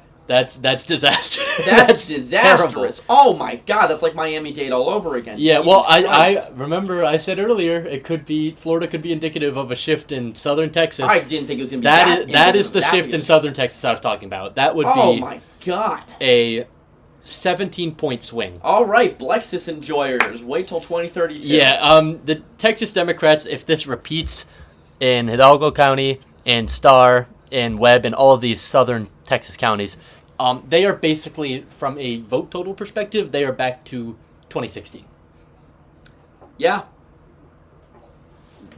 Simple as that. simple as that. Bye-bye Blexus. Yeah. Well, I mean, it's set it back. I will still say I do think Texas is going to be a swing state. I think it's just going to take a little bit longer now.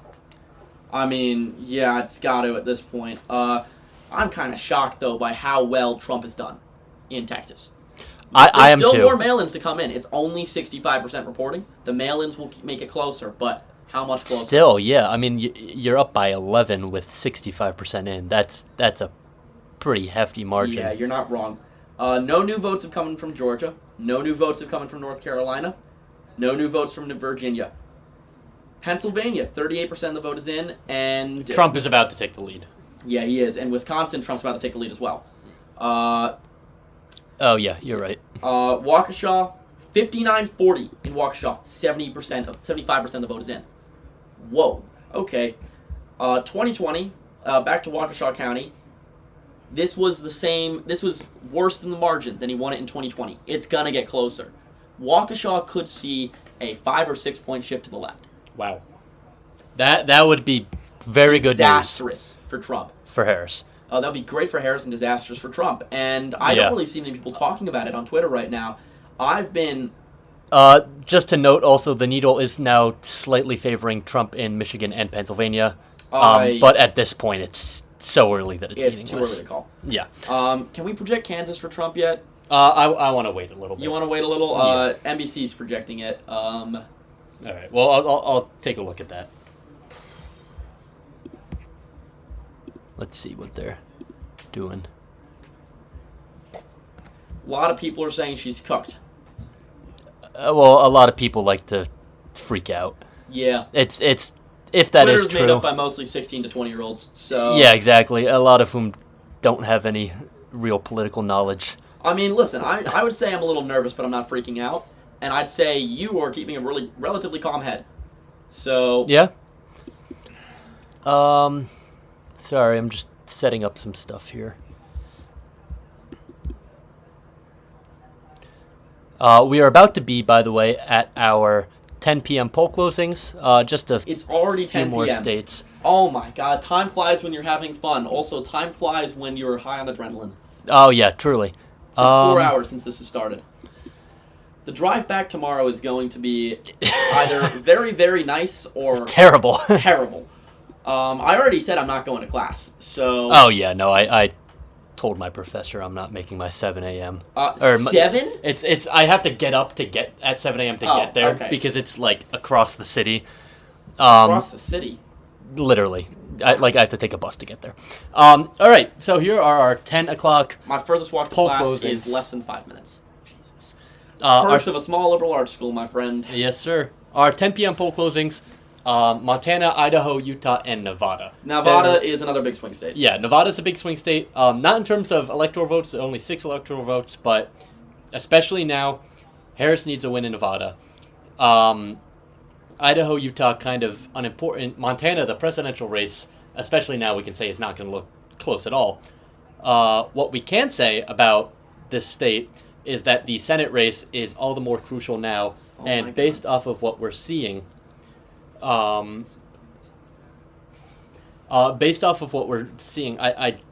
don't think Tester's gonna win this one. Yeah, if Sherrod Brown is Sherrod Brown has struggling, still got a... He still has a chance, but he'd have to, Sherrod Brown having a chance means John Tester has no chance at all. If that's what we're saying. I just got called, quote, the most R-word N-word on Twitter. Someone tweeted that at me. Oh, that's so polite. Yeah, that's very polite. Dear the person who tweeted that at me, You're not that funny, and when you get doxxed, your career is going to be ruined. I hope someone doxes you. Don't call people racial slurs on the internet. Yeah, especially a random white dude. Makes no sense. Like, I don't know why you're calling me a racial slur. It doesn't even apply to me. Like, it genuinely, it doesn't even. It doesn't mean love anything. to get a rise out of each It other. literally doesn't mean anything. If you're calling a random white dude a racial slur, the only thing it means is that your career's ruined if it ever gets out. Yeah. So, like, well, you're asking people now on social media to be smart and think into the future. Yeah, which is unfortunately, unrealistic they can't demand. even do that with the country. So, what do you expect with social media with the dopamine reward? Looking at the presidential map again, really quickly. Queens has seen a double-digit swing towards Trump. That is not surprising. Yeah, I already called that a while ago. That New York was going to be the biggest shift. Not a lot of votes still out of New York. Oh no, the 19th has counted pretty quickly. Riley is up 60-40 with 60% reporting. I'm gonna bet you that is from Broome County. Yeah, Suffolk. Oh yeah. Oh Nassau. wait. Nope. Nassau. Harris is still map. winning in Nassau. So Harris is up 60-40 right now in surprise. Broome. It's not gonna stay that way. Yeah, that's all there is Tompkins to say. is 84-16. Okay, yeah, I mean that's expected.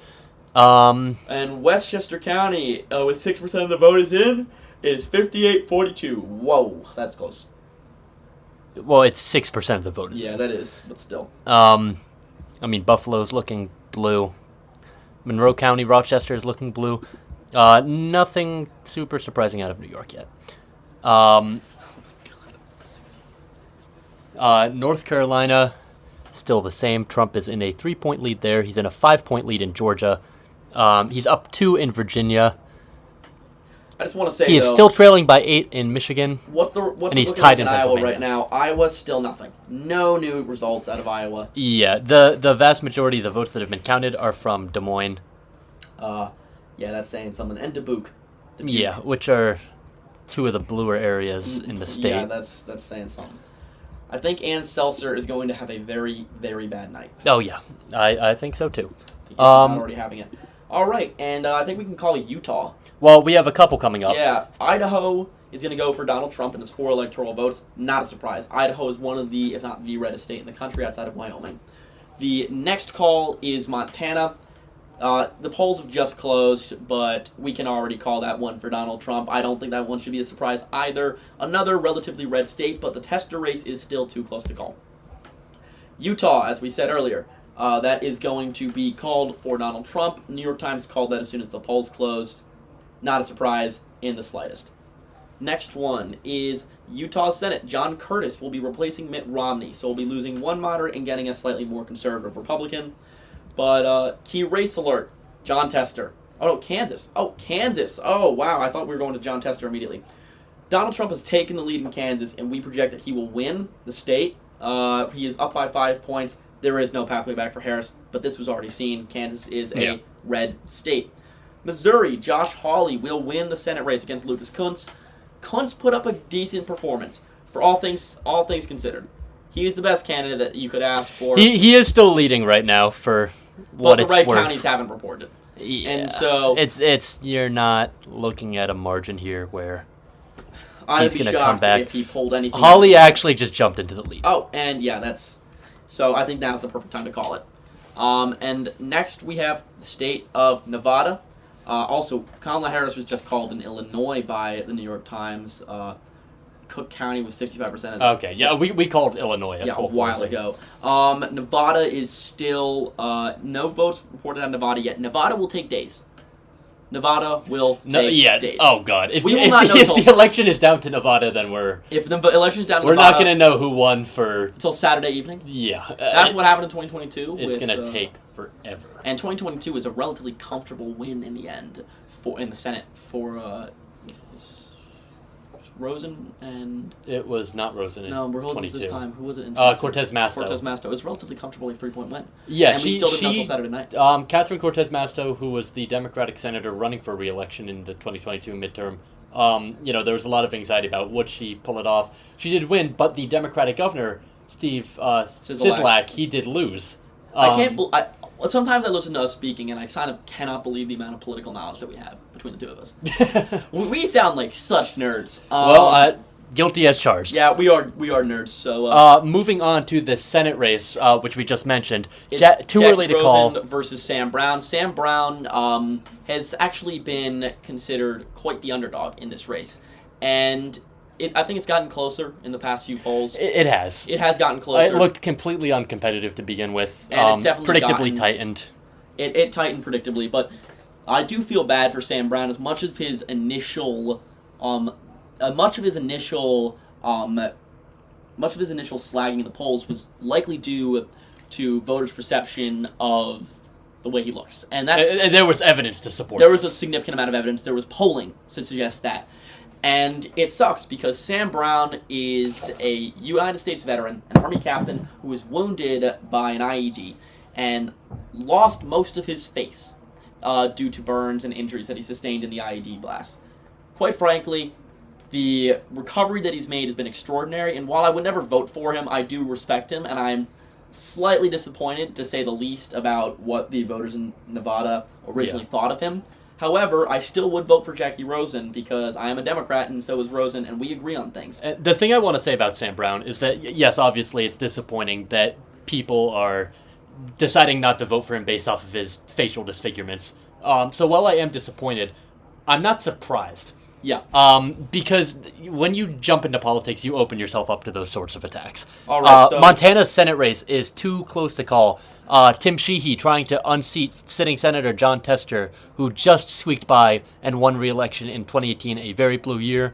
Not such a blue year this time. Or at least compared to 2018, which was a Democratic +9 environment. I just want to say, let's move on to Arizona, because Arizona is the big one right now. The first batch of votes are in, 36% of the vote. The race is within 40 votes. There are 40 votes between Trump and Kamala Harris in the state of Arizona. Maricopa County is the big one. I'm not loving this margin out of Maricopa. Is this the early vote? I don't know. Or is this the election day vote? That's the question. Oh, yeah, well, that is the question, I guess. Yeah. It's also, I do wonder if some of these states are kind of mixing it in. So earlier ballot drops may have more in-person vote, and Arizona could be within mere point. It could be within like thousands of votes, if not hundreds.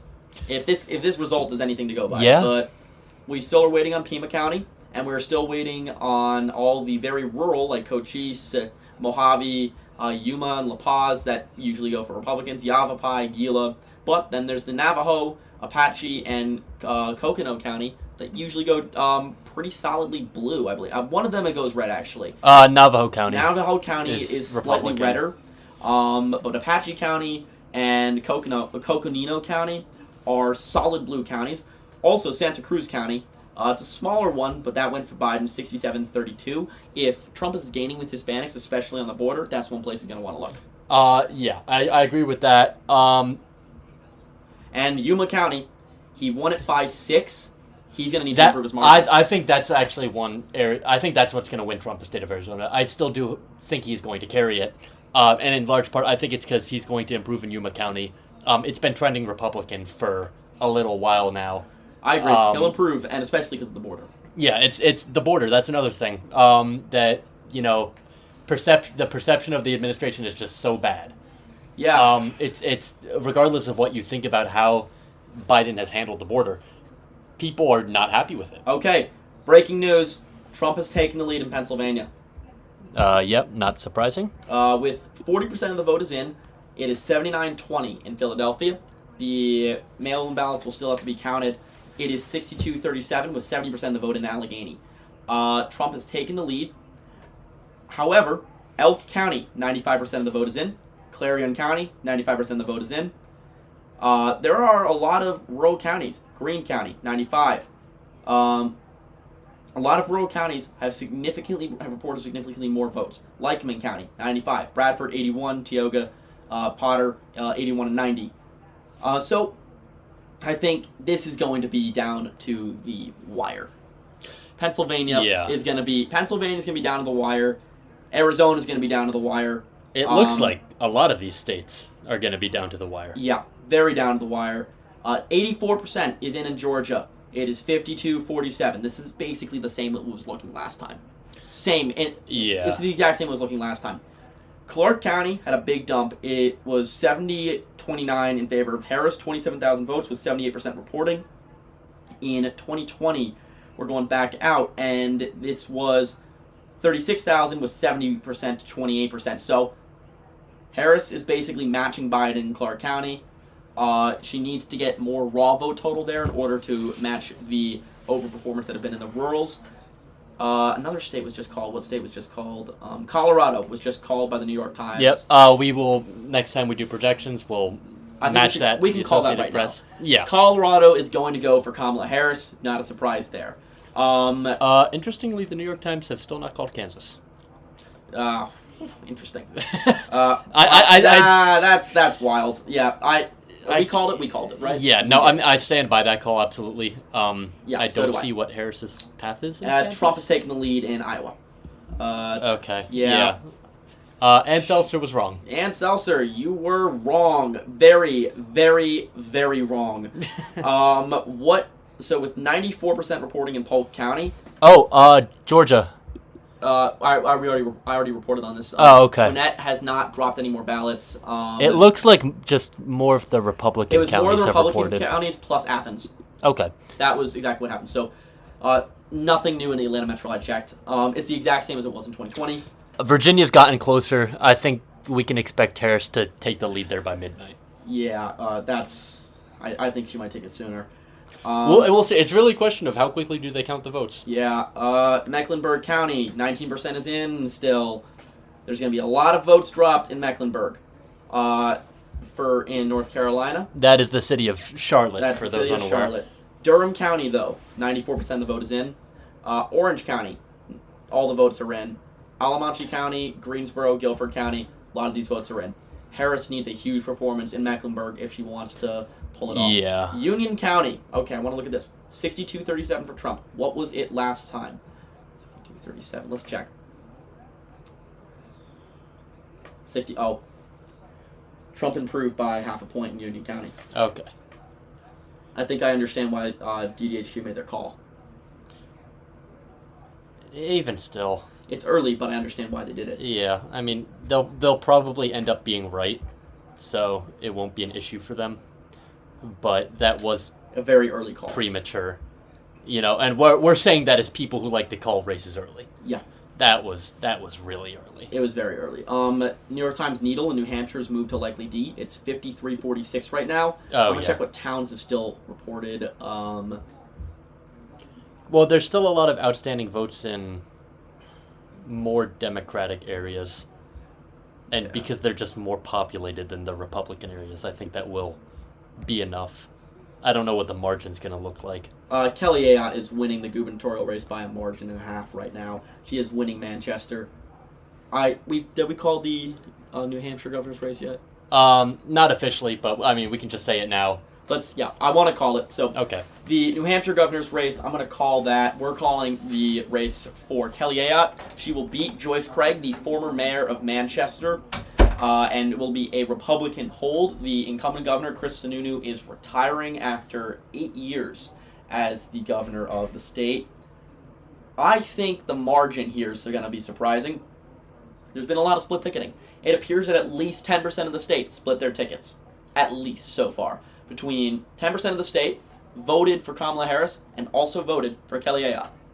That tells you what the kind of state New Hampshire is. It is the kind of state where people are very liberal socially and not as liberal economically. They do not support large spending, and they support local governance being hands-off. It's the live free or die state, and it's one of those few states where split ticketing is still as popular as it is. I also want to go back, take a look at Ohio. Ohio is 75% of the votes in. Wow, it's 56-43 right now. Cuyahoga County, still only at 36%. Lucas County, only 54%. Summit County, only at 39%. Portage, only at 41%. Mahoning County, though, Trump is winning. That's not a good sign. Franklin County is at 72%. It's not a good sign. Hamilton is at 63% of the votes reporting. Trump is possibly on target for a double-digit victory in Ohio. And if that is the case, I would say that Sherrod Brown is not going to win. if it's a double-digit victory, he will not win the race.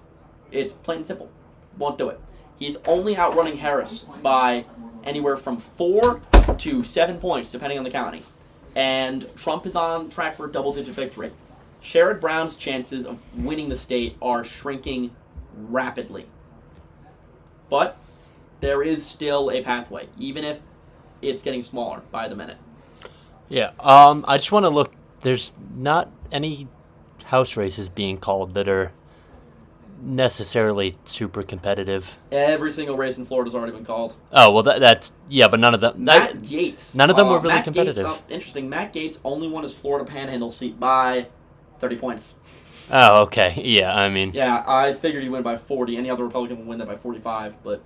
Yeah. It's Matt Gaetz. So... It is indeed Matt Gaetz. Yeah, Don Davis, 80%, and he's got a healthy lead. I don't think he's in serious danger. Yeah, Sherrod Brown is likely going to leave Washington. Yeah. Amelia Sykes is still up, actually. 50% reporting, though, so still a long way to go. Wait, it's nerve-wracking. Yeah. Greg Landsman, I think he's in a good spot right now in Ohio's first. Ann Seltzer he picked up his been, seat from Steve Shabbat in 2022. This is a seat that voted pretty heavily for Biden. I just want to go back to No Arizona surprise. real quick, because over 49% of the vote is in. Okay. 49% is in. It says 51 according 51. to New York Times. Wow. 51, and it is 49.2. Harris is winning by a little bit. This is Yeah, but the needle does leaner. still have Trump. Yavapai County is 58% reporting. Pinal is Pinal, I don't know how to pronounce that, 67%. Maricopa 54. This is going to be a tight This is going to be race. another nail biter. Pennsylvania, nail biter. Arizona, nail biter. Georgia, nail biter. North Carolina, lean Trump. Yeah, And Michigan, toss up. Wisconsin, toss up. Wisconsin's a toss-up, absolutely. Yeah, I don't think we can call either nail biters or toss ups yet, but wow. It's within 2,000 votes in Wisconsin right now, with 44% reporting. Oh, yeah. There isn't a trend of which counties have reported more. That's the thing. The rural counties have reported about as much as the urban counties, with the exception of Dane, which is 72% in, 73-25 for Kamala Harris. Yeah. That margin will continue to improve throughout the night. She'll continue to get more and more badges from Dane County. Milwaukee, 48% in, relatively in line with the rest of the state, 67-31. Waukesha County, still at 77. Washington County, 48% of the vote is in, 70-29 for Trump. That is good. That's a very good election day margin for Trump. And Okazuki County, 52% in, 56-43. That is a bad margin for Donald Trump. Kenosha, 74% in, 53-45. That is worse. That is all. Okay, the margin's going to improve in Kenosha. This is going to be a nail biter. Wisconsin's a nail biter. We have Wisconsin, nail biter. Michigan, we don't know yet. Pennsylvania, nail biter. Arizona, nail biter. Georgia, nail biter. We have 4 pure toss-up states still Yeah. that we cannot see trends either way. I don't know. I think people are getting a little too excited to prematurely declare Trump the winner. I do still think he's the favorite, but this election is still looking close. And anyone who says otherwise, because Kamala Harris is not on track to win 340 electoral votes the way they thought she was, it's just because she's underperforming doesn't mean she's going to lose. I think that's the best way of looking at it. Again, I do think is that if you forced me to make a prediction, I'd say she would lose. But it's just kind of confirmed what I was saying earlier about how close this election is going to be. Yeah, it's... we are going to be only up 10-15. Yeah, we're gonna be up until 1 a.m. probably, if not much later. Well, we still got the coffees and 1 energy drink. Wow. I am... This is right to an abortion failed in Florida, by the way, Yeah, officially. officially. This is... Is this like 2020 all over again? Is this as nail-biter as it was in 2020, or is this more? I don't know. I can't... Trump is... I also know Trump is the favorite to win the popular vote right now. Are you kidding me? Because, well, I'll show you why right now. It's New York. Yeah, New York. God. If you will go down to... Queens. I know, Queens. We haven't seen California yet. Yeah, that's true. But... Okay, I guess we just... Oh, yeah, no, here it is. 78... Look. The needle has Trump at a 78% chance of winning. Yeah, I saw that. This is bad, though, for Democrats in terms of the popular vote. Only winning Queens by 20. That's unheard of. God. Oh, my God. A lot of people thought Trump was going to make big gains in the city. I mean, yeah, but Jesus, this is rough. The Bronx, Trump is at 27%. That's pretty good for him. And I will note... Bronx? Sorry, the Bronx? Yes, in the Bronx. He's at 27. He's at 27% of the vote there. Oh, my God. Honestly, looking at the margins in these blue states, for New Jersey, it's looking kind of closer than you'd like. Yeah, you're not kidding. It's 52. Rhode Island is looking closer than you'd like. Was red line politics correct? Are we going to see a red Oregon right now? Like, oh my God, this is not looking good. This is one of the most... It's not going to be quite that bad. I know. Even worst case scenario. Worst case scenario, but still, it's not fun to look at this. It's not fun. I don't know what's happened to the average American to have this level of insanity. The worst thing for me is I'm joining the Navy in less than 2 years. And I will still serve no matter who the President of the United States is. I will serve faithfully, and I will follow all their orders unless they are an illegal order.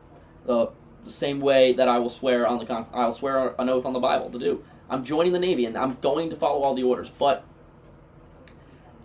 I'm worried more so about what my orders will be under a Trump presidency than what they will be under a Harris presidency. And I would have to say Trump is very favored to win it right now. Yeah, I mean, he's definitely the favorite. I will say that. I do think people are getting a little too sure, though. I agree. They're getting too sure. That makes sense. This feels like 2016.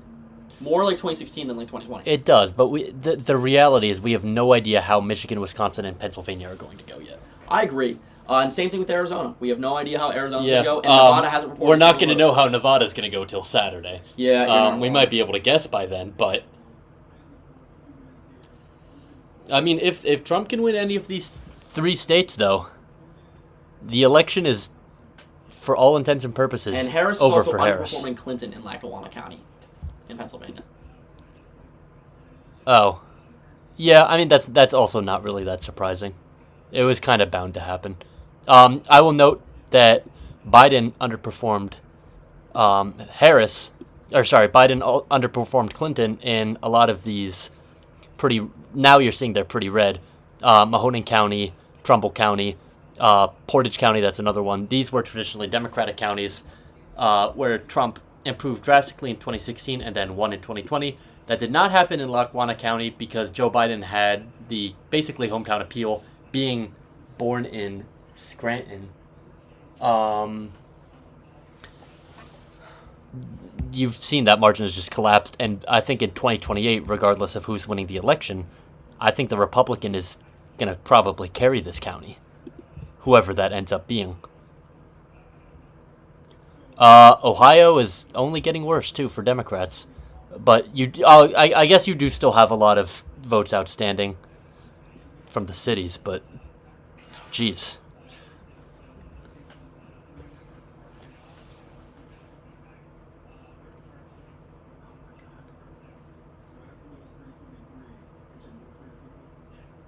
I don't really remember that much about 2016, besides the fact that around this time of night, I was starting to have a bit of a panic attack as a little 12-year-old. I was 12 years old, and I was starting to have a panic attack. You know what's funny? I went to sleep.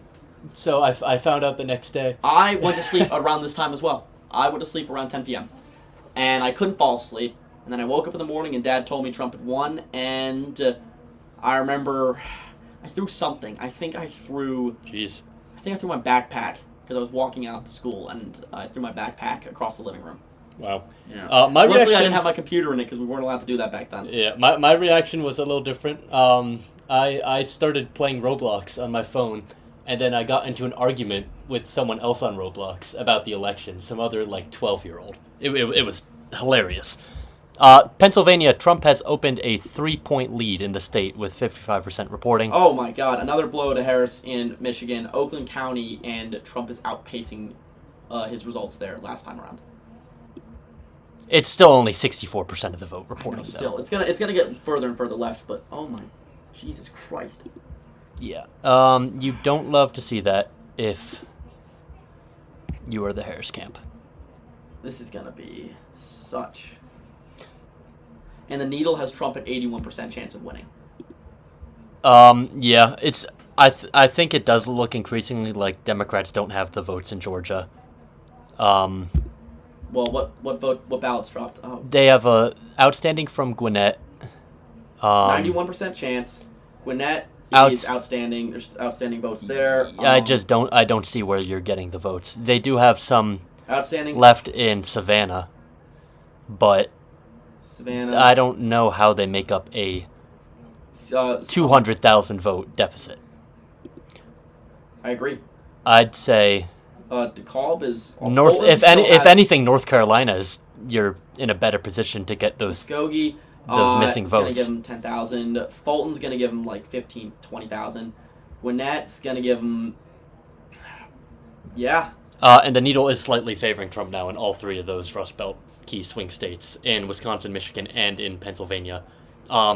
Michigan, still a lot of votes to count. Pennsylvania and Wisconsin, however... Very likely are. Georgia's very likely are. Do you think we can call it? I don't want to call it just yet, but it is looking like that. Like Trump will win. And Michigan is now flipped to lean Republican on the Needle. This feels like 2016. Yeah. I mean, that's a pretty good way of putting it. We elect the government we deserve. I feel like these next 4 years are going to be very long 4 years. We'll see. I'm not excited. I'm really not excited. Yeah. I mean... How did this happen is the question. I'm not super surprised, to be honest. I mean, this is kind of what I predicted for the most part. Then how did 2022 look so good? Well, it's that's the thing. We're gonna have to tomorrow and in the next week, and we're gonna have to look and we're gonna have to see for a couple things. First of all, why was polling off again? Because it looks like it is going to be wrong again. It looks like polling is going to be on this time. It looks like every single state's going to be really, really close. Well, I guess we'll see. But national polling, more specifically, if Trump does win the popular vote, that will have to be addressed because he was not winning the popular vote according to almost anybody. Yeah. Another thing to look We're still waiting for California. Is, to your point, what was different between 2022 and 24. Honestly, I think it's because Democrats were able to turn 2022 into a abortion referendum. They were able to turn the whole election into abortion referendum, and you just can't do that 2 cycles in a row. Yeah. And instead of trying to find a new issue, I feel like they did kind of try and run on abortion a second time. And it just doesn't look like it's working. Even if Harris can squeak out a victory, she is going to be dealing with a Republican Senate and quite possibly a Republican House. Is you seriously think she's going to be dealing with a Republican House? I don't know. That bad already? Well, Virginia's 10th congressional district, this was not supposed to be close at all. It still is. Scott Perry is not looking good. Like, Scott Perry's still behind by 10 with 51% of the vote. Yeah, but that's 1 seat. And you got to then assume that, first of all, Republicans aren't picking up any seats. If Democrats are only gaining a couple of these swing districts, you got to hope that Republicans aren't gaining seats in these red districts like Maine 2nd, which are almost certainly now we can say are going to vote for Trump, quite possibly by double digits. Yeah, you're not wrong. Oh, am I? Nothing really new You know, the one thing about the last 4 years that I've really loved is not having to read about my president every single day. And that's not going to be the case if everything's going the way that you predicted it would go. Yeah. Well, I mean, I do hope I'm wrong, but it's not looking that way. I will reiterate again, though, it is still very early. I'd also like to reiterate, we're not journalists. We're Yeah. we're not supposed to be neutral. We are two registered Democrats. I worked for the Kamala Harris campaign, and James is also a very straight line Democrat. I mean, like, sometimes, like, I think we'd be willing to split tickets in very, like, certain cases, but we are both Democrats at the end of the day. I mean, I didn't even. There was one uncontested Republican on my ballot, and I wrote somebody in. Exactly. You know, I'm that partisan. But you know, analysis is analysis, and you're not doing yourself any favors by overestimating or overstating how your own side is doing. You know, it's there. There does have to be a certain amount of neutrality in your analysis, but at the same time, I believed I was neutral. No, I believed I was neutral. I'm not saying you aren't. But you know, there is a mix. You have to have that mix of a neutral analysis and at the same time as being someone who's extremely opinionated. It's difficult. Yeah. Especially, you know, on a night like this, in an election which is very important, as presidential elections tend to be, and your candidate is losing. Yeah. There's no other way of putting it. Kamala Harris is losing right now. Yeah, by a margin and a half, a significant margin. I think that the most competitive districts, Democrats have won 1, and Republicans have won 2 in the House. Which districts are those? I don't know. I haven't seen. I just saw the Okay. New York Times say that, but that's it. It's a toss-up. Michigan's lean R. Wisconsin's a toss-up. It's going to be a nail-biter. And now we have Arizona, New York Times Needle, lean R. That was already lean R, though. Yeah, and Yuma County, 35% of the vote is in, 64-35. A huge, huge shift. Yeah. Pima County, 52% of the vote is in. This is actually a bit of a shift left. Oh, that's interesting. Yeah, I see Pima that. County has shifted left actually considerably, like 6 points. So that could be enough to keep the race tight, but seriously, I must admit, we have to applaud Kamala Harris for pulling off the campaign she did with such an unpopular incumbent in such little time. Yeah, I mean, I don't want to do a premature post-mortem of the Harris campaign because It's not over she's yet. still in this election. It's I'd just- say if she does lose, though, it has a lot more to do with Joe Biden than Kamala Harris. You know, the position that he put her in and that he put himself in when he was still running for president is was bad. very unenviable. He was. The election would have likely been even worse than this for Oh, yeah, it Democrats would've- if he was still on the ballot. Yeah, I mean, he it would was. have been a massacre. He was losing Minnesota. It was a in massacre. his own opinion. In his own private internals. polling, yeah. Yeah, the race would have been a massacre if Biden stayed on the ballot, and it's not over yet, but it's looking increasingly bad. Texas, Trump is now up 13 in the state. Are you? What? Oh my, holy cow. So there was a question. Someone asked why Wyoming was called with only 3% reporting. The answer to that is Wyoming is one of the most Republican and one of the most conservative states in the country. A Democrat has not won a presidential election there since the 90s. I think Clinton carried it either once or twice. But since then, it has been solidly Republican. And as you can actually see, Trump is up. Well, now it's 9% reporting, but Trump is up by 30 points, over 30 points. So Wyoming was never going to be competitive. There's one county in Wyoming. I think the average Democrat right now is the average Democrat is Spider-Man from the end of Infinity War. Mr. Stark, I don't feel so good. Yeah. That is me right now. I do not feel so good as a Democrat. Well, we are at the part of the night where we're going to be getting more analysis than actual results until one of these states decide to do a ballot drop because we simply don't have as many to look at. Trump has won 2 of his early crucial states, Ohio and Florida. We think he's in a very good position in 2 more in Georgia and Iowa, as well as Kansas, but that's not really a swing state. North Carolina, I guess there is the margin. Harris could theoretically make a comeback there. I don't think it's going to happen. Not gonna happen. So the election is, at this point, assuming Harris can win Virginia, and assuming she sweeps these West Coast states, which shouldn't be an issue for her, the election, and this also assumes that she wins the leaning Democratic states of Minnesota, New Hampshire, and Maine, as well as Nebraska's 2nd congressional district. The election is basically now down to Wisconsin, Michigan, and Pennsylvania. Arizona and Nevada, too. Yeah. It's down to 5 of the original 7. Essentially. What happened to Georgia? There's going to have to be a postmortem in Georgia. But the question is... Well, I think the thing is, I think it's going to be close. But rural turnout, particularly in northern Georgia, is I don't just understand too high. how Trump was able to get such an incredible turnout again. Well, that's the talent of his campaign, and we saw this in 2020 as well, is that he can turn out low propensity voters. You saw it in 2016 too. He gets people who never vote to turn out and vote because his campaign is good at targeting them. They're good particularly at using social media, and they're good at communicating with these rural communities and really getting good turnout from them.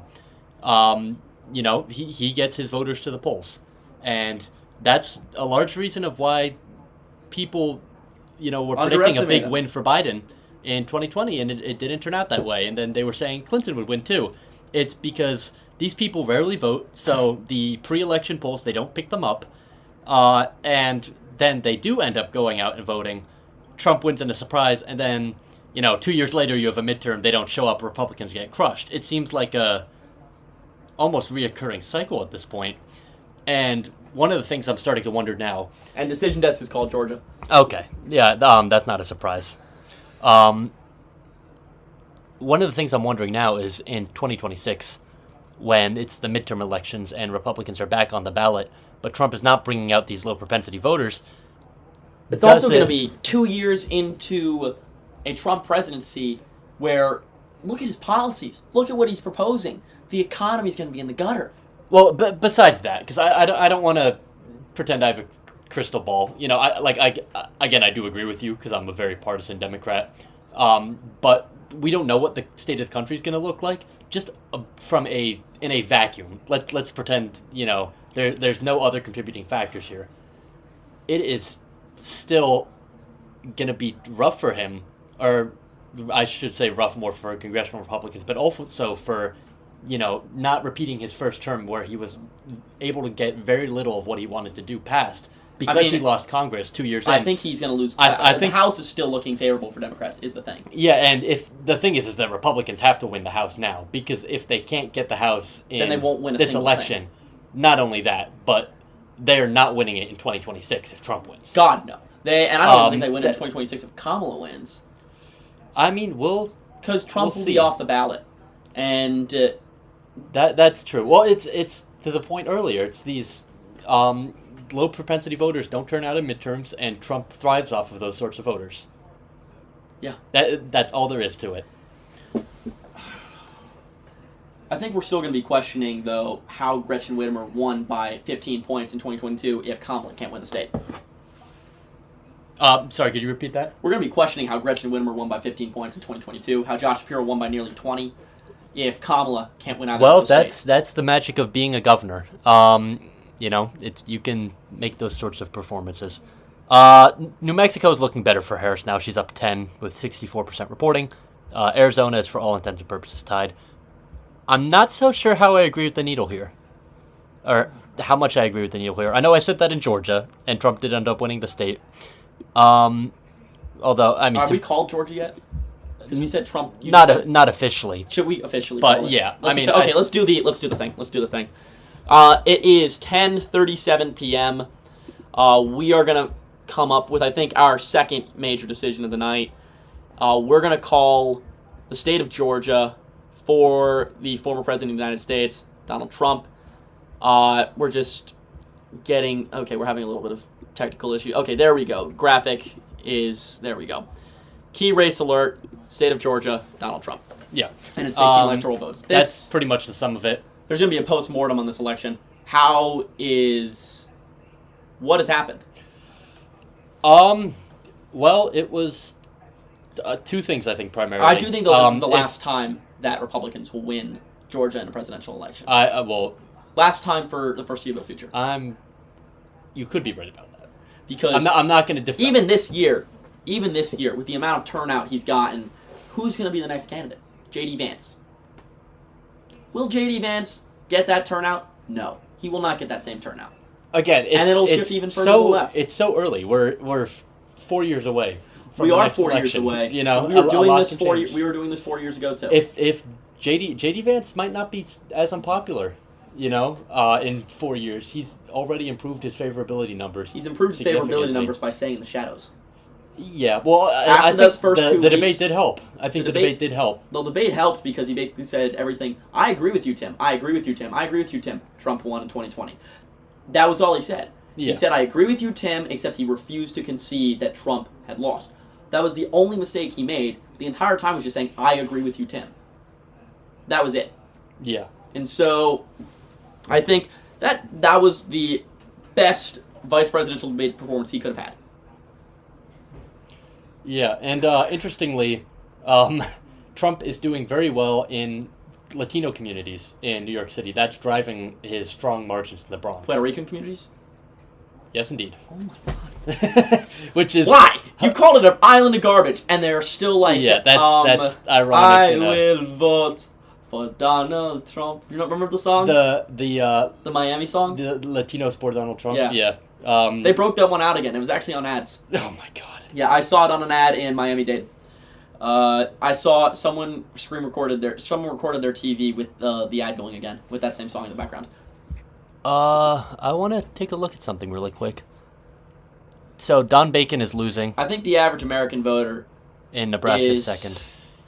Are we becoming France, where we just hate our incumbents? Maybe. Kamala Harris looks likely to win Nebraska's 2nd district. Yay! Well, I mean, it is a good thing. Because if she wants to win the presidency, she now does need to carry Nebraska's 270 270 to 268. This could be a 270, 268 election. It won't could be. And okay. they finally called Kansas. Took them long enough. What's the... it's closer Trump than I expected. Well, it's going to get a little bit less Yeah, it's going to get a little bit less. Hang on, check what counties are still left to report. Some... Rural, but what's the overland? Still some... Yeah, still a little bit, but not much. Yeah. It's going to be Trump plus 14 or 15 in Kansas. It does look that way. Oh, someone is putting some bait out. Yeah, Kamala's winning this. It's pretty obvious. Real! No, I saw someone who said that today is the death of the modern Democratic Party, and I had to laugh to myself a little bit. Do we think that's accurate? No, people said this after 2022. They were like, and what? I'm sorry. They said this after the 2020 election and the 2022 election. It's like, well, Republicans have really lost now. You know, how are they ever going to come back from this? This was said in 2008 too, and lo and behold, they came back. The Republicans have come back from this. Trump is now the favorite in all 3 of these states, in Wisconsin, I don't know how you Michigan, can lead, and in Pennsylvania. How a man can lead a insurrection, a riot, a rebellion against the United States government. A man can lead a rebellion and 4 years later be elected president. He can be convicted of felonies and 4 years later likely be elected president. Well, if there's one thing we know, he can shoot a man dead on Fifth Avenue. Exactly. And voters more specifically have very short memories. Voters are voters. Not smart. They are not smart. Pennsylvania, 61%. I'm gonna need to go for a walk at some point soon. I'm gonna need to go outside. I don't blame you.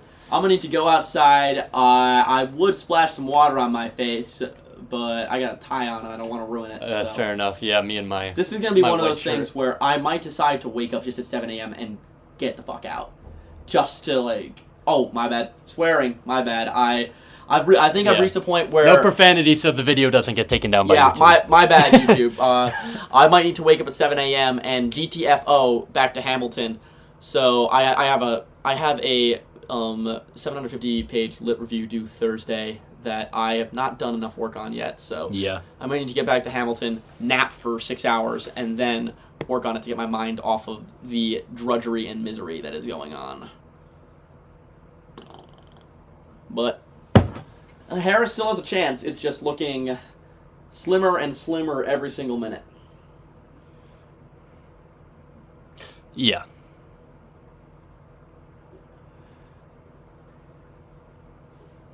We started this stream 5 hours ago. 5 hours ago, we were both significantly more I was significantly more confident, and James's opinion has not changed. My opinion has not changed at all. Yeah, I think James is going to be proven right tonight. I think if I were to call it right now... I hate to say it. If I were to call it right now, I'd say Donald Trump will likely win this election. Unfortunately. He will unfortunately win the election, and it's a really, really sad thing to watch. Well, I want to be careful making proclamations like that, because, I mean, you're right, it does look more likely than not. He does have an advantage.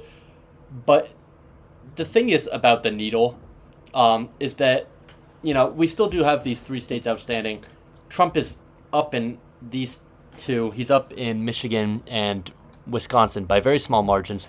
Pennsylvania is probably going to close significantly because there are a lot of votes still to be counted. Yeah. Montgomery County has barely reported anything. Bucks County has reported relatively little. Chester's not reported a thing. Yeah. But if we're looking at anything by Loudoun, Chester could shift to the right.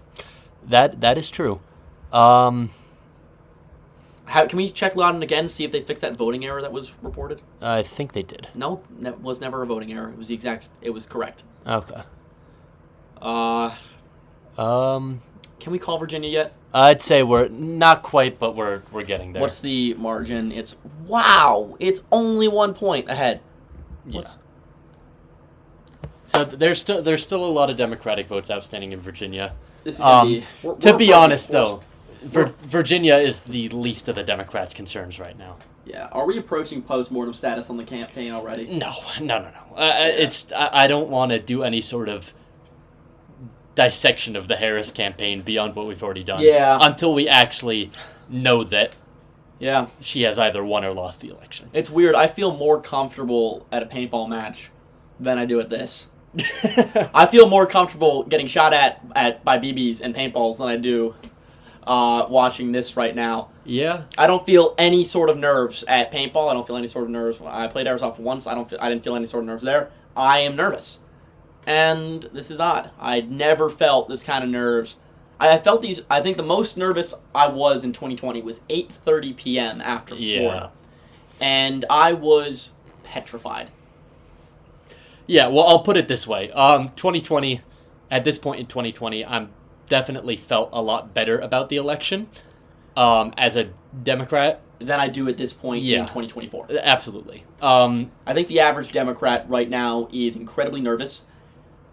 I'd say we're approaching a timeline where there's a reasonable chance this race could be called for Trump by tomorrow morning. I think if he does in fact win, I mean, because how long can they really take to count all the votes? Who knows? Maine's 1st congressional district goes to Kamala Harris. Okay, that was not surprising. No one. We already called that actually. We did call that. We called it as soon as the polls closed. Yeah. Just to clarify, by the way, we have not called the state of Maine at large. I know our graphic said 3 out of 4 electoral votes. We only called the 1st congressional district. I still do think that Harris is going to carry Maine, but I don't want to call it too soon. New Hampshire, I guess a rare bright spot. Okay, so I think we can call a few Senate races as well. New York, we already called for Gillibrand. We can also call North Dakota for Kevin Cramer. Yep. And Mississippi for Roger Wicker. Neither of those two should be surprises. Kevin Cramer. Those have both been verified by the Associated Press as well. North Dakota, Kevin Cramer, well known. He actually suffered a major accident a few years ago where he lost multiple of his fingers in a lawnmower accident. But he's also a relatively nice dude. In 2018, he unseated incumbent Democratic Senator Heidi Heitkamp. Shocking. There was a Democratic senator in North Dakota in 2018. However, there was a Democratic senator in West Virginia in 2023, so shouldn't be as surprising. And Roger Wicker is a very, very long-serving Republican. He's been around in Mississippi for decades, I think. I don't know if he's been senator for decades, but he's been around in Mississippi politics for decades. It's not a surprise that he's going to win. He's very popular, much more so than the governor of the state, Tate, what was his name? North Dakota? No, Mississippi. I don't think it's Tate Reeves anymore. I think it's the other guy. It's Tate Reeves. He was the second term. Oh, okay. Tate No, Reeves. yeah. So it is Tate Reeves. Yeah, and so Wicker's been a senator from Mississippi. This will be his 4th term. Not a surprise. He was preceded by Trent Lott.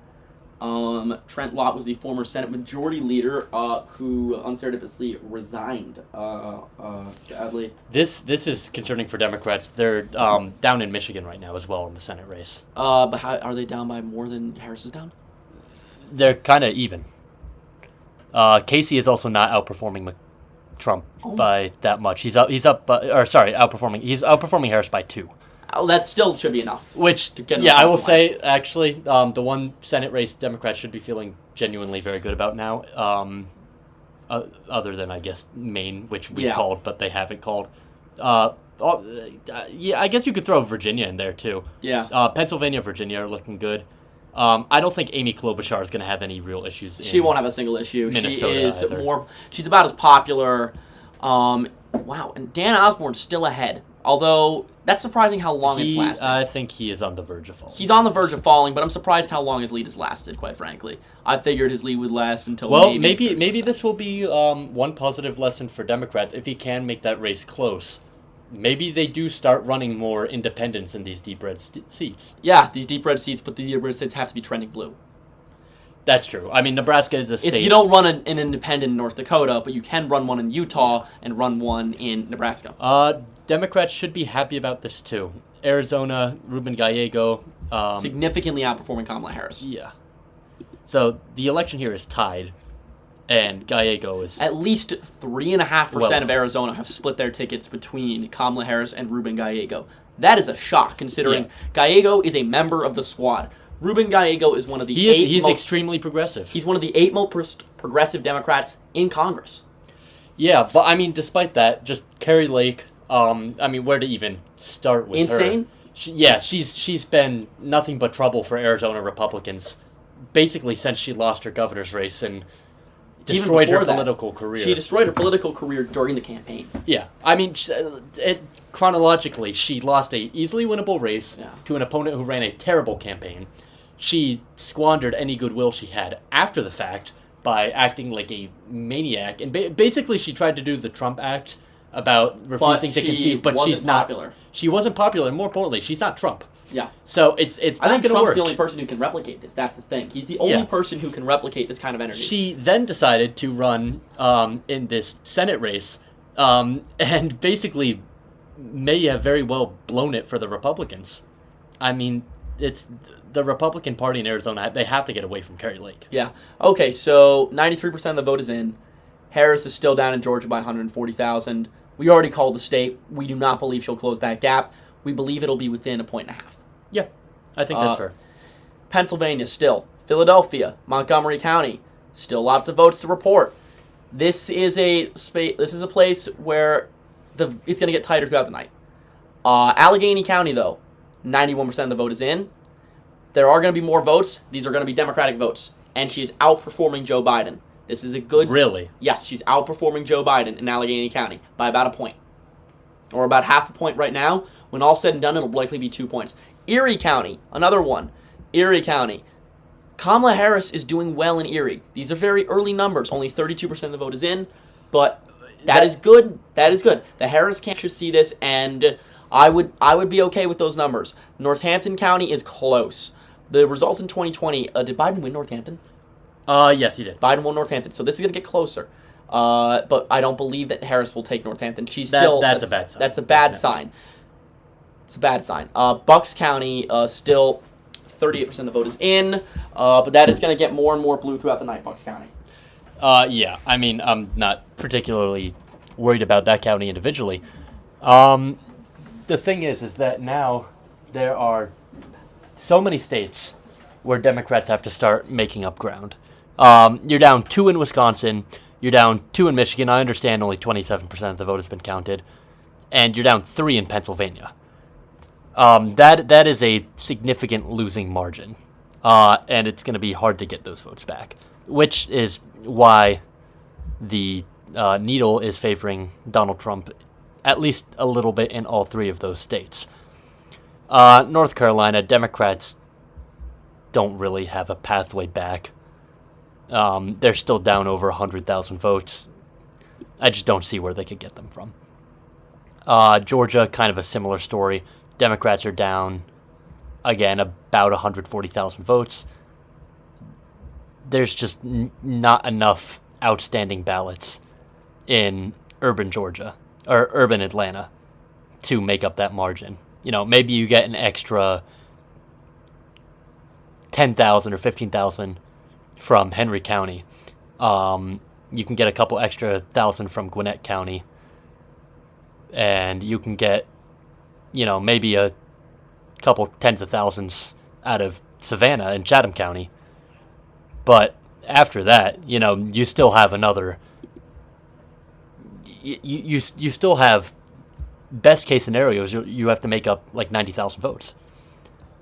And that's why I'm pretty confident in saying that Donald Trump has a very significant advantage. Well, we've already called Georgia. He has a very significant advantage in North Carolina. I'm agreeing with what the New York Times is saying about Virginia. There's only really outstanding Democratic ballots left. I think Harris will probably climb to a 5-point win, if not better here. Really a small comfort when you're underperforming in the states you actually need to win the election.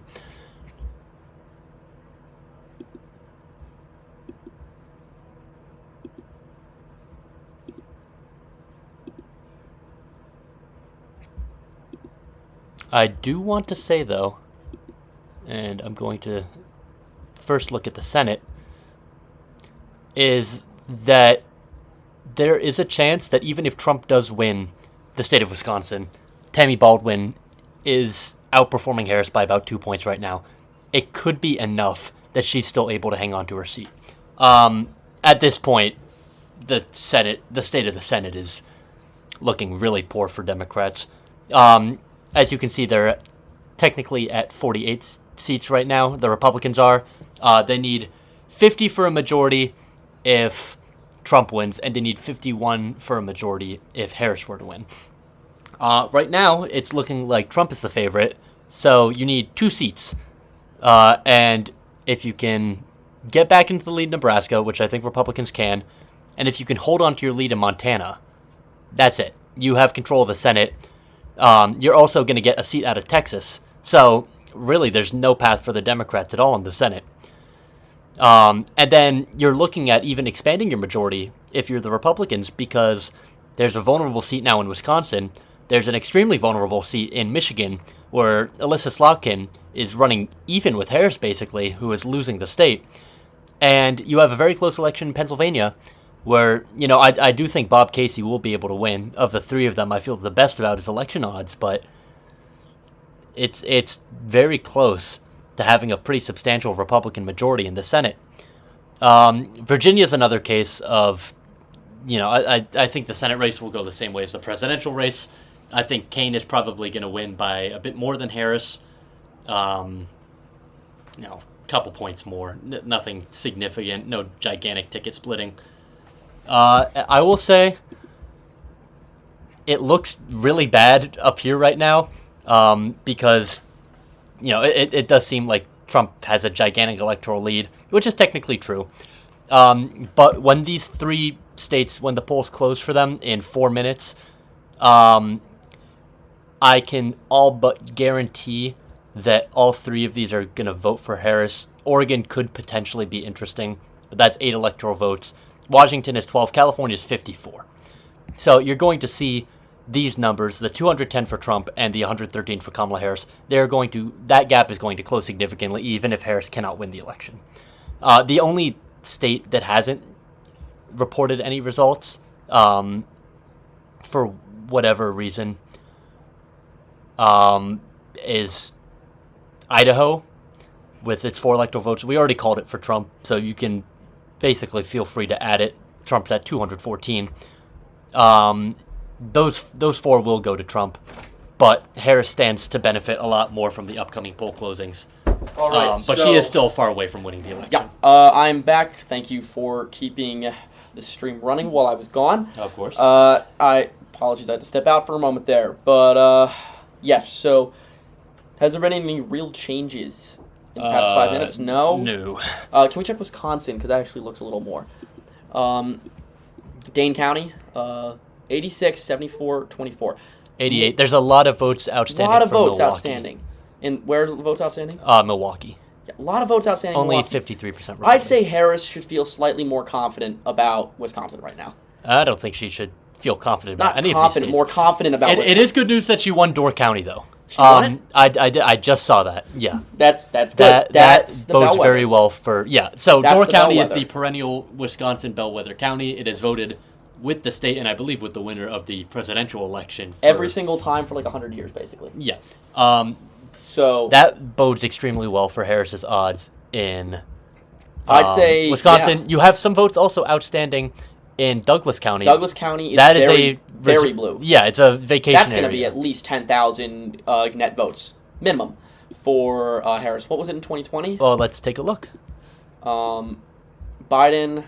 So Biden netted 3,000 votes. Oh, It's probably going never to be mind. something similar. 3,000. They'll get- 3,000 net votes. That's good. Yeah, it's. I think it's going to be probably a combined 4,000 or 5,000 votes. 4,000 from there. 5,000 votes from there that go to Harris. Eau Claire. What's Eau Claire looking like?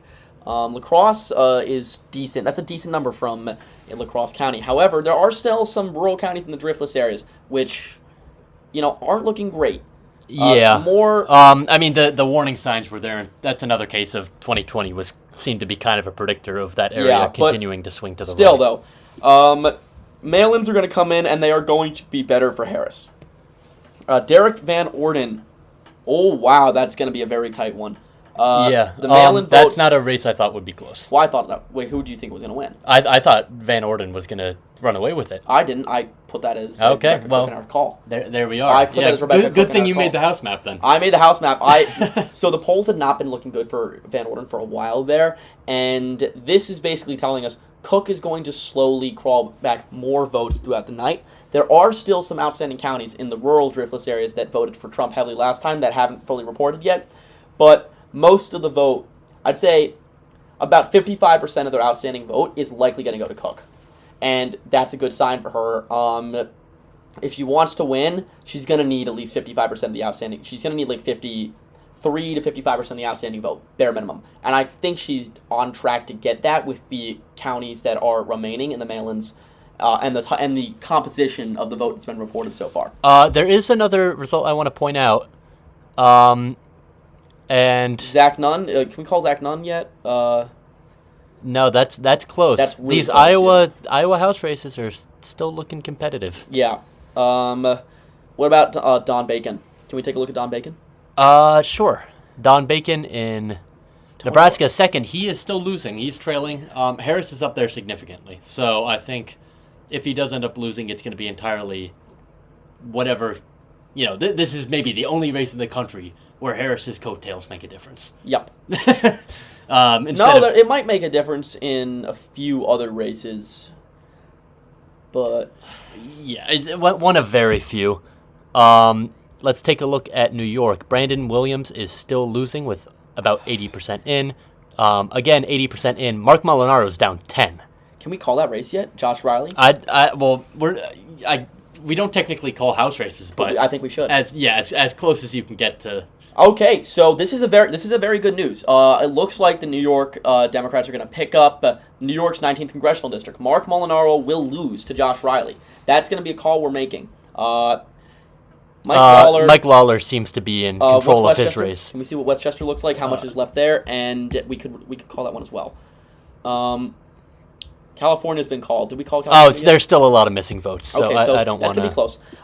So let's call. I want to do some calls for. It's 11 p.m. I want to do some calls. So first off, wait. Key race alert. Decision 2024.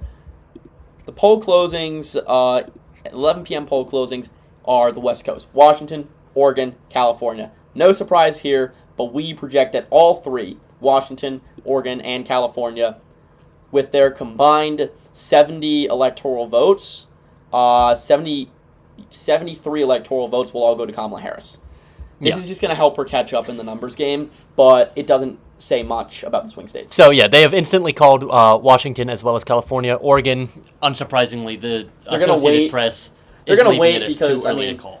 They waited like forever to call Kansas. So Yeah, and Oregon, I think, is also going to most likely take a long time to count its votes. yeah. One thing we got to watch out for is Marie Gluz-Camp-Perez and Joe Kent.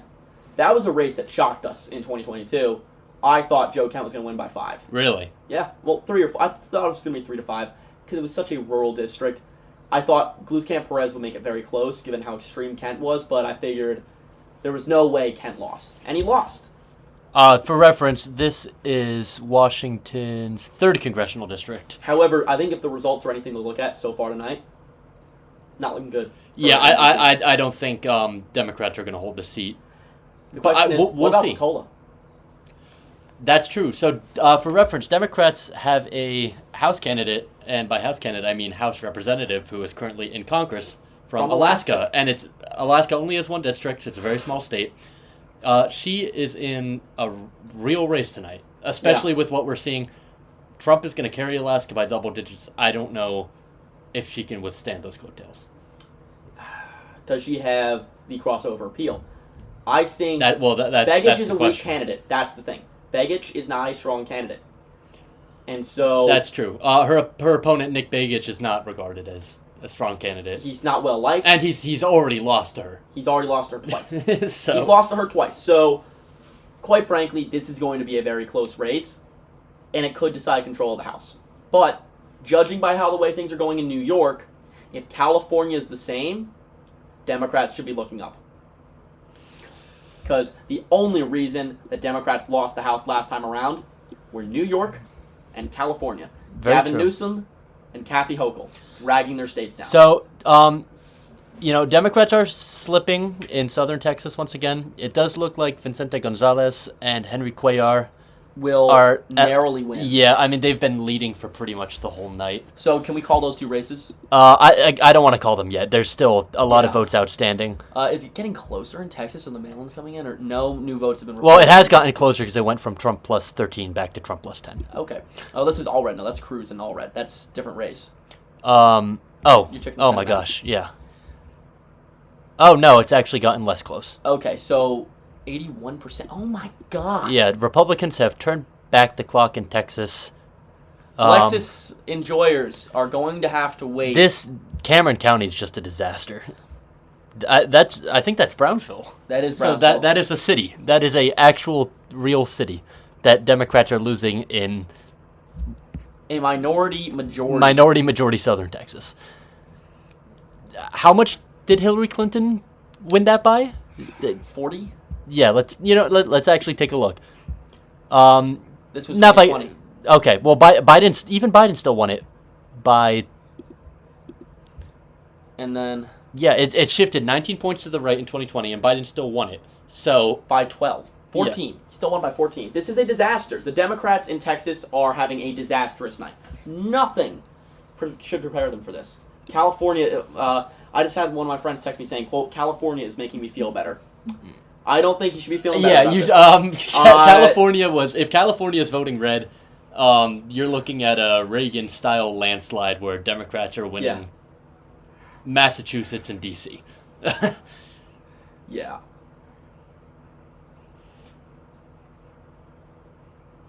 Someone asked, do you believe that Project 2025 is actually realistic? And it depends on the House. I think one of the comments... it also depends on what parts of Project 2025 you're talking about. Because there are some statutes in Project 2025 which are just never happening. Mr. Neons, what are the chances of Project 2025 actually being enacted? Chances of that are, in my opinion, low. Like, all of Project 2025 will not be enacted. The national abortion ban will never be enacted. And if it was enacted, well, say goodbye to... you're going to look at a 2006 style blowout in the House. Yeah. Okay, well, Jared Golden is losing by 9, but only 19% of the vote is in, so... He is also... Trump, for all intents and purposes, can be projected to be the winner in Maine's 2nd congressional district because Golden is right now notably outperforming Harris. Yeah, that is... I mean, that district is gone for Democrats. Yeah. It's been gone for Democrats. It's been gone for Democrats for the past... Romney won it, I believe. Yeah, well, let's see what the... Yeah, I mean, just look at it. Yeah. Ay, ay, ay. It's enough to make Maine sort of close. Sort of close. New Mexico, a breath of relief for Harris, I guess. Just that she's up by 8 with 71%. Yeah, can we call New Mexico? I'd say we can. New Mexico. Okay, we're gonna officially call New Mexico. Let's 5 switch electoral to the slide. votes for Harris. You want to switch to the slides? Yep. Okay, decision 2024. The state of New Mexico. We gotta find the slide real quick. Yep. We have one? Nope. We do not have one. Okay, well, Either way. Know that New Mexico has been won by Kamala Harris. That was an oversight on our part. Our bad. Yeah, no surprise there, though. I think we thought we had every big state. Yeah. She's up by 8, like I said. Republicans just don't have the numbers to flip the state. It's kind of a reverse North Carolina where we haven't quite called it yet, but there's just not a path. Harris, I saw a comment, quote, Harris has pretty much the same chance of winning as Southampton have of staying up this season. Ouch. They are not wrong. No. Trump is now up by 5 in Michigan with 30% reporting. Oh, it's only 30%, and Wayne County has counted 1% of its votes. Yeah. So Michigan is going to be too early to call for a while. Way too early to call. At this point, I say we can classify Wisconsin, Pennsylvania, and Arizona as too close to call. All 3 of them. Yeah. And both North Carolina, North Carolina and Georgia have both gone to President Donald Trump. Former president. Did we call North Carolina? We did. Okay. Well, yeah. I think we did. Regardless, it's evident that he's going to win the state. There's no pathway The back. room just isn't there. The numbers do not add up for Harris. Yeah. So, basically, the pathway for Harris now is she has to win all the Rust Belt states. Has to. All 3 of which she is already losing. Yeah. And while it doesn't look anywhere near as bad in the Rust Belt as it did in the Sun Belt, it still doesn't look amazing. I would still rather be Trump in the Rust Belt right now. Additionally, Harris has to win Nevada. If she doesn't win Nevada, there's no math for her there. She has to win Nevada and the Rust Belt states. Right now, I don't know if she'll do that. It's, quite frankly, completely up for grabs whether or not she'll be able to win this election and whether or not she'll be able to pull it off. I know that Kamala Harris and Doug Emhoff are in Washington, D.C., or wherever they are, and they're nervous. They are feeling incredibly nervous. I know Tim Walz is probably playing Fortnite with AOC right now and is still feeling nervous. He's probably more nervous about getting absolutely crept up on by some random 6-year-old Fortnite pro who's going to outbuild him and whatnot, but he's still probably feeling nervous wherever he is. At the end of the day, though, let's see, Minnesota. Hold up. Minnesota. Okay. Minneapolis hasn't reported a single vote. Yeah, it's all rural counties. It's all rural counties. Except Clay. This is an underperformance also. An underperformance there, Jesus. From but Biden. It's very rural, too. Yeah, it's rural. It's also one of those kind of blue-collar, smaller cities. Let's look at Duluth, that's included. Duluth, it's next to Sioux Falls, right? Oh, right, yeah, right there. Duluth, okay, it's 2%. Only 2% in St. Louis. That's going to be an interesting one, too. Yeah, if Trump can win St. Louis County, I think that he'll win the election. But Kamala has won Door County. That's true, and it's technically It's the bellwether. The bellwether. And so, I don't know. And, I mean... It's safe to say, can we look at Iowa again? Look at Iowa. Ann Seltzer. Yeah, she's fired. It was Trump plus 15. It was Trump plus 14 with 80% reported. How do you mess up this badly? Miss. Now, it's not going to end up that way. It's going to end up more Trump plus 10. You mess up this badly. And I understand it was a recipe for success in previous elections, but Ann Seltzer does not weigh her polls by education. And that is how you get this sort of polling miss, is if you don't weigh your polls by education, you undersample Trump voters. Yeah, you do. And it happens every time. And Ann Seltzer is no longer a gold standard pollster. No. She is a... Well, she said it herself. She wouldn't mind becoming the silver standard. I'd say now she's the bronze standard. We'll see exactly how bad this gets for Harris. My guess is it's going to end more like Trump plus 11 because there is still some outstanding vote in Democratic areas. That is still a 14-point polling miss. How do you miss by that much? Yeah. Seriously. How? Like, I don't think Yikes. anyone could have seen a 14-point miss from Ann Seltzer No. because she's never missed before. Her biggest miss was a 5-point miss in 2018 on the governor's race. That's it. Yeah, I mean, it's It's going to be... Ann Seltzer is going to have hell to pay tomorrow morning. oh my god. Fox News is probably cooking her right now. I guarantee you that Tucker Carlson is laughing his ass off wherever he is. Can you imagine what it looks like on One American News right now? Oh, on OAN? Yeah. Yeah, Newsmax. What does it look like on Newsmax? Probably would. Vought News Network. What do you think Cameron Coleman's saying about this from The Boys? That's a niche reference that not all of you are going to get. But, yeah, 74% Pennsylvania. Nothing new. 75. Philadelphia's at 75% in. 78-21. 406,000. I don't think Kamala's going to get the turnout.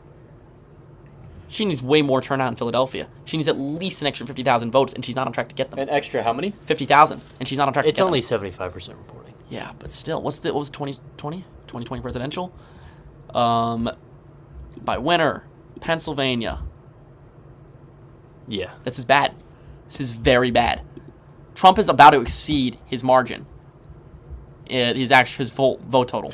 Trump's gonna. What percentage did Trump got 132,000? Or did Harris have in? Oh my God, Biden. What percentage did Biden have in Philadelphia? 81 something. Oh well, she's 3 points away from that. Hold up. What was? Let's see. Fully. It was 81.4. I think dooming is a little bit premature. I still don't. I still think it's a little. It's nerve-wracking. It's very nerve-wracking. Erie County's looking good though. I must admit. There's so many votes. There is still so many votes. Northampton's looking. Northampton's rough. going to get bluer, but it won't flip.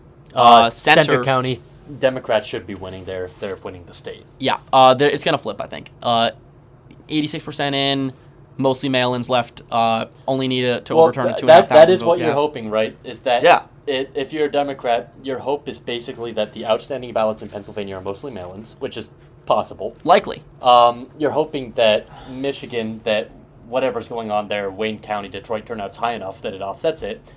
And Wisconsin, you're just kind of... You're kind of just watching... You're kind of hoping... Crumble. Yeah, essentially that. There's... I mean, there's really nothing else that can be done. The votes have all been cast. It's likely down to these Almost three every states. single American has finished casting their ballot. Besides Alaska, maybe? And even then, Hawaii. And Hawaii. If Hawaii's guaranteed. If you're watching this from Hawaii, stay in line, right? Yeah, if you're watching this from Hawaii, stay in line. Do we have any viewers from Hawaii in the chat? No. I'm going to tell you right now. Any U.S. servicemen at Pearl Harbor? Servicemen and women. Can we see New Hampshire again? 66. Yeah, let's... 5 points. Whoa, that has gotten close to comfort. It's Rockingham, that's why. Let's see, is Portsmouth? I want to check AP. Because that's the individual towns around AP. Okay, I don't want to mess around with it. Yeah, I'm gonna... Here, I will check AP on my computer to see the individual towns, see how much vote has come out of Portsmouth. Because I had that open. Brandon Williams has lost officially. Democrats pick up, I believe, their first seat of the cycle. That is good. That is very, very good news. Kelly Ayotte is one. No surprise there. President. Okay. So, some good news in Portsmouth. 74% of the vote is counted. Harris is doing well there. Seabrook, not so good. She's underperforming Biden. Oh, and I will say it's only 54% reporting. Alabama's 2nd congressional district is tied right now. Wow. This was a race. Yeah, I mean, I thought it would be competitive, maybe not quite this close. We're getting the Hamilton College. Oh, wow. Democrats group North chat. Carolina's 1st district is going to go down to the wire. 90% in. Don Davis is up by 1%. John Manning is the new rep for NY22. The official call has been made, and everyone in the Hamilton Dems group chat is celebrating this tiny victory. Yeah, well, we're Listen, you deserve it. I We guess did the it's work. you'll take what you can get, right? I want to see what the margin is from Hamilton College when that gets released on Days Redistricting in 6 months. Laura Gillen is leading Anthony Desposito, but only by 0.4 of a percentage point. Yeah, well, Desposito did not help Swazi's up by himself. 4. Desposito did not help himself with the scandal. No, I mean, he really didn't. would have won Perry handily. is still down. 70% of the vote has been counted. much is he down by? He is down by 4. It's going to continue to get worse for him, I think. We'll see. Deluzio, that should be a call. Deluzio's going to hold. He looks like he's going to hold his race. What's going to look like? Here, go back to Ohio, Amelia Sykes. 13th. She's doing all right. Should we call that one? Not yet. No. This is an interesting one. Ohio's 9th congressional district. That is the Toledo area. Mail-ins are going to break for her, though. Probably, but Marcy kept her. That's going to be a very tight race. She is losing right now. That would be a big loss for the Democratic Party. That is experienced legislator. That would ruin their chances of winning the House. Yeah, it very, very well could. I mean, just not a lot of... obviously, the win in the 22nd district, that's good news for the Democrats. There's no other way to spin it. They picked up a seat that was expected to be competitive. The Associated Press just called North Carolina for Trump, by the way. What a shock. We already called it. So. Yeah. But, you're barely ahead in a lot of the races. You should be winning by more. There's a few bright spots. Like I said, New York's 22nd. It looks like Democrats are going to pick up the 19th as well. Molinaro, I don't know what his path back really There is no path. We already called the race. Like. We already called the race. So there is no path back for Molinaro. That's 2 pickups. That's good news. That's very good news so far. If Don Davis can hold on, if Marcy Kaptur can hold on, Democrats should be reasonably hopeful. Yeah. Zach Nunn. We're going to also see California because we don't know how these national shifts are going to affect these House races. We don't know at all what California is going to look like because California's going to be a little bit of everyone.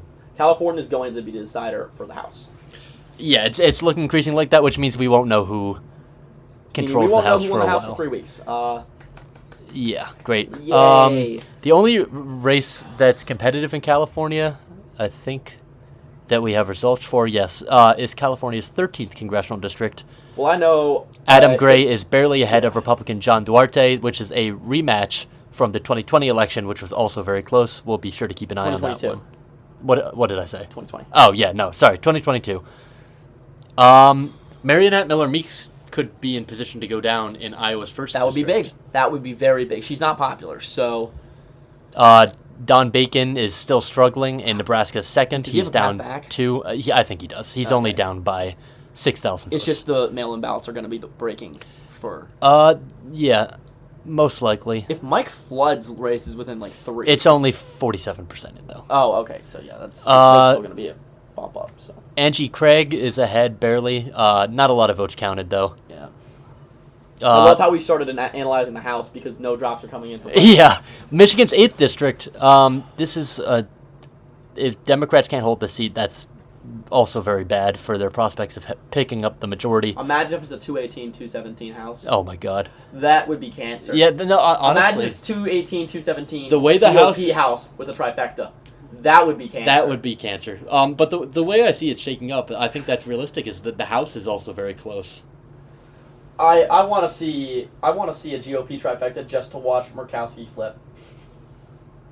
Also, I want to go to Ohio Senate really quick. Yeah.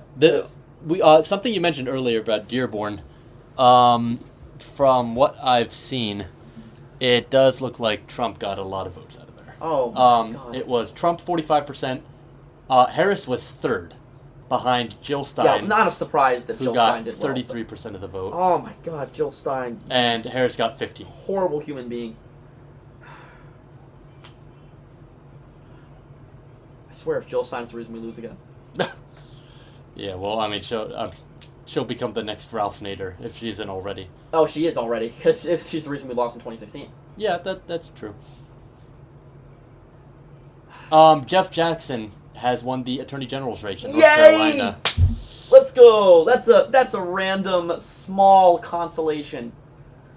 Jeff Jackson, future governor of North Carolina. Quite possibly. North Carolina keeps fielding the candidates that they field for the GOP. Jeff Jackson will be the governor in 4 to 8 years' time. Yeah. I mean, looking at Pennsylvania, ugh. Even if you can reverse what's going on in Michigan and Wisconsin, I don't know. It's getting bad. Yeah. Tim Kaine, by the way, has won his Senate seat in Virginia. Hey, that's small. He's up by 6. Expect that margin to grow. I want to look at the... Okay, well, Harris is only winning by 2 right now in Virginia with 83% reporting. How? What? Is this going to be Harris under 5? Oregon, by the way, Harris looks to be on her way to a victory as we projected. She's up by 13. Yeah. In Arizona, no more votes have been counted. Still a tie race. In New Mexico, no more votes have been counted also. Harris is still up by 6. God, this is depressing. Georgia... Oh, okay. Oregon's just been called, by the way, for Kamala Harris by the Associated Not Press. surprised. Yeah, Georgia hasn't been called yet, but I think it's done. This is not fun. Yeah, so it's down to these 3, and Trump has the advantage in all 3 of them. That's all there is to say about this race right now. Let's take a look at the Senate.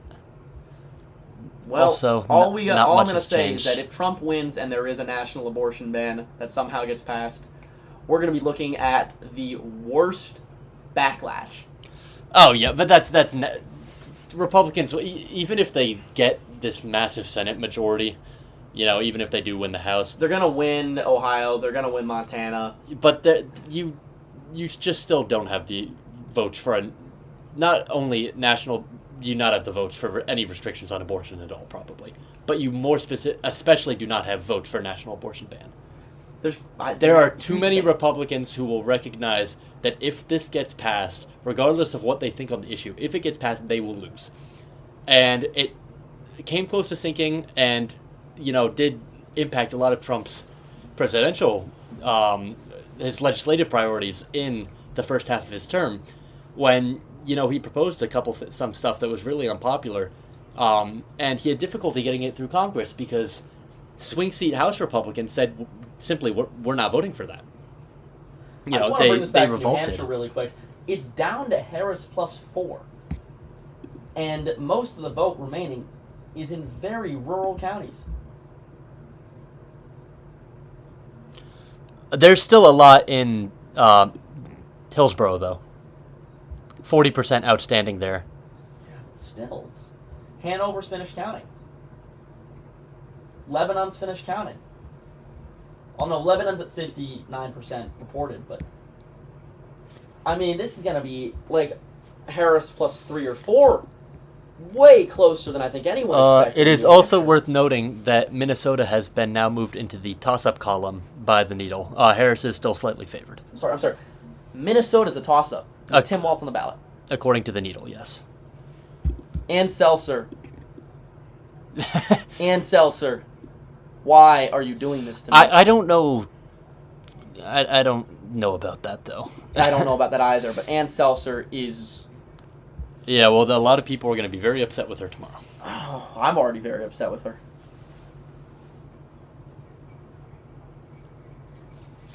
The one thing is that I do think by the time Trump is in office, at least a year into his presidency...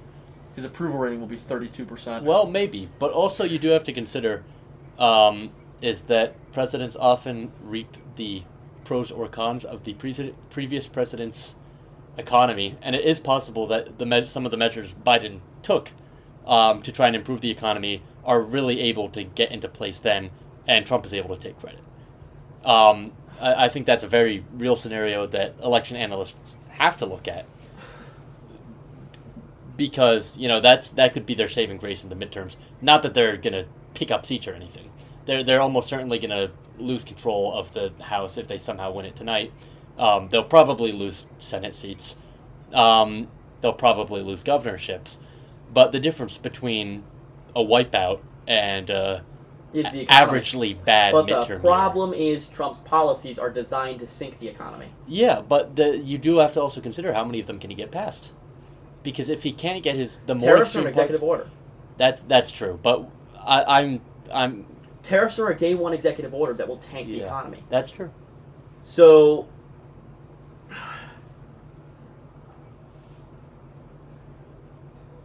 and the thing I'm most worried about is Ukraine. Oh, well, I mean, that's going to be a disaster. I just want to say to Vladimir Zelensky, you've been a hero. Thank you so much for all the work you've done. We're so sorry. Yeah. It's not agree. over yet, but it's almost over. There's been valid criticism of Zelensky and more specifically of his party in a lot of how they've handled internal parts of the war.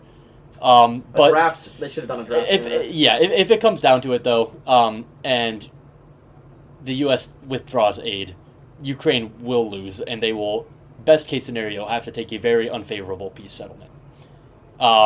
And the implications of that, not only for, and again, this is my opinion, this is my personal opinion, I'm concerned about the implications of that for the international rule of law, basically. Brief segue from any policy discussion. Bernie Moreno has officially flipped the Ohio Senate race. Oh my God, they called it? Yeah, I mean, it was coming down the pipeline, but so Jesus. That Sherrod Brown went out with a whimper. Yeah. I think Ohio is gone for Democrats forever now. Ohio is absolutely gone for Democrats forever. You have an incumbent popular senator who just lost by 5 points. Yep. No other way around it. I mean, Kamala Harris sunk his campaign. And a chair of a committee. Yeah, no, but it's the top ticket was too bad. Kamala Harris is losing Ohio, I think, right now by 13 points. Yep. And he outran her by 8. Or 12. He outran her by 7. Yeah. Which, if you're in 2012 or even maybe 2016. 2016. You can make that work. He makes that work, but not this year. Not this year. It's too much. I'm going to reiterate this. My faith in the average American voter tonight has been far more degraded than I think it ever was at any point in American history.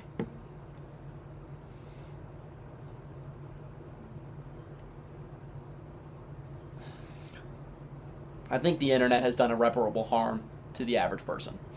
Well, I mean, regardless of what you think about the election, that much is certainly true. The internet the internet has literally run it. Critical thinking skills. Minnesota's back at lean Democrat, by the way. Okay, so for the needle watchers, we can all breathe a sigh of relief. Yeah, if Trump won Minnesota, then I think Ann Seltzer would be have her head on a pitchfork. I'm sorry, that's Ann Seltzer would not. Yeah, Democrats are going. People are going to be understandably very upset. Torture tomorrow, though. They're going to torture. My God, her Twitter account's going to be a cesspool. Yeah, I think she's going to have to go into hiding. No, she will actually get death threats tomorrow. Yeah, most from likely. Crazy libs. Like K-Hive is still a force to be reckoned with. Oh God, don't say that. K-Hive is the reason why I went viral. So. Yeah, Oakland County, still a lot of votes outstanding, not looking good. At this point, I'm very excited to get off of Twitter on Inauguration Day. My last post will be on Inauguration Day. I will say, before we get too doom and gloom about Michigan, there's still a lot of votes outstanding in blue areas. There's votes outstanding in red areas, too. But there's still a lot of votes outstanding in blue areas. If you were to call right now, though, the chances of Harris winning, what would you say? 30%. 10%. Really? Yep. I'm not quite as pessimistic. I think she does still have an outside chance, but it is exactly that, an outside chance. Ralston might also get cooked again, because I don't think it's... Oh, yeah, maybe. I was saying, I called every single swing state except for Nevada. There is a scenario, though, where we have a bit of a 2016 repeat where, Trump did seem like he was going to win Nevada in 2016 and still lose because he lost the Rust Belt. Lo and behold, Trump wins. He sweeps the Rust Belt. He wins Michigan, he wins Wisconsin, he wins Pennsylvania, but he still does lose Nevada. But the reason why is because Hillary Clinton had a great record with Hispanics. And Kamala Harris doesn't do that. Kamala Harris will not win Hispanics in Clark County the same way that Hillary Clinton did. And that's going to be the deciding factor. The suburbs also of Las Vegas have not trended left anywhere near as much as the suburbs in the rest of the country. That's true. Yeah, I mean, we'll see. At the rate the election is going, I think you're right. I don't think Harris is going to win Nevada. If I will say, So hypothetically, let's say Trump wins every state he's leading in, Harris wins every state she's leading in. Nevada would be the only state I'd get wrong in that scenario. I'd be 49 for 49. Yeah, and I'd be 49 for 50. I'd be 47 for 50. No, less 44. So I'd be wait. If Nevada went blue and every other state went red, I've gotten every single swing state wrong. That would be.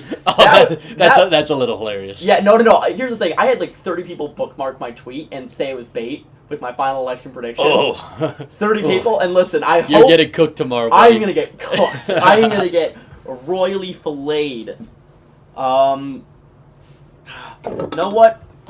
My consolation. So my consolation.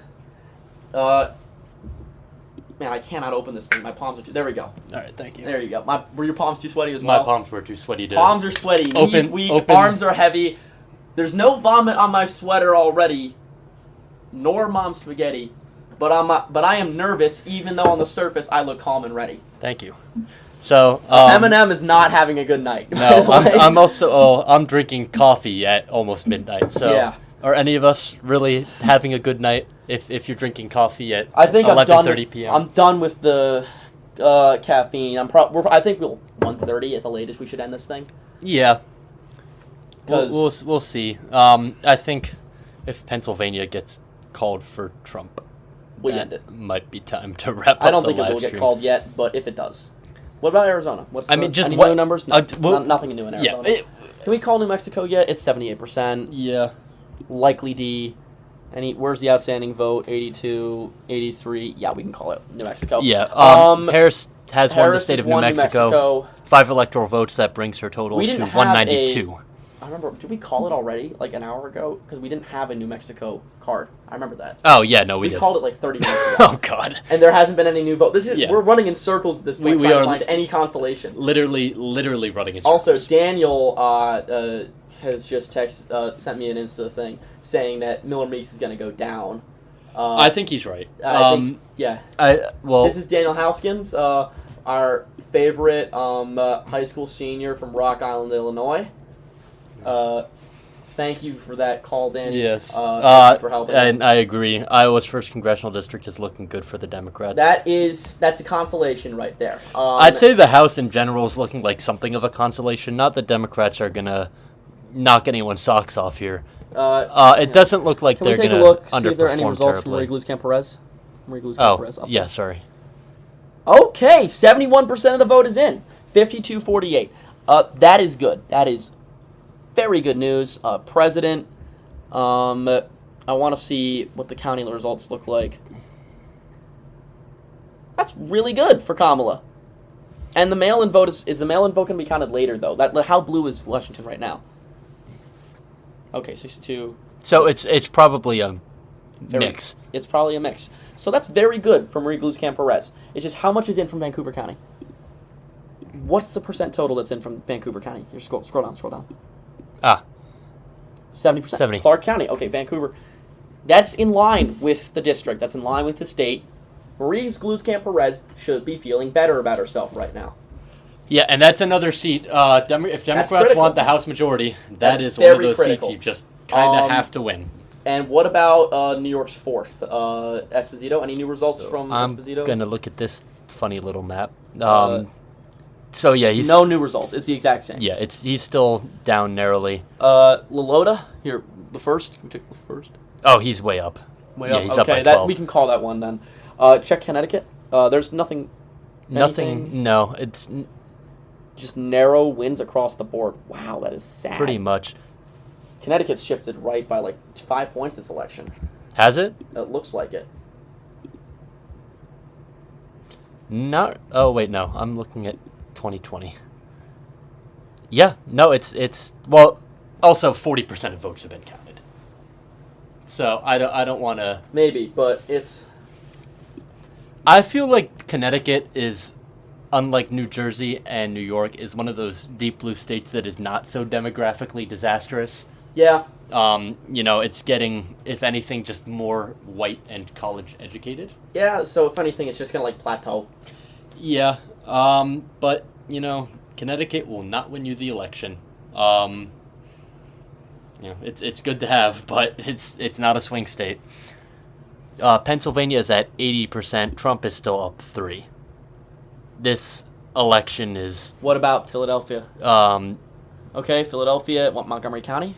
Bucks County is good. That's more votes to come in still. Bucks County is getting redder though. No, it's not. It's going to get bluer because of the mail-ins at some point. No, but like it has gotten redder. Is Okay, what but I'm the saying. mail-ins will still come in. I sound like the bunker scene right now. Yeah. No, but the mail-ins will save us. The mail-ins will Steiner's counterattack. Oh God. I sound like I'm rambling about Steiner's counterattack right now. Yeah, this is just. Ugh. Wisconsin. I am fine. praying that we have a President Harris, but I do not see the pathway anymore. Yeah. I don't see it. It's all but disappeared. You're down to a 10% as well? I don't know about that far. Maybe more like 20. In 10 minutes, you've gone down from 30 to 20%. I'm down to 10%. Well, that's how the election is going, isn't it? Yeah. So the window of opportunity is evaporating quickly. it's evaporating very quickly. But here's the thing. It might have already evaporated. All the votes have been cast. It's just about tallying them up. That's true. Every single vote has been cast. We just don't know who they're for yet.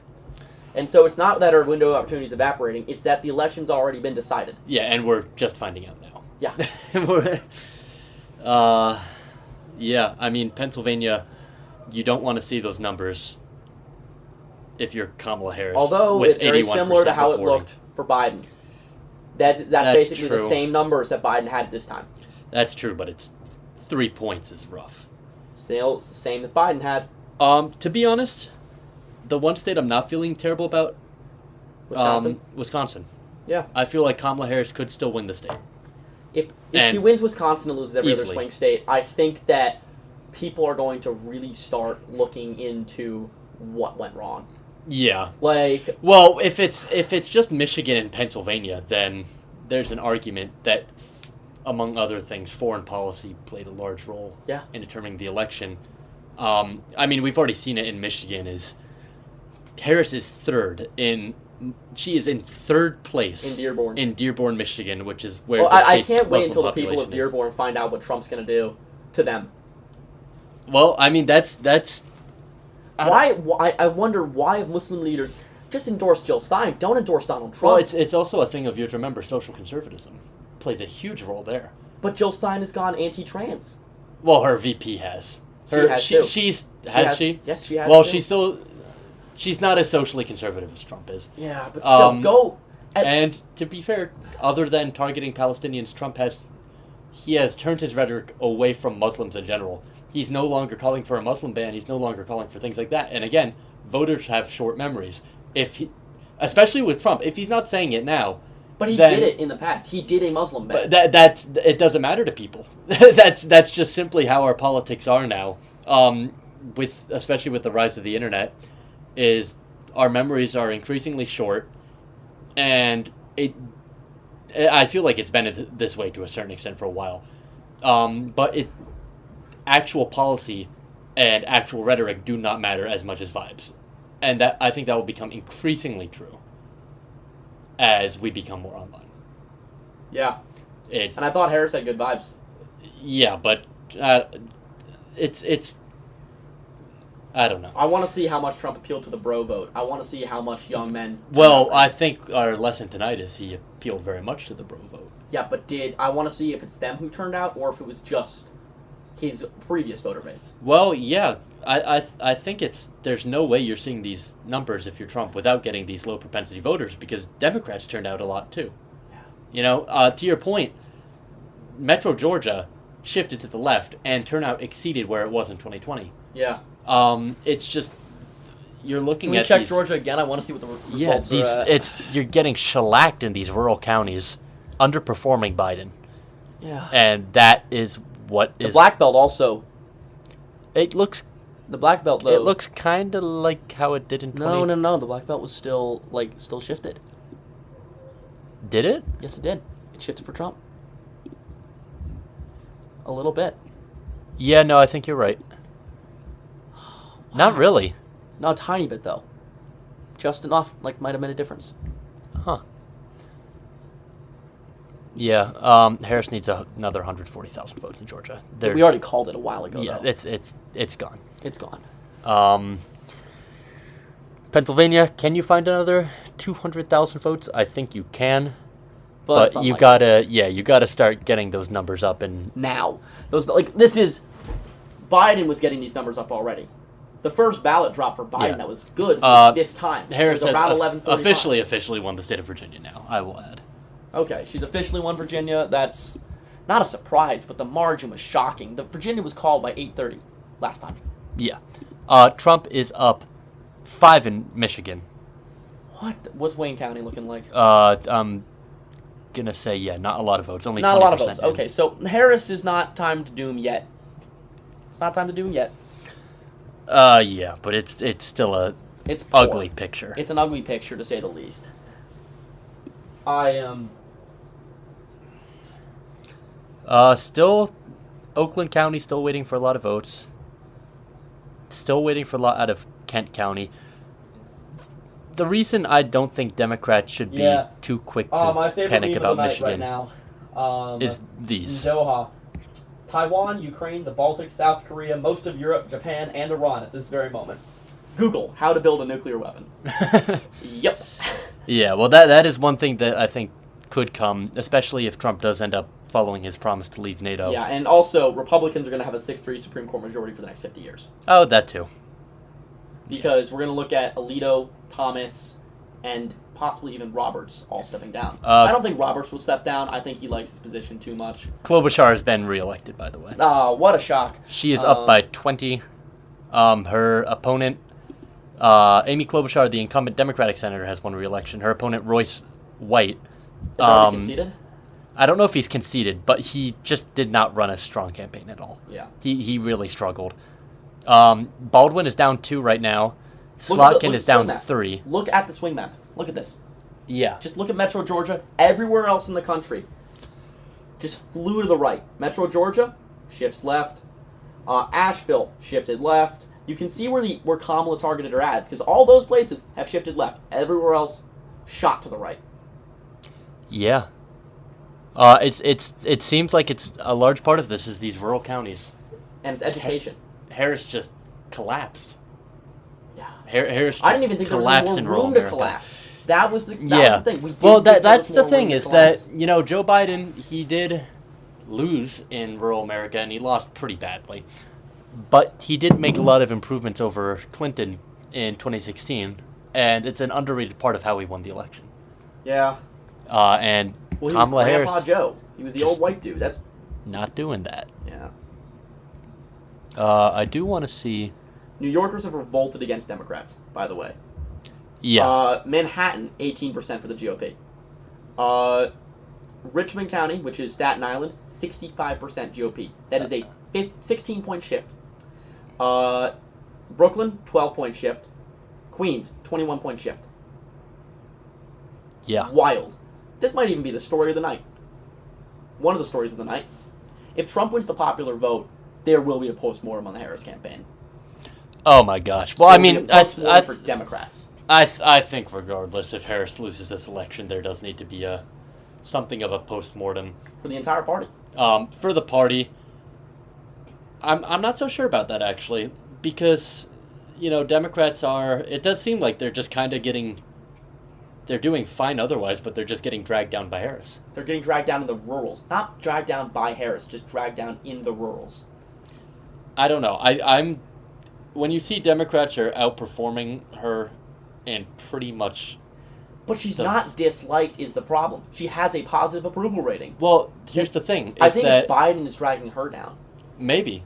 That could be true, but the reality of the situation is that down the ballot Democrats are tending to perform better than Harris. Significantly better. And there is a reason for that. Whether it's, to your point, it could be Biden. It could be simply he's so disliked, and Harris is so connected to him that it just doesn't work out for her. I think it's people like Democratic policies. They don't like Democratic politicians. That's also a part of it. There's something to be said about that for sure. And at the end of the day, there is going to need to be a postmortem on the Kamala Harris campaign. I think there's going to need to be a postmortem about Joe Biden. Because Joe Biden clearly has done irreparable damage to Kamala Harris's chances of winning. Honestly, do you think we would have been better, though, if we had nominated Pete Buttigieg? No. Do you think it would have been better if we had nominated Josh Shapiro? No. Do you think it would have been better? Like, could we have done better than this? And I'd say that also goes for Shapiro as the vice presidential nominee. I do not think it would have, assuming Trump does win, I don't think it would have made a difference. I agree. Because it just would have sunk Harris in every state but Pennsylvania. Yeah. Because, it's... Progressives. And it's easy to say, well, look, like, you could have used those extra votes in Pennsylvania now. But the whole reason that Harris was even competitive in this election in the first place is because she was able to gain back the ridiculous amount of young voters that Biden had lost. Yeah. That there's nothing I think they really could have done other than Joe Biden could have. I mean, what really could you have done in this election? It was. I love how we're saying we're going to be doing a postmortem as we already are doing a postmortem. Yeah, I mean, we are already doing a postmortem. We are doing an autopsy of the Harris campaign while the heart is still beating. It's essentially we are cutting open the Kamala Harris campaign while she's still breathing. Regardless of who wins this was an election that in many ways was kind of gift wrapped for the Republicans. You had people perceived the economy as bad. They perceived a lot of issues with the country. They did not like the incumbent Democratic president. Alan Lichtman is going to get crucified. Oh, well, he should be. I mean, I had this conversation actually earlier today. Alan Lichtman is the 13 Keys guy. Yeah. For those unfamiliar, he basically has 13 factors he looks into, and based off of who has more going for them, he decides who's going to win the election. There's just nothing scientific about it at all. I don't like it.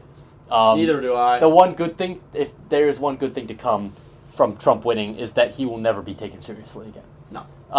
And that's a good thing. If there's another good thing to come from Trump winning, it's the midterms.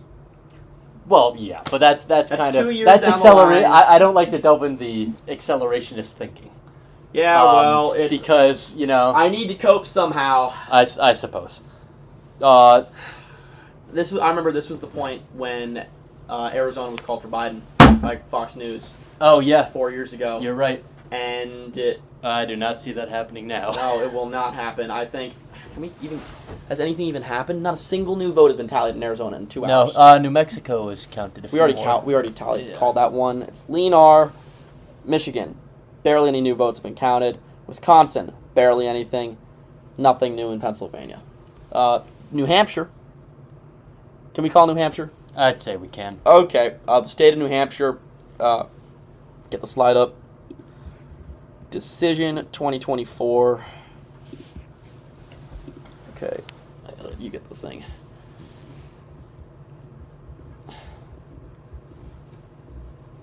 Oh, sad seeing our Nevada and North Carolina Kamala Harris calls that. Oh yeah, that never materialized. That'll never be. She lost. She lost Here we both go. states. New Hampshire.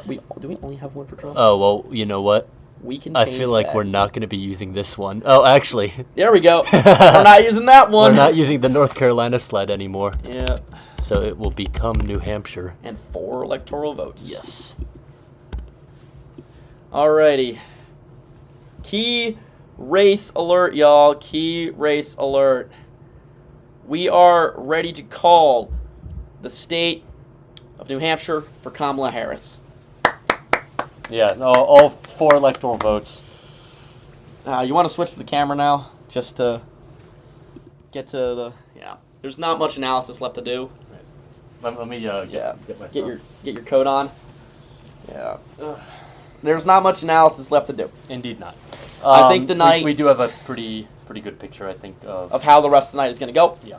I think we cannot call the election just yet. There is still a 10% chance that Harris wins. We will be continuing the live stream for a little while. We'll continue it until 12:30, I'd say. Yeah. I'm gonna. You can go to sleep whenever you want. I'm going to keep it running until either candidate is at 270. That might not happen for a while. All right. Well, if it's like 4 a.m, then I'll stop. Seriously? Okay. Yeah, but I want to. All right, onto the camera. Okay. Is this working? Yeah, let me do it. Okay. All right. Yeah, so back to our fabled election analysis. This is also, I think, the first that we have used this camera all night because there's not much to look at on the New York Times anymore. Yeah. New York Times, I don't believe that there is too much to look at. So, to all of you viewers at home, thank you so much for joining in. We don't know how this is going to go yet, but we are relatively certain that Donald Trump is going to win. Relatively. I'd say 90% certain between the two of us. We can agree there's a 90% chance that Donald Trump wins this election. If Donald Trump does not win this election, clip this. Send it to us and laugh in our faces. Trust me, I will be laughing with you, Yes, not at you. I will be laughing with will you be too. crying laughing. I will be crying laughing for the first time in 2.5 years. I have not cried in 2.5 years, and I will not cry tonight. But I will be crying of laughter if Kamala Harris wins this election. I do not think she will. It will be objectively funny. Yep, objectively. But so yeah, we still have a lot of key Yeah. races to look at. Control of the House has not been decided. Control of the Senate basically has. The Sherrod presidential Brown's race lost, so that means is- control of the Senate has been yeah. decided. I will note we're basically talking as if Trump has already won. The presidential election, in technicality, is still too close to call. Harris does have a, albeit very narrow, path to victory, and I don't want to definitively rule her out yet. Because We can't definitively rule her out. They didn't even rule out Trump in 2016 until 2:30 a.m. Clinton. But Clinton, they didn't even rule out Clinton in 2016 And until 2:30 a.m. well, they didn't rule out Trump in 2020 until Saturday at Yeah, 11 a.m. yeah. So I remember I was celebrating like no tomorrow. That was one of the happiest days of my life. it's also possible we could be waiting even longer than a week to find out about the House if it's really that close, and it comes down to 1 or 2 seats, Yeah. which is possible. California, most likely. But if Marionette Miller Meeks loses, I'd say we'll find out sooner. Yeah. Because that is a key race. Marionette Miller Meeks. Going back to, let's see what the up in Iowa, west. There we go. Yeah. Bohannon's still winning. Let's see this district. Zach Nunn. Can we call that for Zach Nunn yet? Yeah, I mean, it looks like I don't think there's a path back. I don't know. back. I guess it's close. you technically only need 9,000 votes, Yeah. But so that's a good reason not to call let's it. not call it yet. Nebraska second is going to be close. That's gonna be a nail biter. Let's go Louisiana. Oh, Alabama's district's been called. Oh, we can this call is that. just a weird jungle Oh, yeah, primary. yeah, that- Cleo Fields should win. Yeah, he'll have no difficulties. And then Alabama figures +10. Congratulations, Representative Shamar Figures. that's a big relief for Democrats because that race was looking close earlier. But it's significant victory. It appears to be a significant victory for Shamari Figures. Siscomani. Whoa! Juan Siscomani is down by 10 points with 47% of the vote in. That is a big one. And David Schweikert is down by 2. These are 2 big things. And Budzinski is up by 6 in Illinois' 13th. And Sorensen is up by 6 in Illinois' 17th. I think Sorensen and Budzinski should win. I would be surprised if they didn't. Marcy Kaptur is now in the lead. Marcy Kaptur is now in the lead with 94% reporting. We can't call that one yet because that is far too close to call. Far too close. But Marcy Kaptur is now in the lead. Matt Cartwright is losing by 1.5 points. He is 5,000 votes down. This is bad for Democrats. He needs to make up a margin that is going to be very, very difficult for him to make up. Susan Wild is also down by 2%. Oh, wow. Another difficult margin to make up. That is tough for Democrats. That is tough for Democrats. This was a race that we were shocked when she won in 2022. I had this as a lean, maybe possibly even likely Republican race, but Susan Wild was able to pull off a shocking performance. If those two seats flip, Democrats' path to taking the House is significantly harder. Yeah. Also, the New York Times called for Chris Pappas. They have not called. Oh, for him yet, I but saw that. Yeah. We called for him a while ago. Like we called for Chris Pappas around 2.5 hours ago now. So Minnesota, Kamala Harris has moved into a healthy 8-point lead. can we call Minnesota? Not yet. There's still only 53% We're from in. Minneapolis. Where are the votes in from Minneapolis? How much? Whoa. Okay. Yeah. So it looks like That's gonna be a close one. it's probably gonna whittle down to like at D least plus somewhat 3. substantially. Yeah, I don't think Trump has a There's real no pathway shot back, but it's gonna of be winning difficult. Minnesota, but he doesn't need to win Minnesota. He does not. Basically just needs these 3. He already has Georgia. We've called it. He's going to win Alaska. Not that it really matters. But this is something swing map. Ian pointed out, and I want to take a look at this. This is the swing map relative to 2020, and wow. I mean, where do you Harris start collapsed with in the this? rurals. Yeah. Collapsed. Utter collapse. Basically everywhere And that... Seltzer is going to be crucified tomorrow. Look Yeah. at Iowa. Well, she not only did Harris collapse in a lot of rural, she collapsed in a lot of northeastern population centers too. Her numbers, I don't know if it says it here, her numbers are way down in New York City. Yeah, it does She's say not doing well in New Jersey.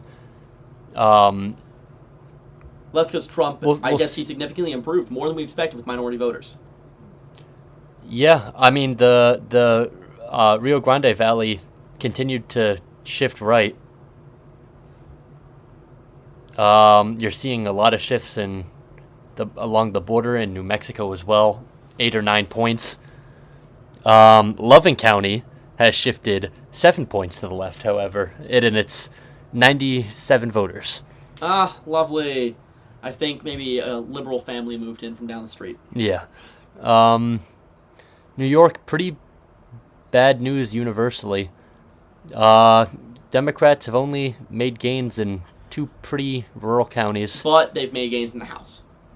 That's true. I guess that's... And Door County. Yeah, Door County has This is still... shifted left. I think Door County actually might be the new Vigo County, where it has lost its bellwether status, and you're going to see it vote blue by like 10 points in the next election. No, it won't. It won't. Door County is not going to vote blue by 10 points. It's too We'll working see. class. We'll see. It's a lot can change in 4 years. That's all I'm gonna say. A lot can change in 4 years. Again, not much. It seems the counties that did shift blue were, with the exception of the Atlanta metro area, kind of random almost. You know, you had a few cities that have long been trending more Democratic. Not in Texas. Texas, the city's trended right. But Chatham County, that's happened one in Texas? example. What happened in Texas? What happened? Seriously, what happened? Yeah, I mean, this is a No one saw this disaster. coming. No one saw this coming. 0 people saw it coming. Yeah. Michigan, the counties which have finished counting, it's 3 to 5 point swings for Trump across the board. Yep. What's the laughing that you can hear? The needles. Oh, yeah.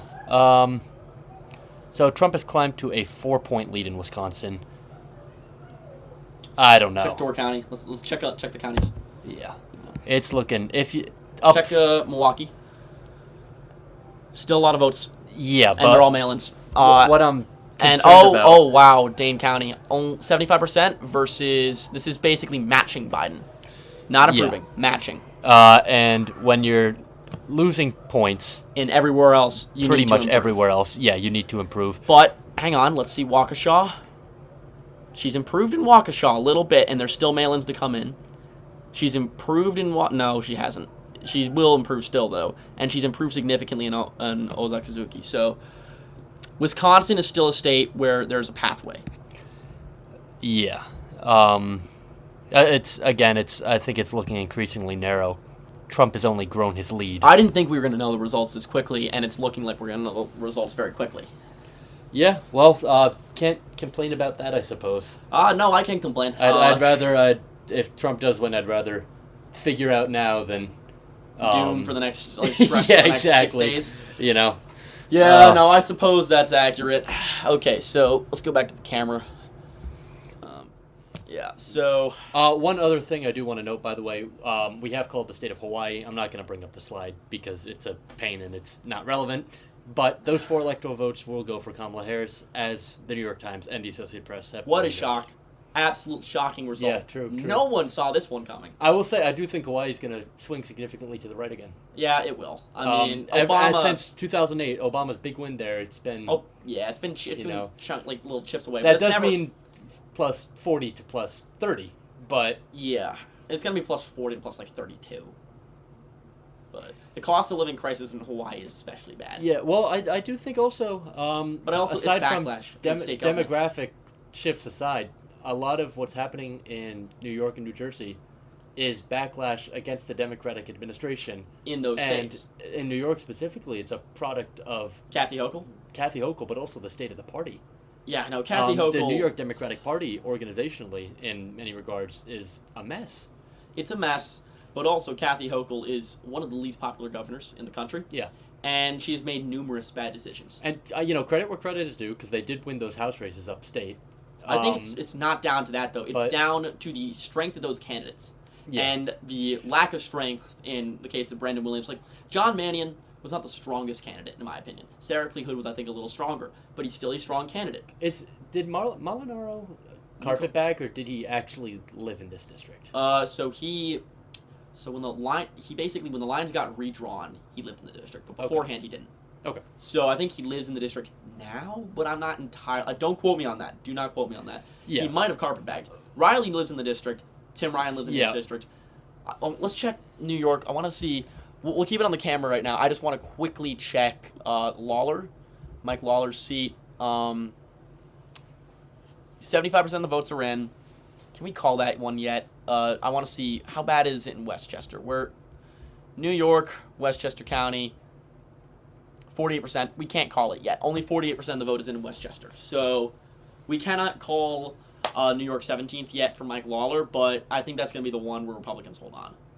I think so, too. Mondaire Jones, he's just had a lot of issues with his campaign. He's also a weak candidate. And he's a weak candidate. There's a spoiler candidate in the race, too, which is, not that he's close to winning anyway, but even if he were, it would be taking votes away from him.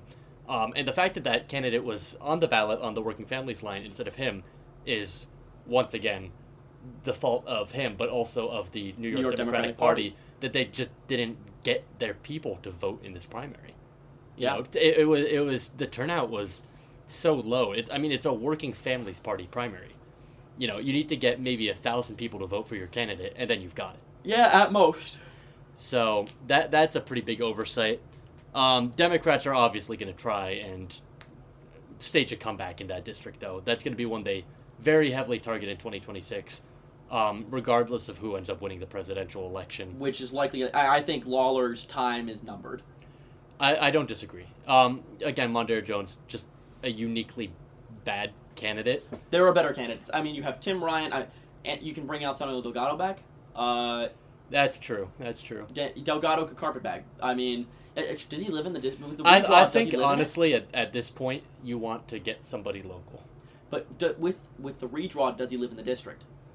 I don't think so. You don't think so?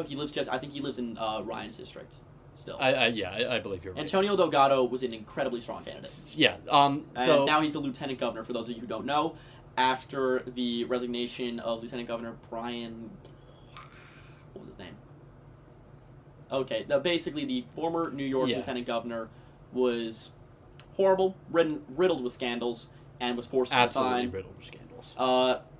New York is a state governed by utterly incompetent idiots. Eric Adams, the most unpopular mayor in the country. Wow. Yeah, if you want to talk about backlash, Eric Adams start with New York City and Eric Adams. Eric Adams has the popularity of the president of Peru. What's her name again? She is like a 9% approval rating. No, it's a 4% approval rating now. Oh. The president of Peru, for those of you who do not know, has a 4% approval rating. It is quite poor. And Eric Adams is challenging her for that. It's abysmal. There's a lot of problems with the New York Democrats that have to be addressed. And they have to be addressed soon. Because if Democrats are going to stage a strong midterm performance, it's going to start in New York. And it's going to start in New York, it's going to start in California. Yeah. I don't want to... How's Golden doing? Say anything too soon about California, because we just haven't... We don't know anything. Gotten any results. Maine, second. okay. He's in striking distance. He's in striking So distance. for reference, Jared Golden, Maine's 2nd congressional district. He's only down by 5. He's outrunning Harris by 10. Yeah, So, and this is a district that Trump won both in 2016 and 2020, and right now is leading in once again. yeah. So, also, I'm thinking that I think this is the early. Is this the election day vote that's been counted so far? Like, I don't know how Maine does it. So, we'll stay tuned. I do know a few Golden voters personally who go to Hamilton College. So, thoughts and prayers to them. Yeah, I mean, I think if he can continue doing what he's been doing, just over the night, I think he will be able to pull this one off. Yeah, I hope you're right. And get I reelected. sincerely hope you're right. Here we go. It's Jover. I do want to really quickly go back to the New York Times map and look at these numbers. So 77% in. Trump is up by 4 in Wisconsin. Really, nothing has changed either in Michigan or Pennsylvania. Maine is counting very slowly. It does seem like Harris will be able to pull out a win here. There's a lot of missing Democratic votes from the South. Not that there we already aren't. called the state though. Yeah. It was a poll closing call. So Oh no, we called the 3. the 4th, but it said on the other slide 3 out of 4 too early to call. Yeah. So that was the one we. Well, regardless, we have called Maine by now. I still stand by that. And prediction. not a single vote has been tallied in Nevada, by the way. It is. Yeah. It's been 2 hours since polls closed. Nothing. And we will probably not get any votes Until tomorrow morning. maybe? until well into the AM tomorrow. Yeah. Or today. Today. Well into the AM. Congratulations! Today, this If you've morning. been watching us for the entire 6.5 hours that we've been going so far, I'm so sorry for you. yeah, you have slowly watched the mental draining and degeneration of 2 young college students, 2 men that 2 young college man Democrats who on killed- an election that they're yeah. losing. 2 young college Democrats in an election that they're losing, and 2 men who the guy who killed Bin Laden, who I actually met as a kid, would want to take as slaves. According, do you see his tweet? He I retweeted did see that Sisson, tweet. and he said, "You would be my concubines." I was like, "What are you Yeah. on about?" That's kind of my point about Yeah. how social media has, because it's also the other thing about social media, and how it's affected politics is and I think this has directly benefited Trump, is that it's more socially acceptable to say just crazy stuff as long as you only say it online. You know, you can never say it in person. You can never go up to But- Jason Kelsey and call him a slur and call his brother a slur, or else your phone's gonna get smashed. Yeah, well, but you as can do we it found on out. the internet. Thank you, Mark Zuckerberg. Thank you, Elon Musk, for giving us this hellhole that we're living in. Elon Musk, please, I want you to be deported back to Africa. Can't you wait to see him in government? He's going to be in the cabinet now. Oh no! Oh no! Him Listen, and Robert I Kennedy, pray too. he's the administrator of NASA. I hope it's NASA. That would actually be No, because that would be the best That would call. be good. Yeah, He would be Elon good at Musk that. is a very good administrator of SpaceX. The one thing I still like about Elon Musk is he has done amazing with SpaceX. Elon Musk, you were a great astronaut. That is all you were good at. You can't make good cars because the Chinese are outselling you on this one. Tesla stock is cratering. You can't do anything else. Look like at the Cybertruck. Cybertruck was a disaster. I'm just saying, you make good spaceships. Please stick to doing spaceships. Please become head of NASA. If Trump appoints you head of NASA, I will actually praise him for that, because that'll be the one good call he's made. Unfortunately, he's probably going to get appointed head of Secretary of the Treasury. Knowing Trump. Yeah. Elon Musk, Secretary of the Yeah. Treasury, abolishes the Fed on the day one. This is going to be lovely. Mm-hmm. This is going to be lovely. I need these votes to get counted a little faster. 'Cause These votes are not being counted fast enough. No. New Mexico's almost done, even though Can we call? We already called. we New called Mexico the state a while I think ago. 2 hours ago. We called New Mexico 2 hours ago. We can't call Minnesota yet because it's going to keep getting narrower and narrower. Hennepin County has finished. There's a small chance, an outsized chance, but a small chance, that he wins Minnesota. Maybe. I don't know. Because I Hennepin don't- County is finished. Look. I don't see it. I think worst case scenario, it's a 2016 repeat. And, yeah, Where 2016. Trump gets ridiculously close, but still does not win the state. I pray you're right. But Scott County, the mail-ins better save us there. At least Harris won Clay. That's Oh God, but I mean, barely, look at that but, margin. I mean- It really means nothing. But You're getting 2016, that's a similar margin to Clinton. So, yeah, it's a similar margin to Clinton in 2016. At the end of the day, though, Kamala Harris is not looking like she's not in a looking like position. she's in a position to win the election. I can see a concession speech at 2:30 a.m. or 3. Yeah, quite possibly. We're just waiting. I'm waiting for the first person to call the election. Who's gonna be first? AP? No, AP probably won't be. Dave Wasserman. Wasserman. When does Wasserman call it? He likes to call things before everybody else. Yeah, That's well, why I Wasserman's say gonna he's jump the be gun. But first. when's he gonna call it? 1:30 a.m. I'd say once Wasserman calls it, we end the stream. Yeah. What is the... No, I mean nothing interesting I'm seeing. Just kind of more or less what's already been. Yeah, going we on. are not in a favorable position right now. Any Democrats out there, it's not favorable. No. Slight Christmas, but you know you're getting coal. One of my friends just said. Yeah, Lauren, you're right. That's a very good way of putting it. That's a perfect description. Oh my gosh. Yeah, this is... I think we've run out of things to talk about. There's 8 people still watching. To the 8 people who are still watching, thank you for staying with us this long. It's been an interesting time. It's been an interesting year. Yeah. It's been very interesting. I do want to take the time really quickly to give some more shout-outs. I'm not going to name anyone explicitly because I don't want to dox them. But you know who you are. The people who helped me work on this, whether it was designing the templates to begin with, whether it was making the graphics. My girlfriend in particular, big shout-out to her because she made a lot of our election graphics. And that's why it looks better than it did last time. So I'm very grateful to all her help and all the other people. Additionally, I'd like to say grateful to my friend James here for having me over. This would have been a lot more cramped at Hamilton College in my single on Dunham's 3rd floor.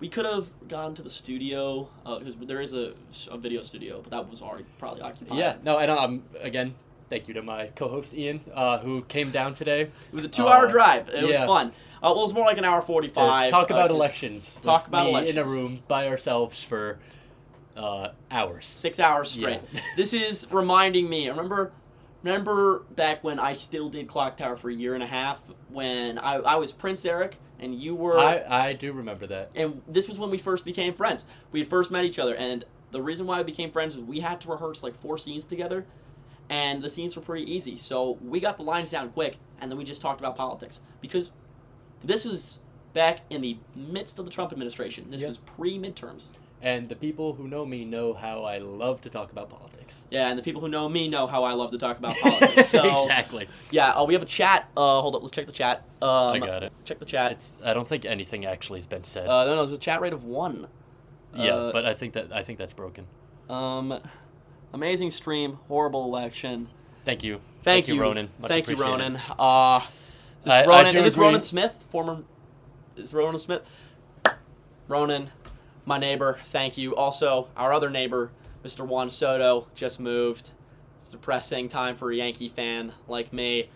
I'm pretty sure that means since Juan has moved, that we're cooked. Yankees are not re-signing him. If he's my neighbor and the U-Haul came and packed up all of his shit this week, which is what my mom saw, then we're cooked. So Yankees fans out there, some inside scoop. Juan Soto has moved. He's probably not staying with the Yankees. Good results in New Mexico's House races. Yeah, well, these are ones that Democrats, but they're better. No, these results are better than 2022. Are they? Yes, they are. It's an improvement.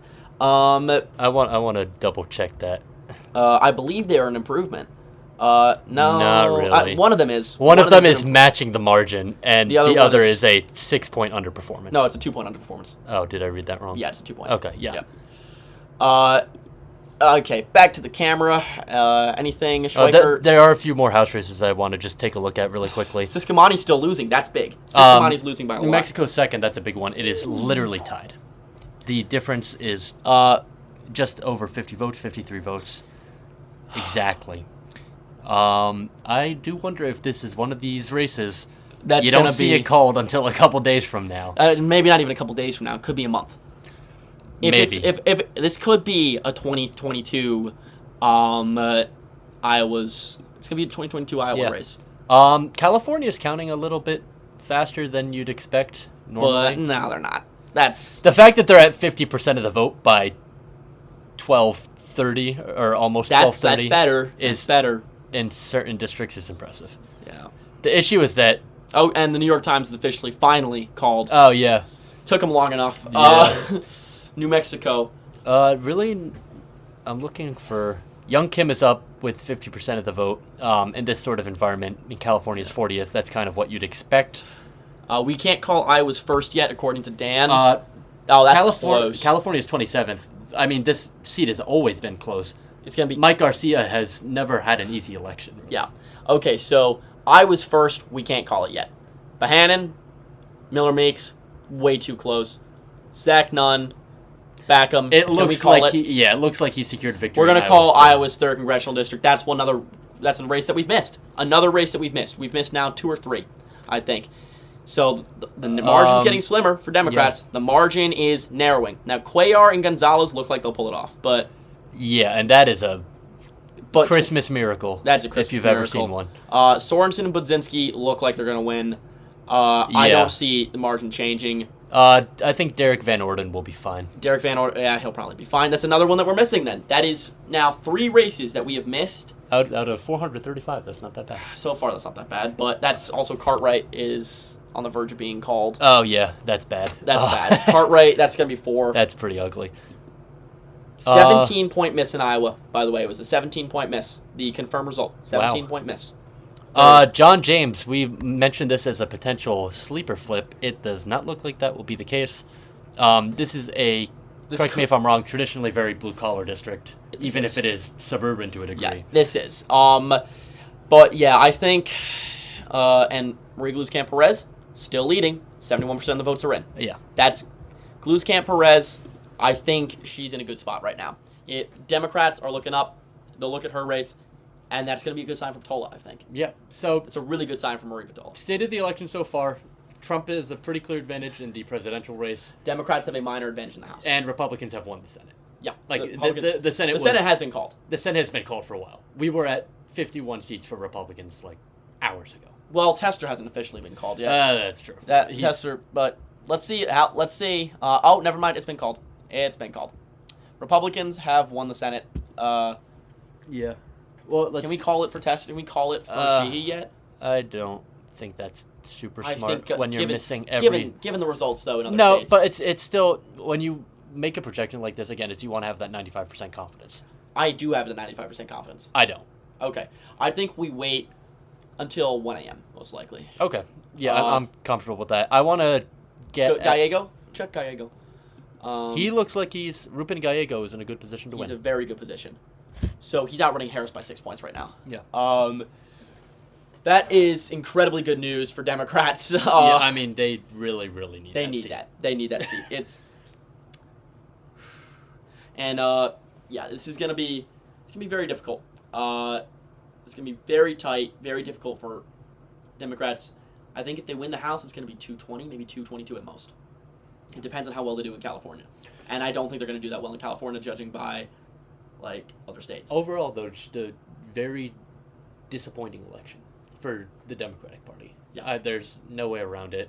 Even if Harris does still somehow squeak out a win, it's so close. And the midterms will have a mixed Congress. The midterms will destroy the party, and whoever's the Democrat will lose in 2028. As long as if Trump runs in 2028 somehow, it's gonna be bad. I don't think he'd be able to get a constitutional amendment. No. I mean, if he loses and runs. Oh yeah, well that. Do you think he'd run? At that point, his health would be too bad. I hope you're right. That's a bad thing to wish for. It's a bad thing to wish for, but it's true. De-age Joe Biden by like 2 years, and then in 4 years, have him run for president. Like, would you be confident in 2022 Joe Biden running for president 4 years from now? No. Yeah, the because answer to Trump that is is no. disliked as 2022 Joe Biden. Well, I mean, you can already.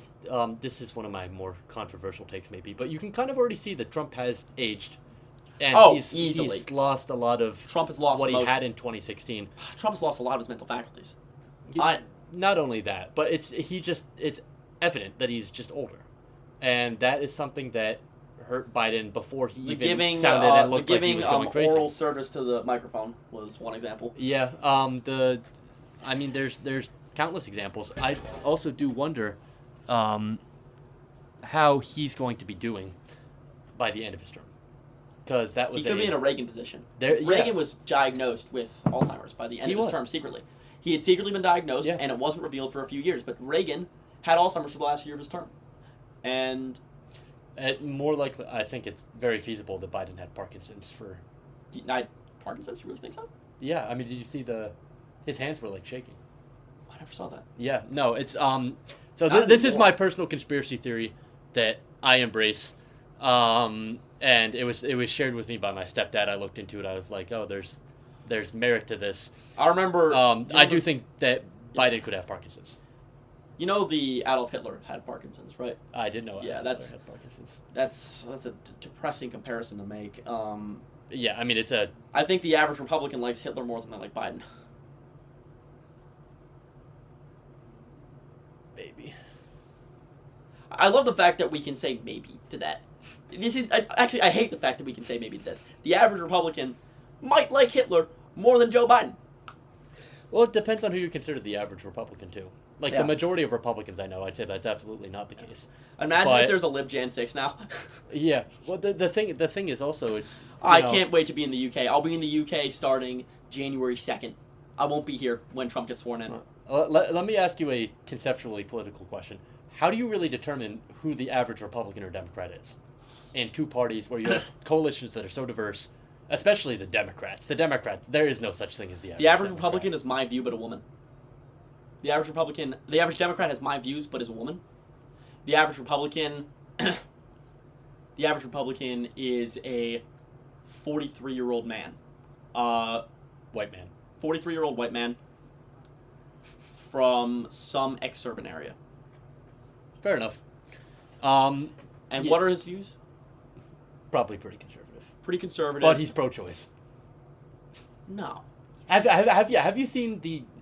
I mean, that to your point about Democrats, their issues being popular. Every single time there's been an abortion referendum, even in the reddest of states, the pro-choice option. The abortion, well, not Florida, but the abortion referendum significantly outperformed. Well, okay, yeah. Well, also the abortion referendum outperformed Harris by like 16 The Florida points. referendum, it got a majority of the vote. It's 57%. It should have passed. In a normal electoral system, it would have passed. Yeah. They got 57% of the vote. I think, technically, marijuana legalization would have won under those rules also if you didn't require 60% of the vote to get this policy referendum passed. Yeah, it would have. It was at like 55%, I think. That's a shame for them, Floridians.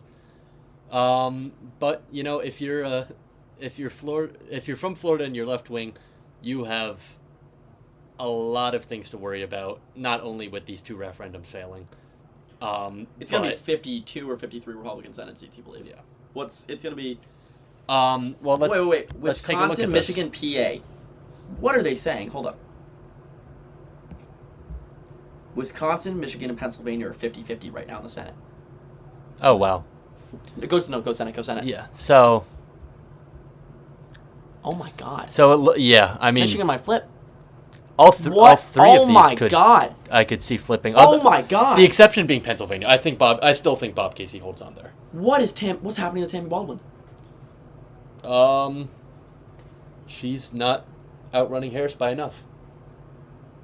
I will say, I like to talk smack about polling a lot, but to your point, they did a pretty good job this time around, and they correctly pointed out, I mean, pretty good job is relative. This result, assuming Trump does win, it will probably be within the margin of error. Except for Ann Seltzer. Yeah, well, and margin of error in the aggregate, making them technically correct. But the polls did indicate that these Senate Democrats who were really outrunning the presidential ticket in Wisconsin, in Michigan, and in Pennsylvania. That all three of them, the gap between them and the presidential ticket had rapidly closed in the last month of the election. Yeah, you're not wrong. And a lot of people just chose not to believe it Wow. for some reason. But What is that? Okay, well, Wayne County. That's the big one. Yeah, and honestly, the fact that Wayne County has reported so few votes is the only reason why Harris has a prayer Yeah. in Michigan. Oh my God. Ottawa County was horrible. Flint, it's been horrible. Nothing's reported in Saginaw. That's actually very good. Not a single vote's come out of Saginaw. I don't think. No, but this is Alyssa Slotkin's home county. Yeah, but I don't know. It's And Bay County, wow. Oh my days. I don't know. It's getting harder and harder for me to see a path for Democrats to win a lot of these seats.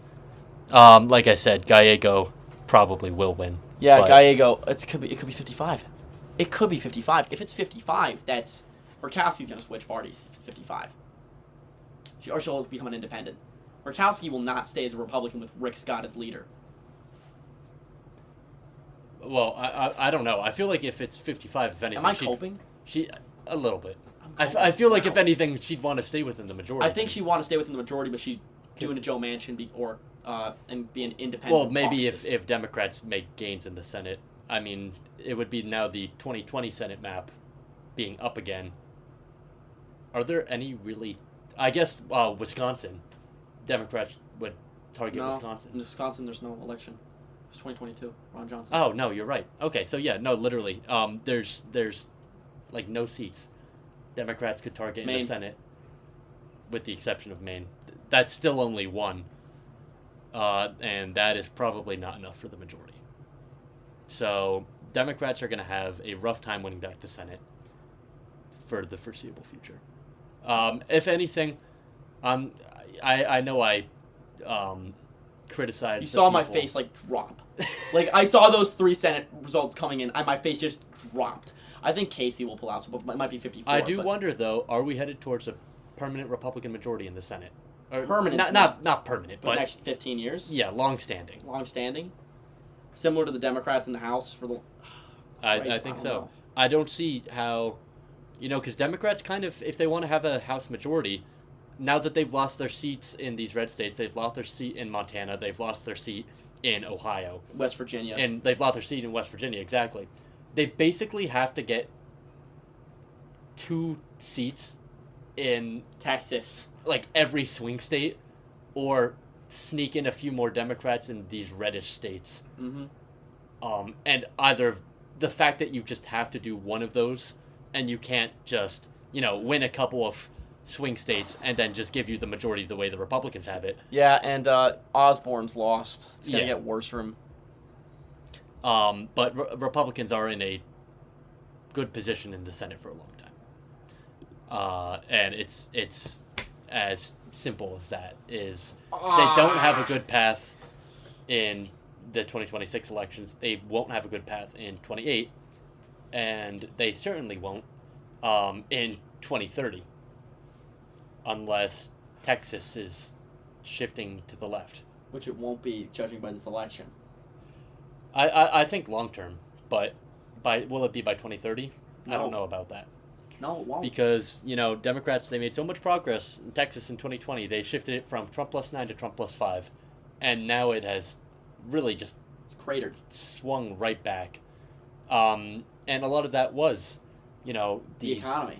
The economy. If the economy's stupid. But it's also that the Trump campaign, despite all of its flaws that it had, of which there were many, it did reach these low propensity voters, and that made a difference in Texas in particular.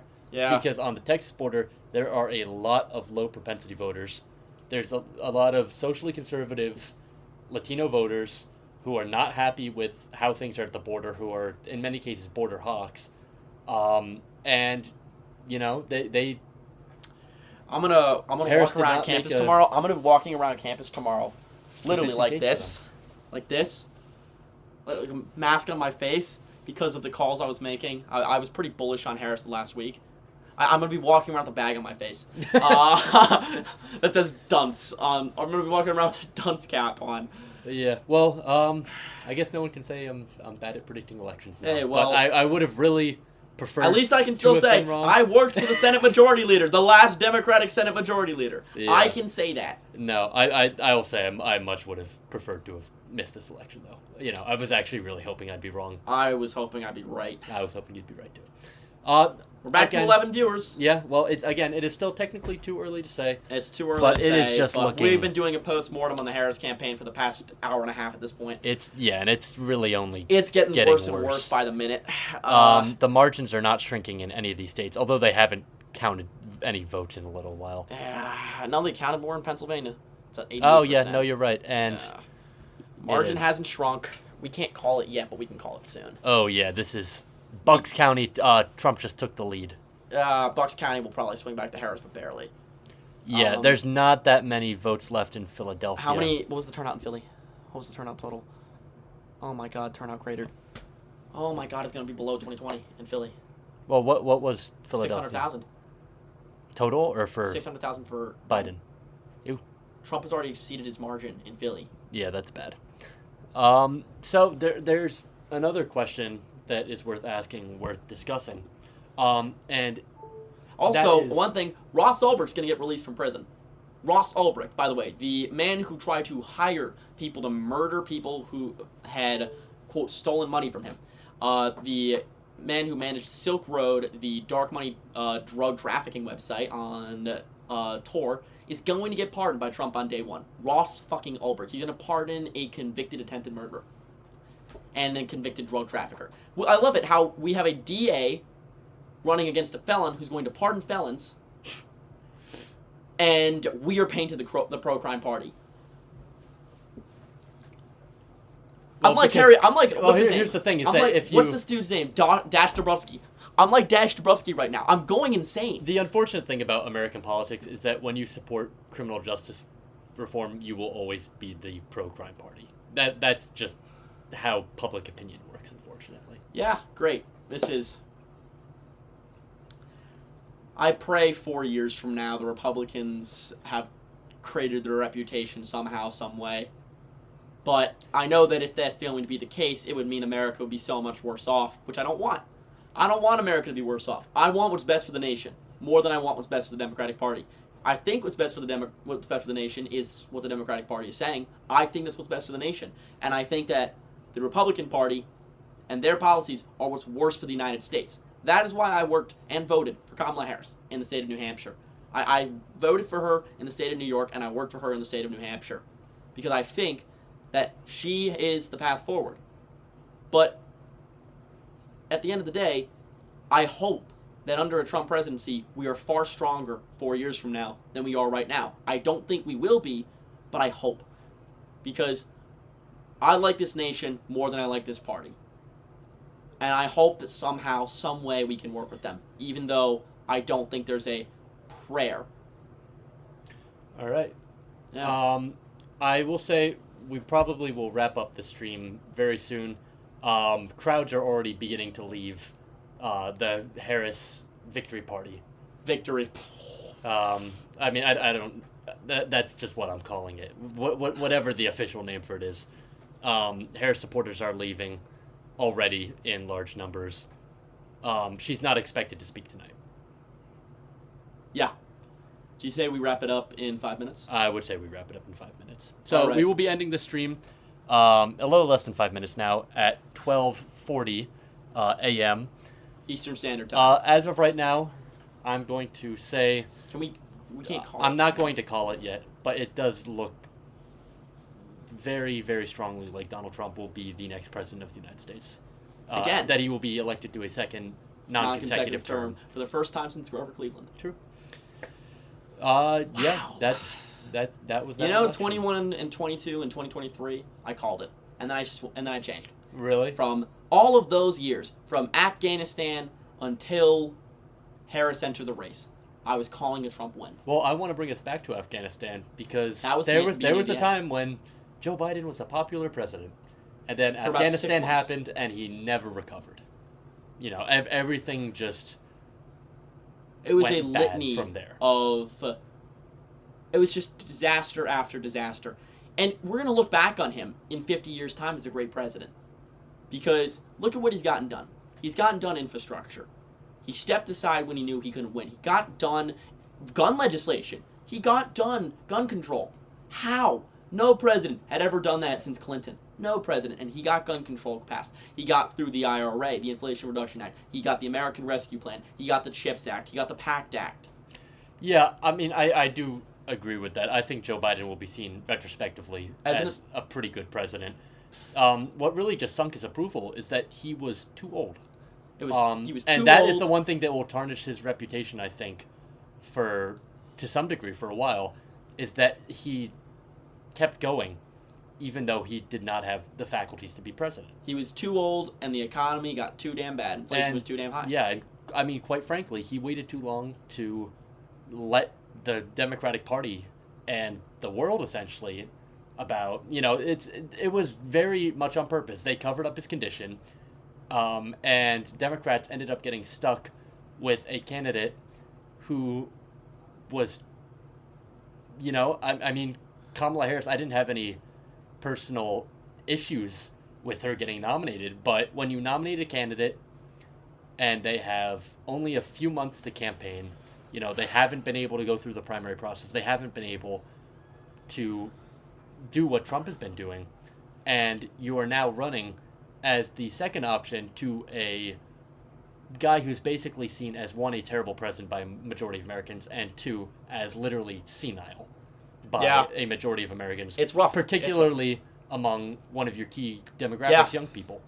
Well, listen, the post-mortem can come later. The race still isn't over yet, but it's looking worse and worse by the minute for Kamala Harris. I think on that note, we're going to end it. I want to thank everyone who's tuned in tonight. I want to thank James for hosting me, and I want to thank all the people who helped create the slides for tonight. I want to thank all the Americans who went out to the polls and voted today, and I want to wish Donald Trump good luck. I hope he's able to turn things around. I hope he's able to be a good president again, because he wasn't last time, but you never know. As long as the world doesn't end, or as long as the Chinese don't launch missiles at my ship when I'm in the Navy, it's going to be good in my book. So, thank you so much for tuning in. Any last words, James? I just want to say something similar. First of all, again, I'm going to thank everyone who helped me put the stream together. I know, the partisan affiliation of my crew, so to speak, is kind of similar to mine. So I know we didn't get the results that we wanted tonight, but I think this stream did go pretty well. I'm very happy about how it went, actually. I really would have done nothing different. There's no technical issues. The graphics were great, and we had plenty of fun company. Exactly. So, and I also want to reiterate another point that Ian made, which is, I did not vote for Trump. I did not vote for any Republicans, actually. I don't know if I will ever vote for a Republican for president. But I can say I hope that he does surprise me, and I hope the country does well under him. Because regardless of your partisan affiliation, we are not headed in the right direction. The vast majority of Americans, whether Republican or Democratic, recognize that. And I understand we disagree on the causes, and we disagree on what that looks like, what the right and wrong direction is. But I hope that we can restore some sense of optimism to our country. I honestly don't believe that Donald Trump is the right candidate to do that, but again, I hope he proves me wrong. Yeah.